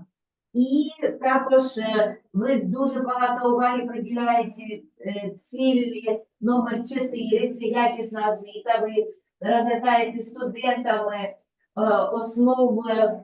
основи фінансування і комерційної діяльності, і соціальної діяльності. Ви роздивляєтеся глибоко роботу фірм, які займаються, дві фірми розглянули, яка займається комерційною діяльністю і фінансуванням, і оберту фінансів. А друга фірма, яка займається соціальною програмою, тобто вона соціальним фінансуванням, вона навчає дітей з інклюзивними вадами у здоров'ї. І ви також акцентуєте увагу студентів саме на основах роботи таких комерційних і соціальних структур. І також у вас в доповіді простежується ціль 11, це сталий розвиток міст та спільнот. Ви це розкрили в своїй презентації, ви розглянули останні тенденції в галузі, зокрема питання вимірювання соціального впливу, і обговорили критичну роль механізмів фінансування, таких як імпакт інвесторинг у масштабуванні інноваційних рішень для вирішення глобальних проблем. І я звернула увагу на ціль 16, це мир, справедливість і міцні інституції. Так, ви розкрили підтримку соціального підприємництва в освітній системі США, зокрема в бізнес-школах, як важливого інструмента для виховання наступного покоління лідерів змін. Тобто своїй доповіді, своїй презентації ви висвітлили взаємозв'язок цілей сталого розвитку, їх розв'язання, подолання кризових явищ і сприяння тому, щоб населення фінансово зростало і розвивалося. Дякуємо вам за таку чудову доповідь, яка саме яка активізує навчання саме сталому розвитку наших студентів. Дякую вам. Дякую ще раз, дякую за увагу і дякую за запрошення. Дякую вас. А до слова ми запрошуємо Ленарта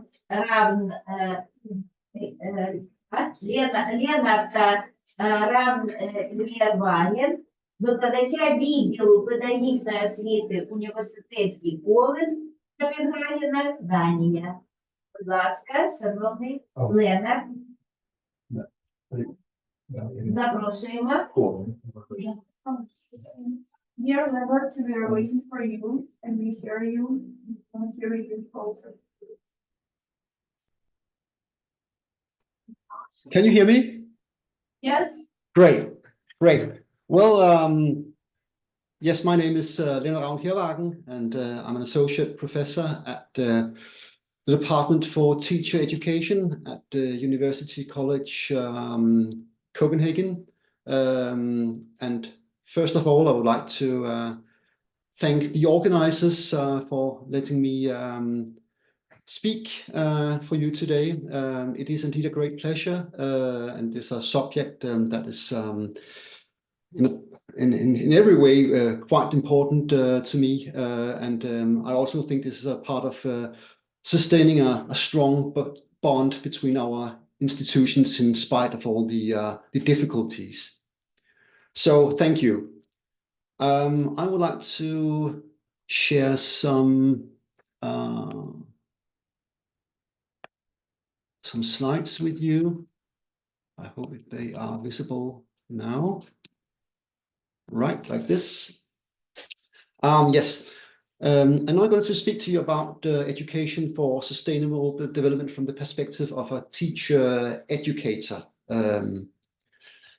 And this perspective is very much grounded in my experiences from the teacher education in Denmark at University College Copenhagen, which I'll from now on will shorten to UCC.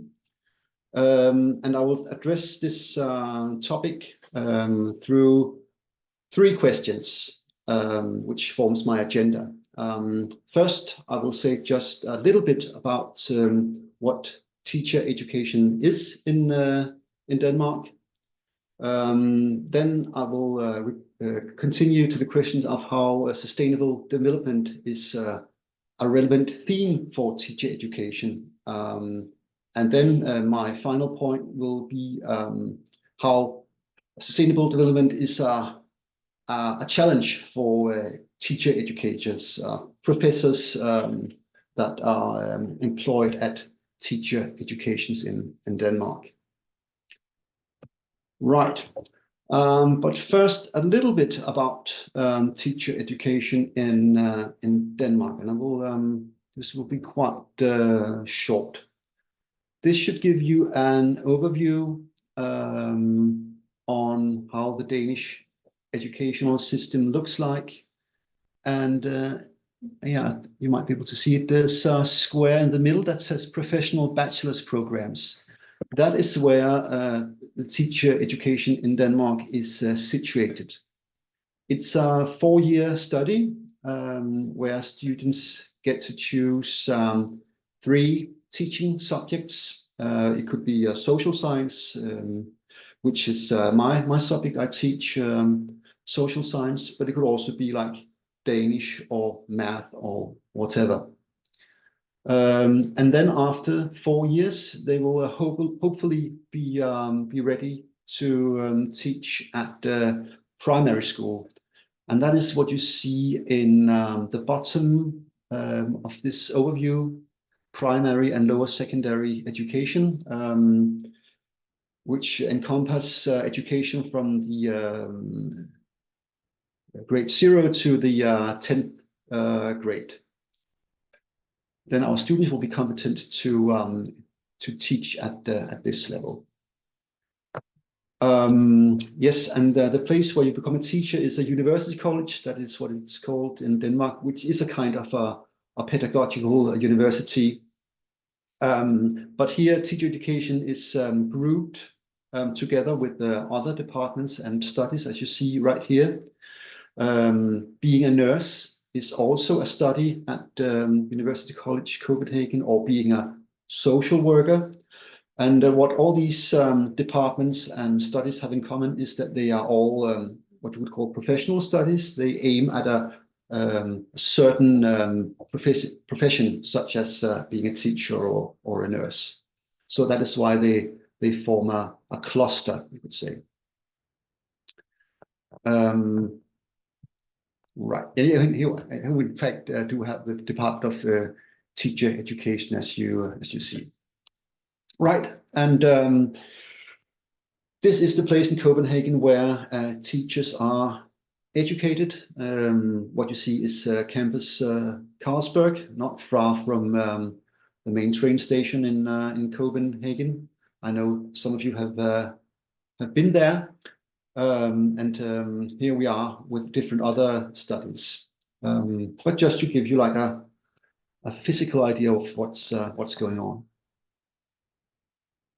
And I will proceed to my other question, the question on how education for sustainable development is relevant for teacher education at UCC in general, and for the teacher education in particular.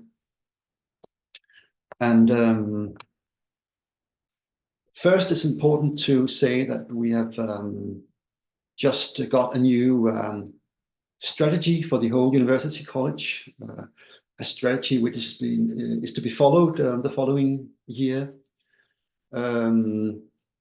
And what they call nature crisis is named an important question, which is to be addressed by all departments, all studies at UCC. And by nature crisis, it is meant, for instance, global climate change. It could also be the question of biodiversity and other questions related to nature and the environment. These are to be considered by all departments. And it's also reflected in our department, because the Danish teacher education was reformed a couple of years ago. And on that occasion, we also got a new purpose, or at least a reformed purpose. And I'm going to read it for you. The last part of it says that the teacher education program should prepare students to actively, independently, and responsibly contribute to the development of the public school system in accordance with the objectives of the public school system, and from a democratic and sustainable perspective. And the sustainable perspective is something new as a part of teacher education. I mean, of course, sustainable development and sustainability has been a subject before, like in geography and from other professional perspective, but this is the first time it's a purpose for the whole teacher education.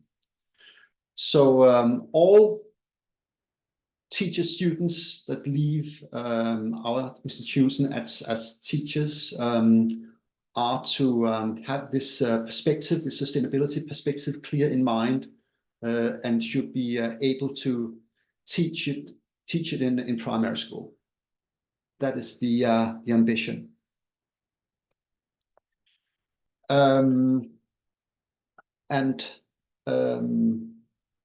This sustainability perspective is operationalized in different ways at the Department for Teacher Education, and from a student perspective, you can say that they get to meet this sustainability perspective in at least 3 ways.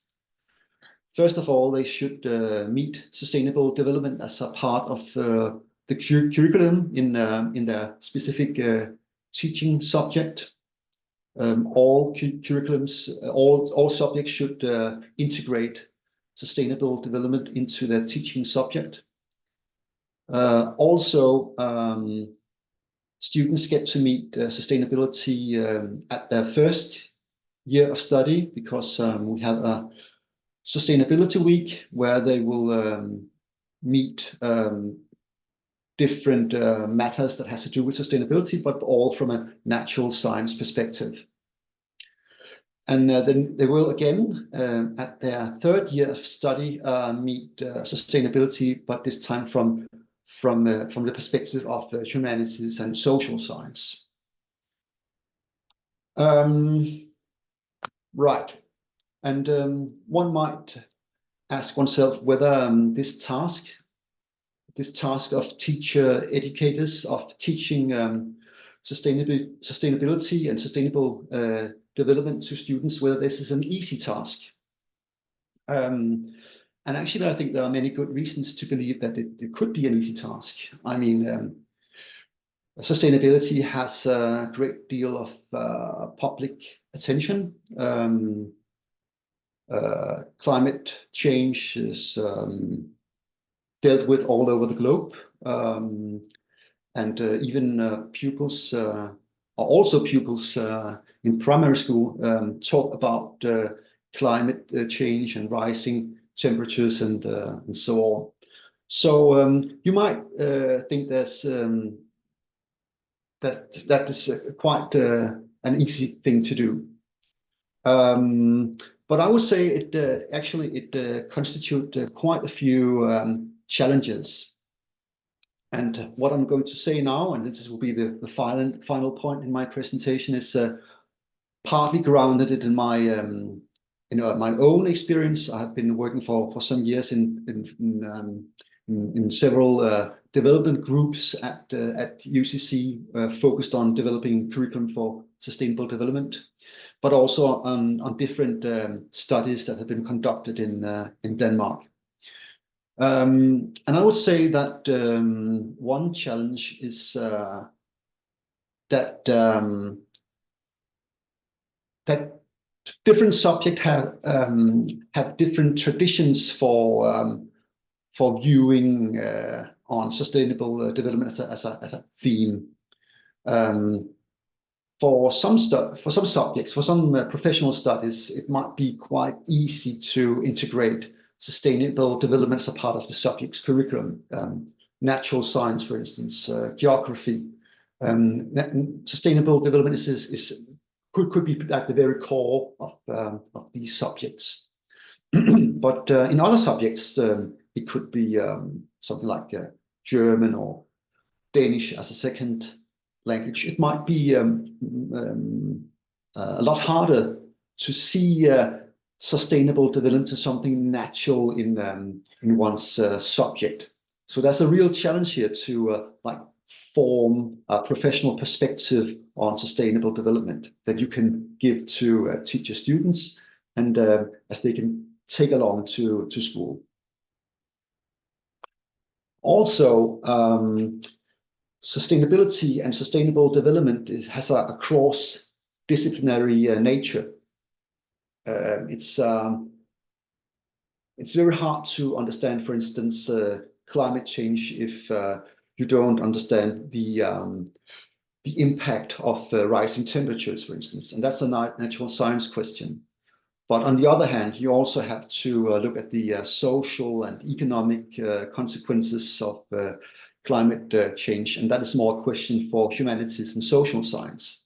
So in order to grasp the whole problem of sustainability, you have to address different subjects and teacher education at the UCC and all over Denmark is very much focused on single subjects.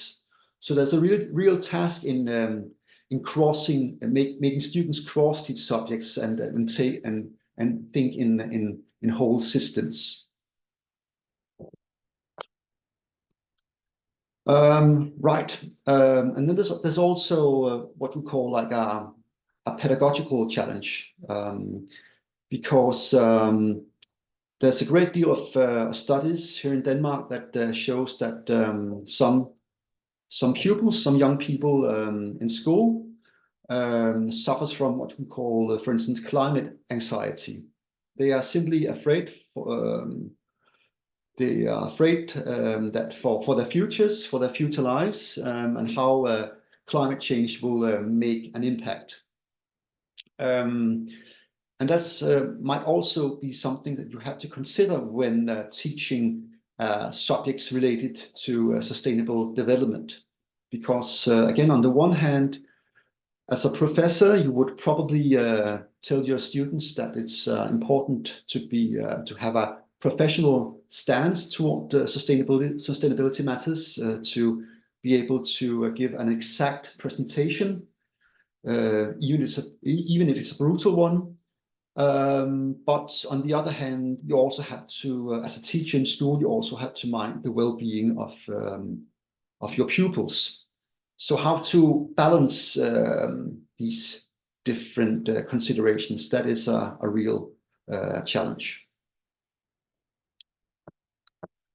And the last challenge I'm going to mention is that in the Danish school system and also in primary school, there's a long tradition for like critical and open discussions of all kinds of matters. It's actually a part of our whole school purpose.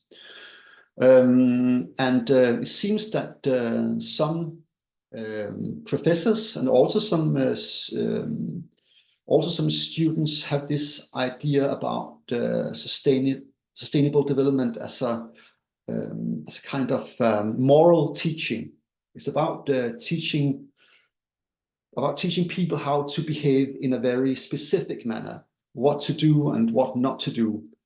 And that's quite foreign to the whole idea of learning and education in the Danish school system.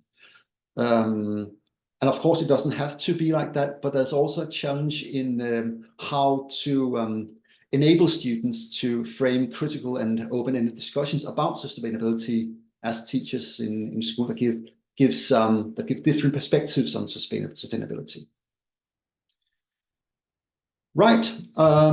So no, all in all, it's not an easy task. It's a rather complicated task, it seems. But also, of course, with like many exciting professional challenges. This is all from a Danish perspective, but I hope that it will inspire discussions in Ukraine and elsewhere. If you have any questions or comments, you are very welcome to write to me. You can see my email address, or maybe we also have time now to some questions if there are any. Thank you for your attention, by the way.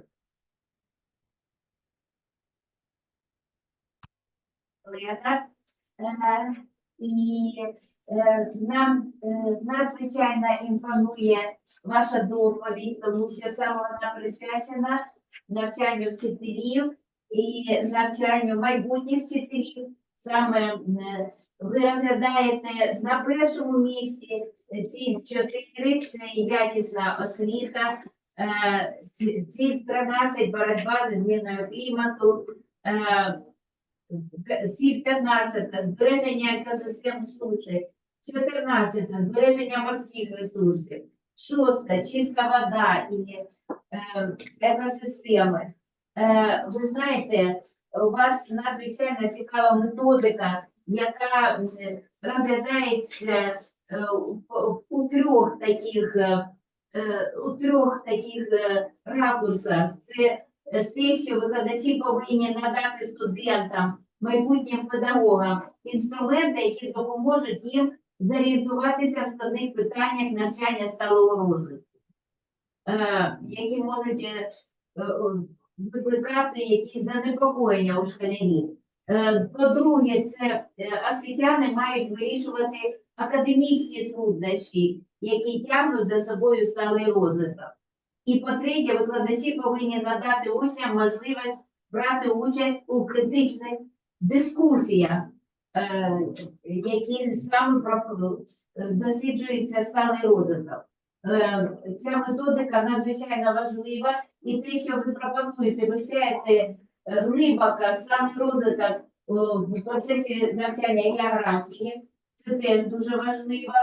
І для нас важливо те, що ви саме спрямовуєте вашу дидактику в такий стан пізнавальної активності майбутніх педагогів. Тому що педагог повинен бути активним, досліджувати активно довкілля, знати особливості біорізноманіття і знати особливості, як навчати учнів саме сталого розвитку. І ви все це подали в своїх доказах. Будь ласка. Thank you so much, Leonard, and for our speech. Really interested, and you mentioned goal number 4, number 13, 15, 14, and 6, and use really interesting methods in your education system in Denmark. And also wanted to mention that your education system is pretty nice, and how you teach future professors. And for us, it's very important that you have a way and plan how to teach future professors, how this your future your students in professional school, how they must teach future students, and how they must go to school and teach small children. So yes, thank you so much for your speech, and yeah, have a nice day. Thank you very much. Дякуємо, Сенкі. Дякуємо вам. Успіхів вам. Успіхів. Енсі Робінсон, лінгвіст, експерт з міжнародних відносин. Будь ласка, сьогодні присутній тут з нами. І дуже дякуємо пані Наталі за таке знайомство з видатним таким вченим і педагогом. Дякуємо. Надаємо вам слово, шановний Енсі Робінсон.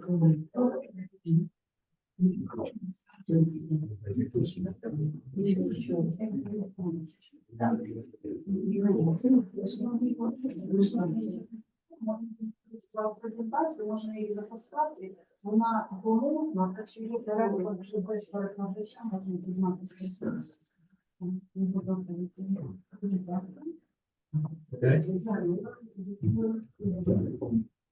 Good afternoon. With the aims of this forum in mind, can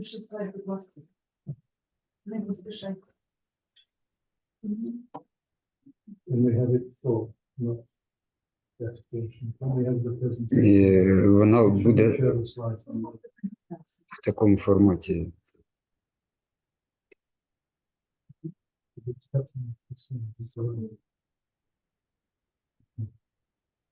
So let me first point out there are two of us giving this presentation. So my colleague, Dr. Natalia Stay, who is a professor at VU, and also at the moment a professor in the University of Prague in Czechia.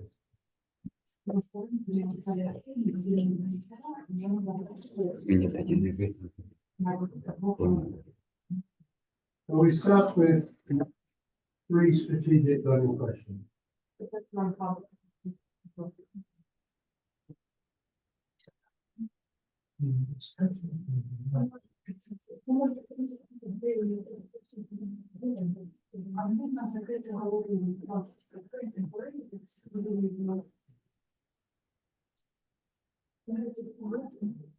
Right.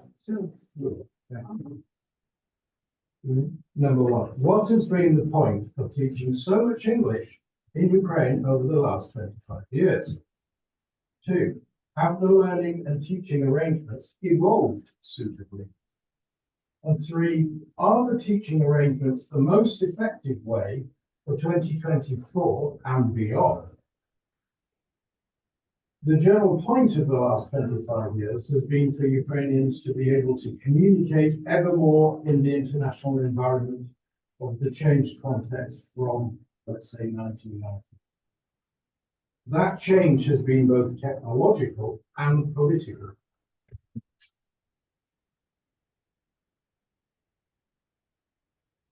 The change has an internal character.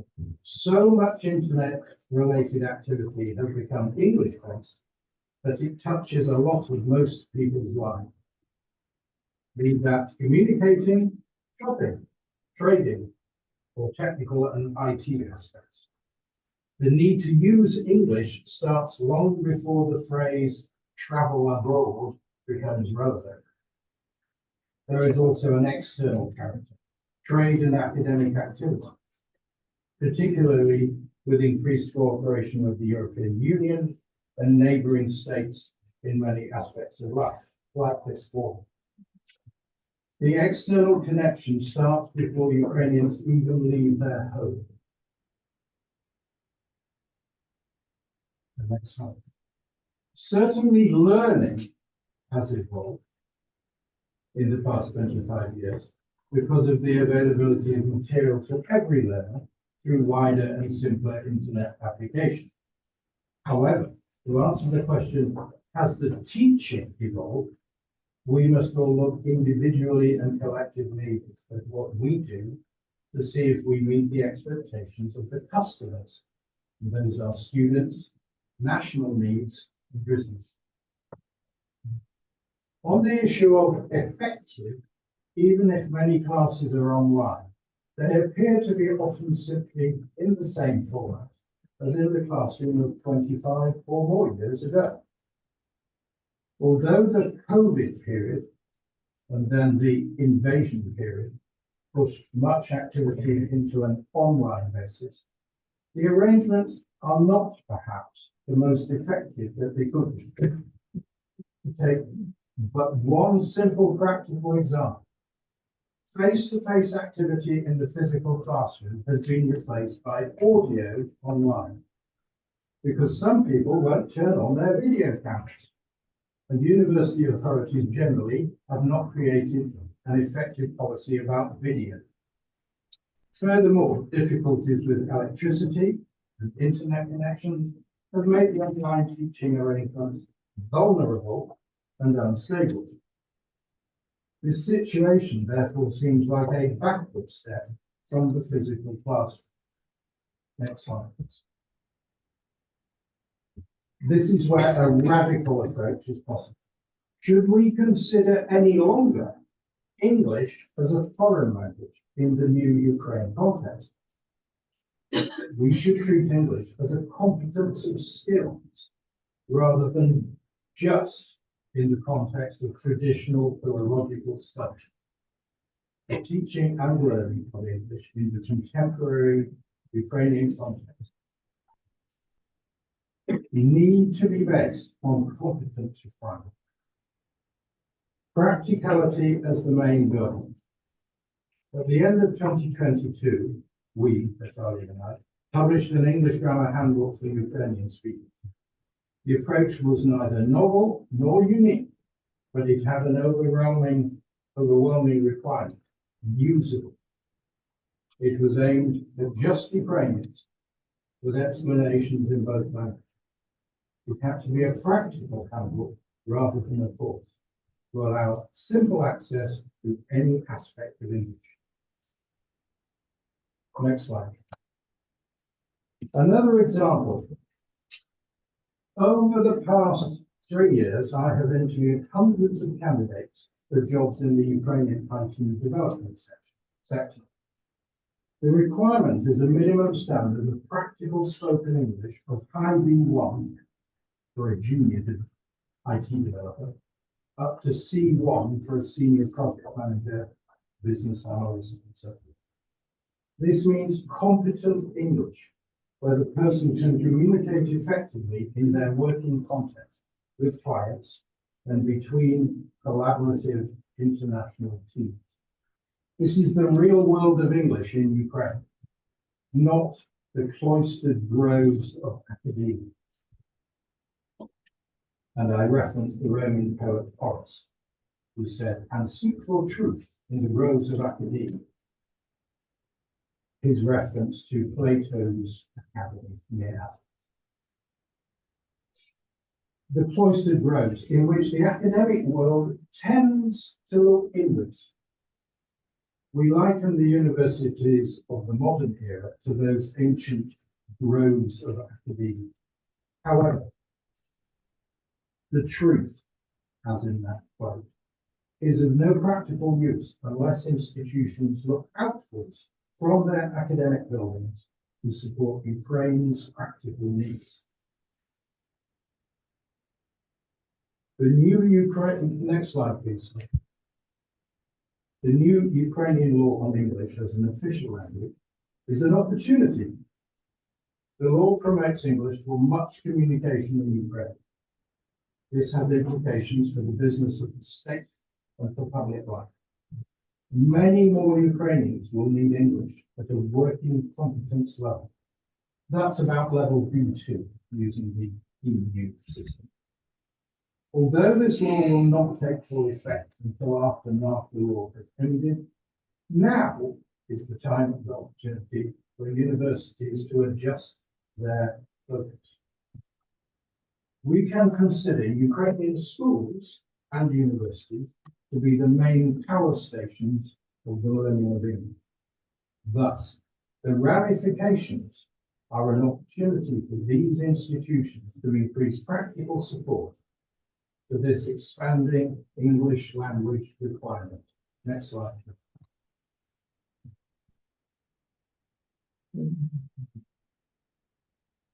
English has become a capability as essential as IT competence, rather than just another foreign language. English is now a life skill in communication, rather than a form. It is thus an item for training. Therefore, consideration should be given to expanding the scope of training in English beyond, not instead of, just the philological department. We need training departments which provide practical training in spoken and written content for an increasing number of people. This includes teaching and administrative staff who work beyond the scope of philology. The training approach is especially necessary to bring people up to a comfortable B2 standard. Next slide. The change aims. We become very concentrated on complex grammar, and often we lose sight of the end game. Ukrainians are teaching and learning English for a practical, real practical reason, to communicate effectively. The word effectively is essentially a description. Effectively means that the listener or reader can understand our message, not just the individual words.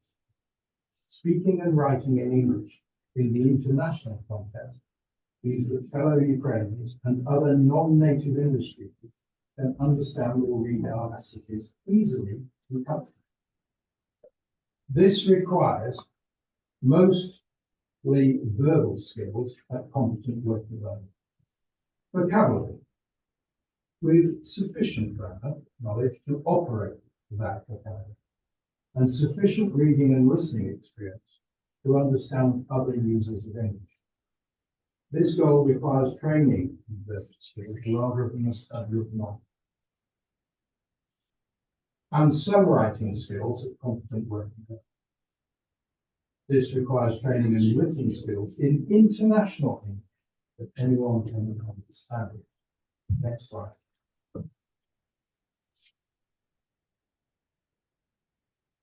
The aim is to communicate in practical international style, spoken and written.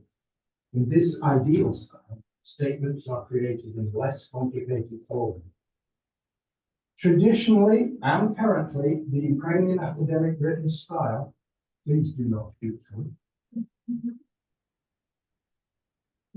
of a sentence is often much too complex for conversion into international English. It is not allowed. Much academic native English suffers from the same problem. Both are difficult to convert into international communication. For routine operational communication, including academic papers, the style needs to be what I've called carefully simple. Although there are structural differences in Ukrainian and English, those differences distill down to a common goal, which is communication. And communication is statement, the vocabulary for which describes simply actions and outcomes. Actions, verbs. In Ukrainian, past, present, and future tense. In English, the key tasks, English teachers do not shoot me please at this point, can be covered by just 4 tenses. Simple past, simple present, a little bit of present continuous, and future simple. And items, nouns, singular and plural, Ukrainian case endings, or English prepositions. Everything else relies on the style, on the phrasing. And style is a competence. In this ideal style, statements are created in less complicated form. Traditionally, Ukrainian academic written style of a sentence is often much too complex for conversion. Same with native English. Both are different. Carefully simple for an international English. Next slide. Yeah. Now, a lot of you know about CLIP. We have David Marsh in the forum.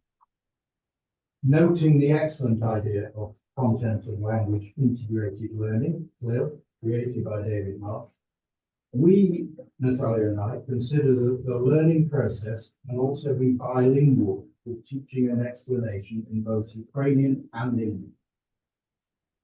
New vocabulary can be acquired in both languages at the same time.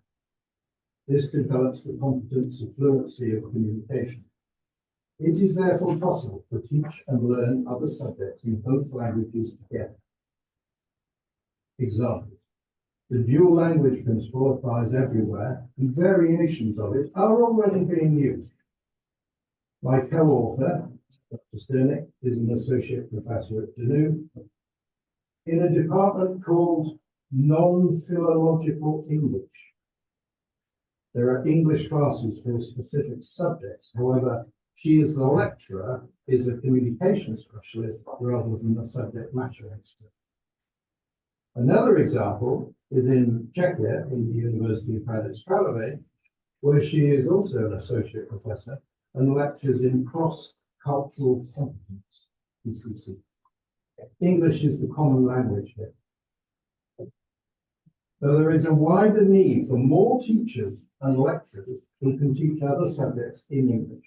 For example, there is a common need in medical academies, IT schools, engineering schools, to name but 3. In our vision, Ukrainian and English can be used in parallel, rather than separating the timetable into sessions in only one of those 2 languages, or indeed creating purely separate Englishes. Development of teachers to teach their subjects in English is an essential expansion of a university's activity here. In Ukraine, ever more adults have learnt English at school from an early age.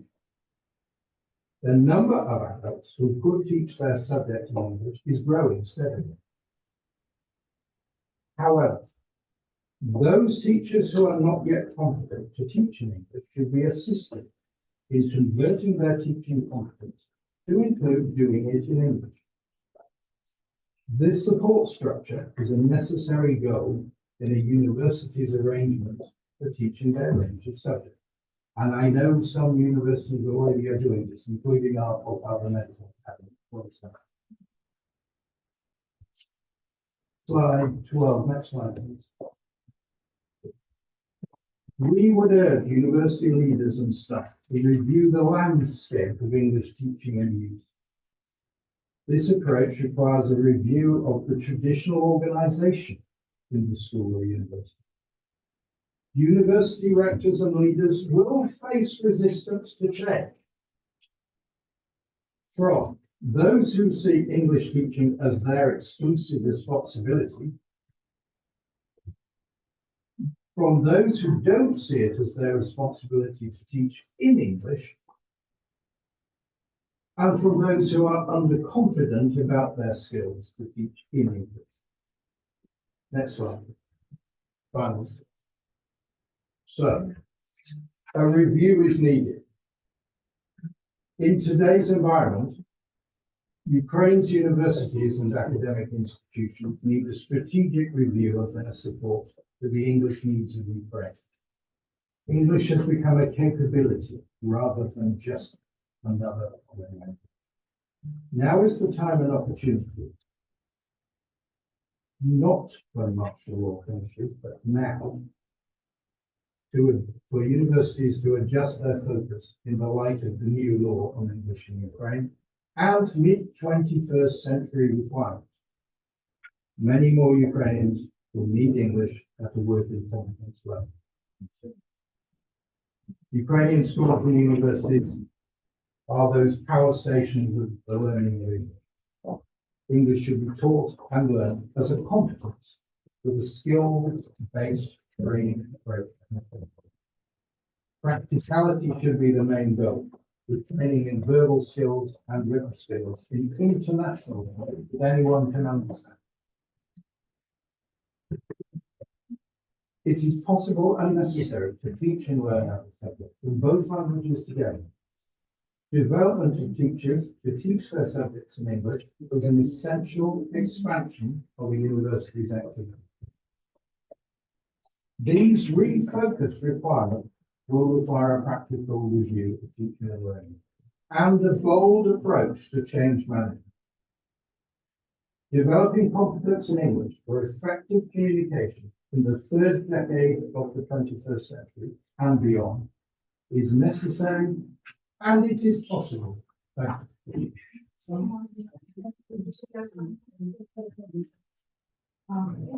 Розповідав про те, що англійську зараз треба вчити з України, просто життєва необхідність. Відповідно, вам законом, і англійську законом потребує, щоб ви різні предмети, да, ми відкриємо дуже активно. Також я вважаю, що ми надто багато вчимо граматику, можна її спрощувати, вивчити більше слів, тобто багато словниковий запас. І англійська має завжди мати якісь практичні напрямки. Тобто комп'ютери багато працюють з англійськими, вони вивчають англійську мову. Тобто англійська вчиться не абстрактно, а саме для практиків, для психологів, для педагогів, щоб люди володіли своєю лексикою в межах своєї спеціальності. І це набагато легше і ефективніше, ніж коли ми вчимо англійську, так абстрактно все разом для психологів. Це дуже слушні такі пропозиції, тому що я так зрозуміла, що Ентоні сказав, що англійська мова – це як електростанція, яка дає поштовх. А ви розумієте українську мову, так? Дається енергія така, яка саме спричиняє вивчення англійської мови. І англійська мова – це компетенція і навичка, повинна бути вже навичка. І ми працюємо по системі ЦІЛІ. Ми вчимо, я думаю, що ми також наш директорат приєднається до всіх цих і Маріні Олексіївні, які безмежно дякують за організацію заходу, за організацію конференції, цього форуму.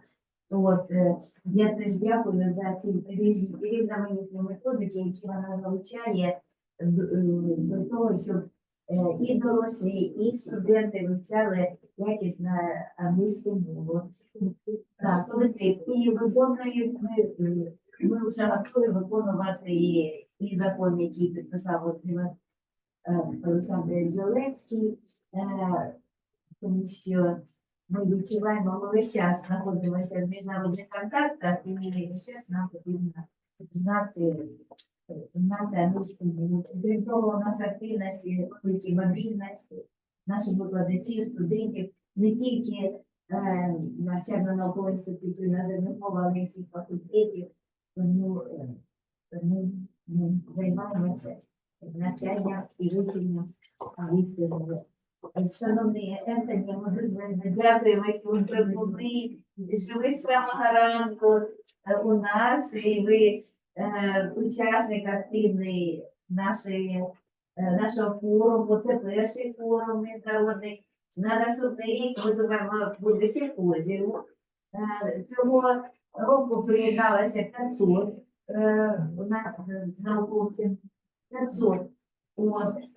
Я думаю, на наступний рік і ще більше буде, тому що сталий розвиток, до сталого розвитку небайдужий кожний житель планети, і це стосується різних вікових категорій, і всі хочуть жити в мирі, в безпеці і щасливі.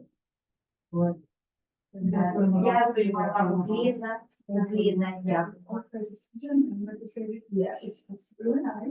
And we managed to stream, I think it was a show streaming by this Denver.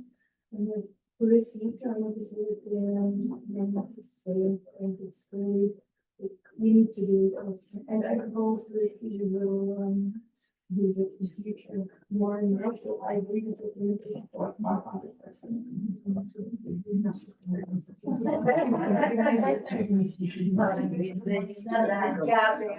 Дякую, шановні друзі. Ось у нас і підійшла до завершення наша конференція, наш перший міжнародний форум, присвячений питанням сталого розвитку, збереження сталого розвитку на планеті, збереження миру, збереження безпеки. Ми підсилюємо свої енергетичні запаси, бути сильними, бути непереможними, бути небайдужими, бути розумними. Ми працюємо над собою кожного дня і ми працюємо над тим, щоб наша країна перемогла в цій кровопролитній війні, нікому не потрібній, і тільки війна, яка приносить горе, розруху, бідність і приносить нещастя і сум. І ми дуже хотіли, щоб саме через сталий розвиток на планеті припинилася війна в нашій країні, і тоді припиниться війни, на нашу думку, припиниться військові дії в усіх країнах. І ми повинні дбати про мир, ми повинні захищати наше середовище, ми повинні дбати один за одного, подавати руку допомоги, шанувати один одного, підтримувати і намагатися до щасливого, заможного життя. А для цього нам потрібна якісна освіта. Це пункт 4 сталого розвитку, якісна освіта, над якою ми кожного дня, кожної миті, кожної секунди ми працюємо в нашому Полтавському національному педагогічному університеті імені Володимира Елфіоновича Короленка. Я безмежно дякую всім, хто сьогодні приєднався до нашого такого прекрасного навчального форуму. І я бажаю всім миру, злагоди, щастя і гарного навчання. Дякую всім.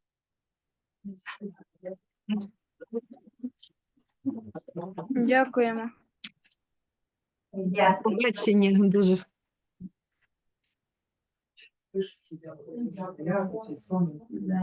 Дякую. Thank you so much. Thank you so much.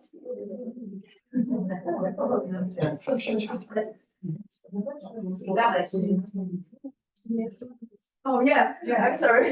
Yes, we're so thankful to all our participants in our forums over, and we want to see you again and again, and hopefully we will see you in the next forum. Резолюцію ви можете побачити на сайті нашого університету, внести корективи в резолюцію, вона велика, вона по всіх пунктах, резолюція по всіх пунктах, по всіх 17 цілях сталого розвитку. Цю резолюцію ми відпрацювали з директоратом, студентською радою, ми обговорили в колективі в нашому, і у нас є така резолюція. Будь ласка, не будьте байдужими, подивіться і почитайте, і внесіть свої корективи, свої бачення, адже ми сьогодні навчалися саме генерувати свої особисті думки і відстоювати свою особисту позицію щодо сталого розвитку на планеті. До побачення. Всім до побачення. До побачення. Гарного дня. До побачення. До побачення. До побачення. На все добре. До побачення.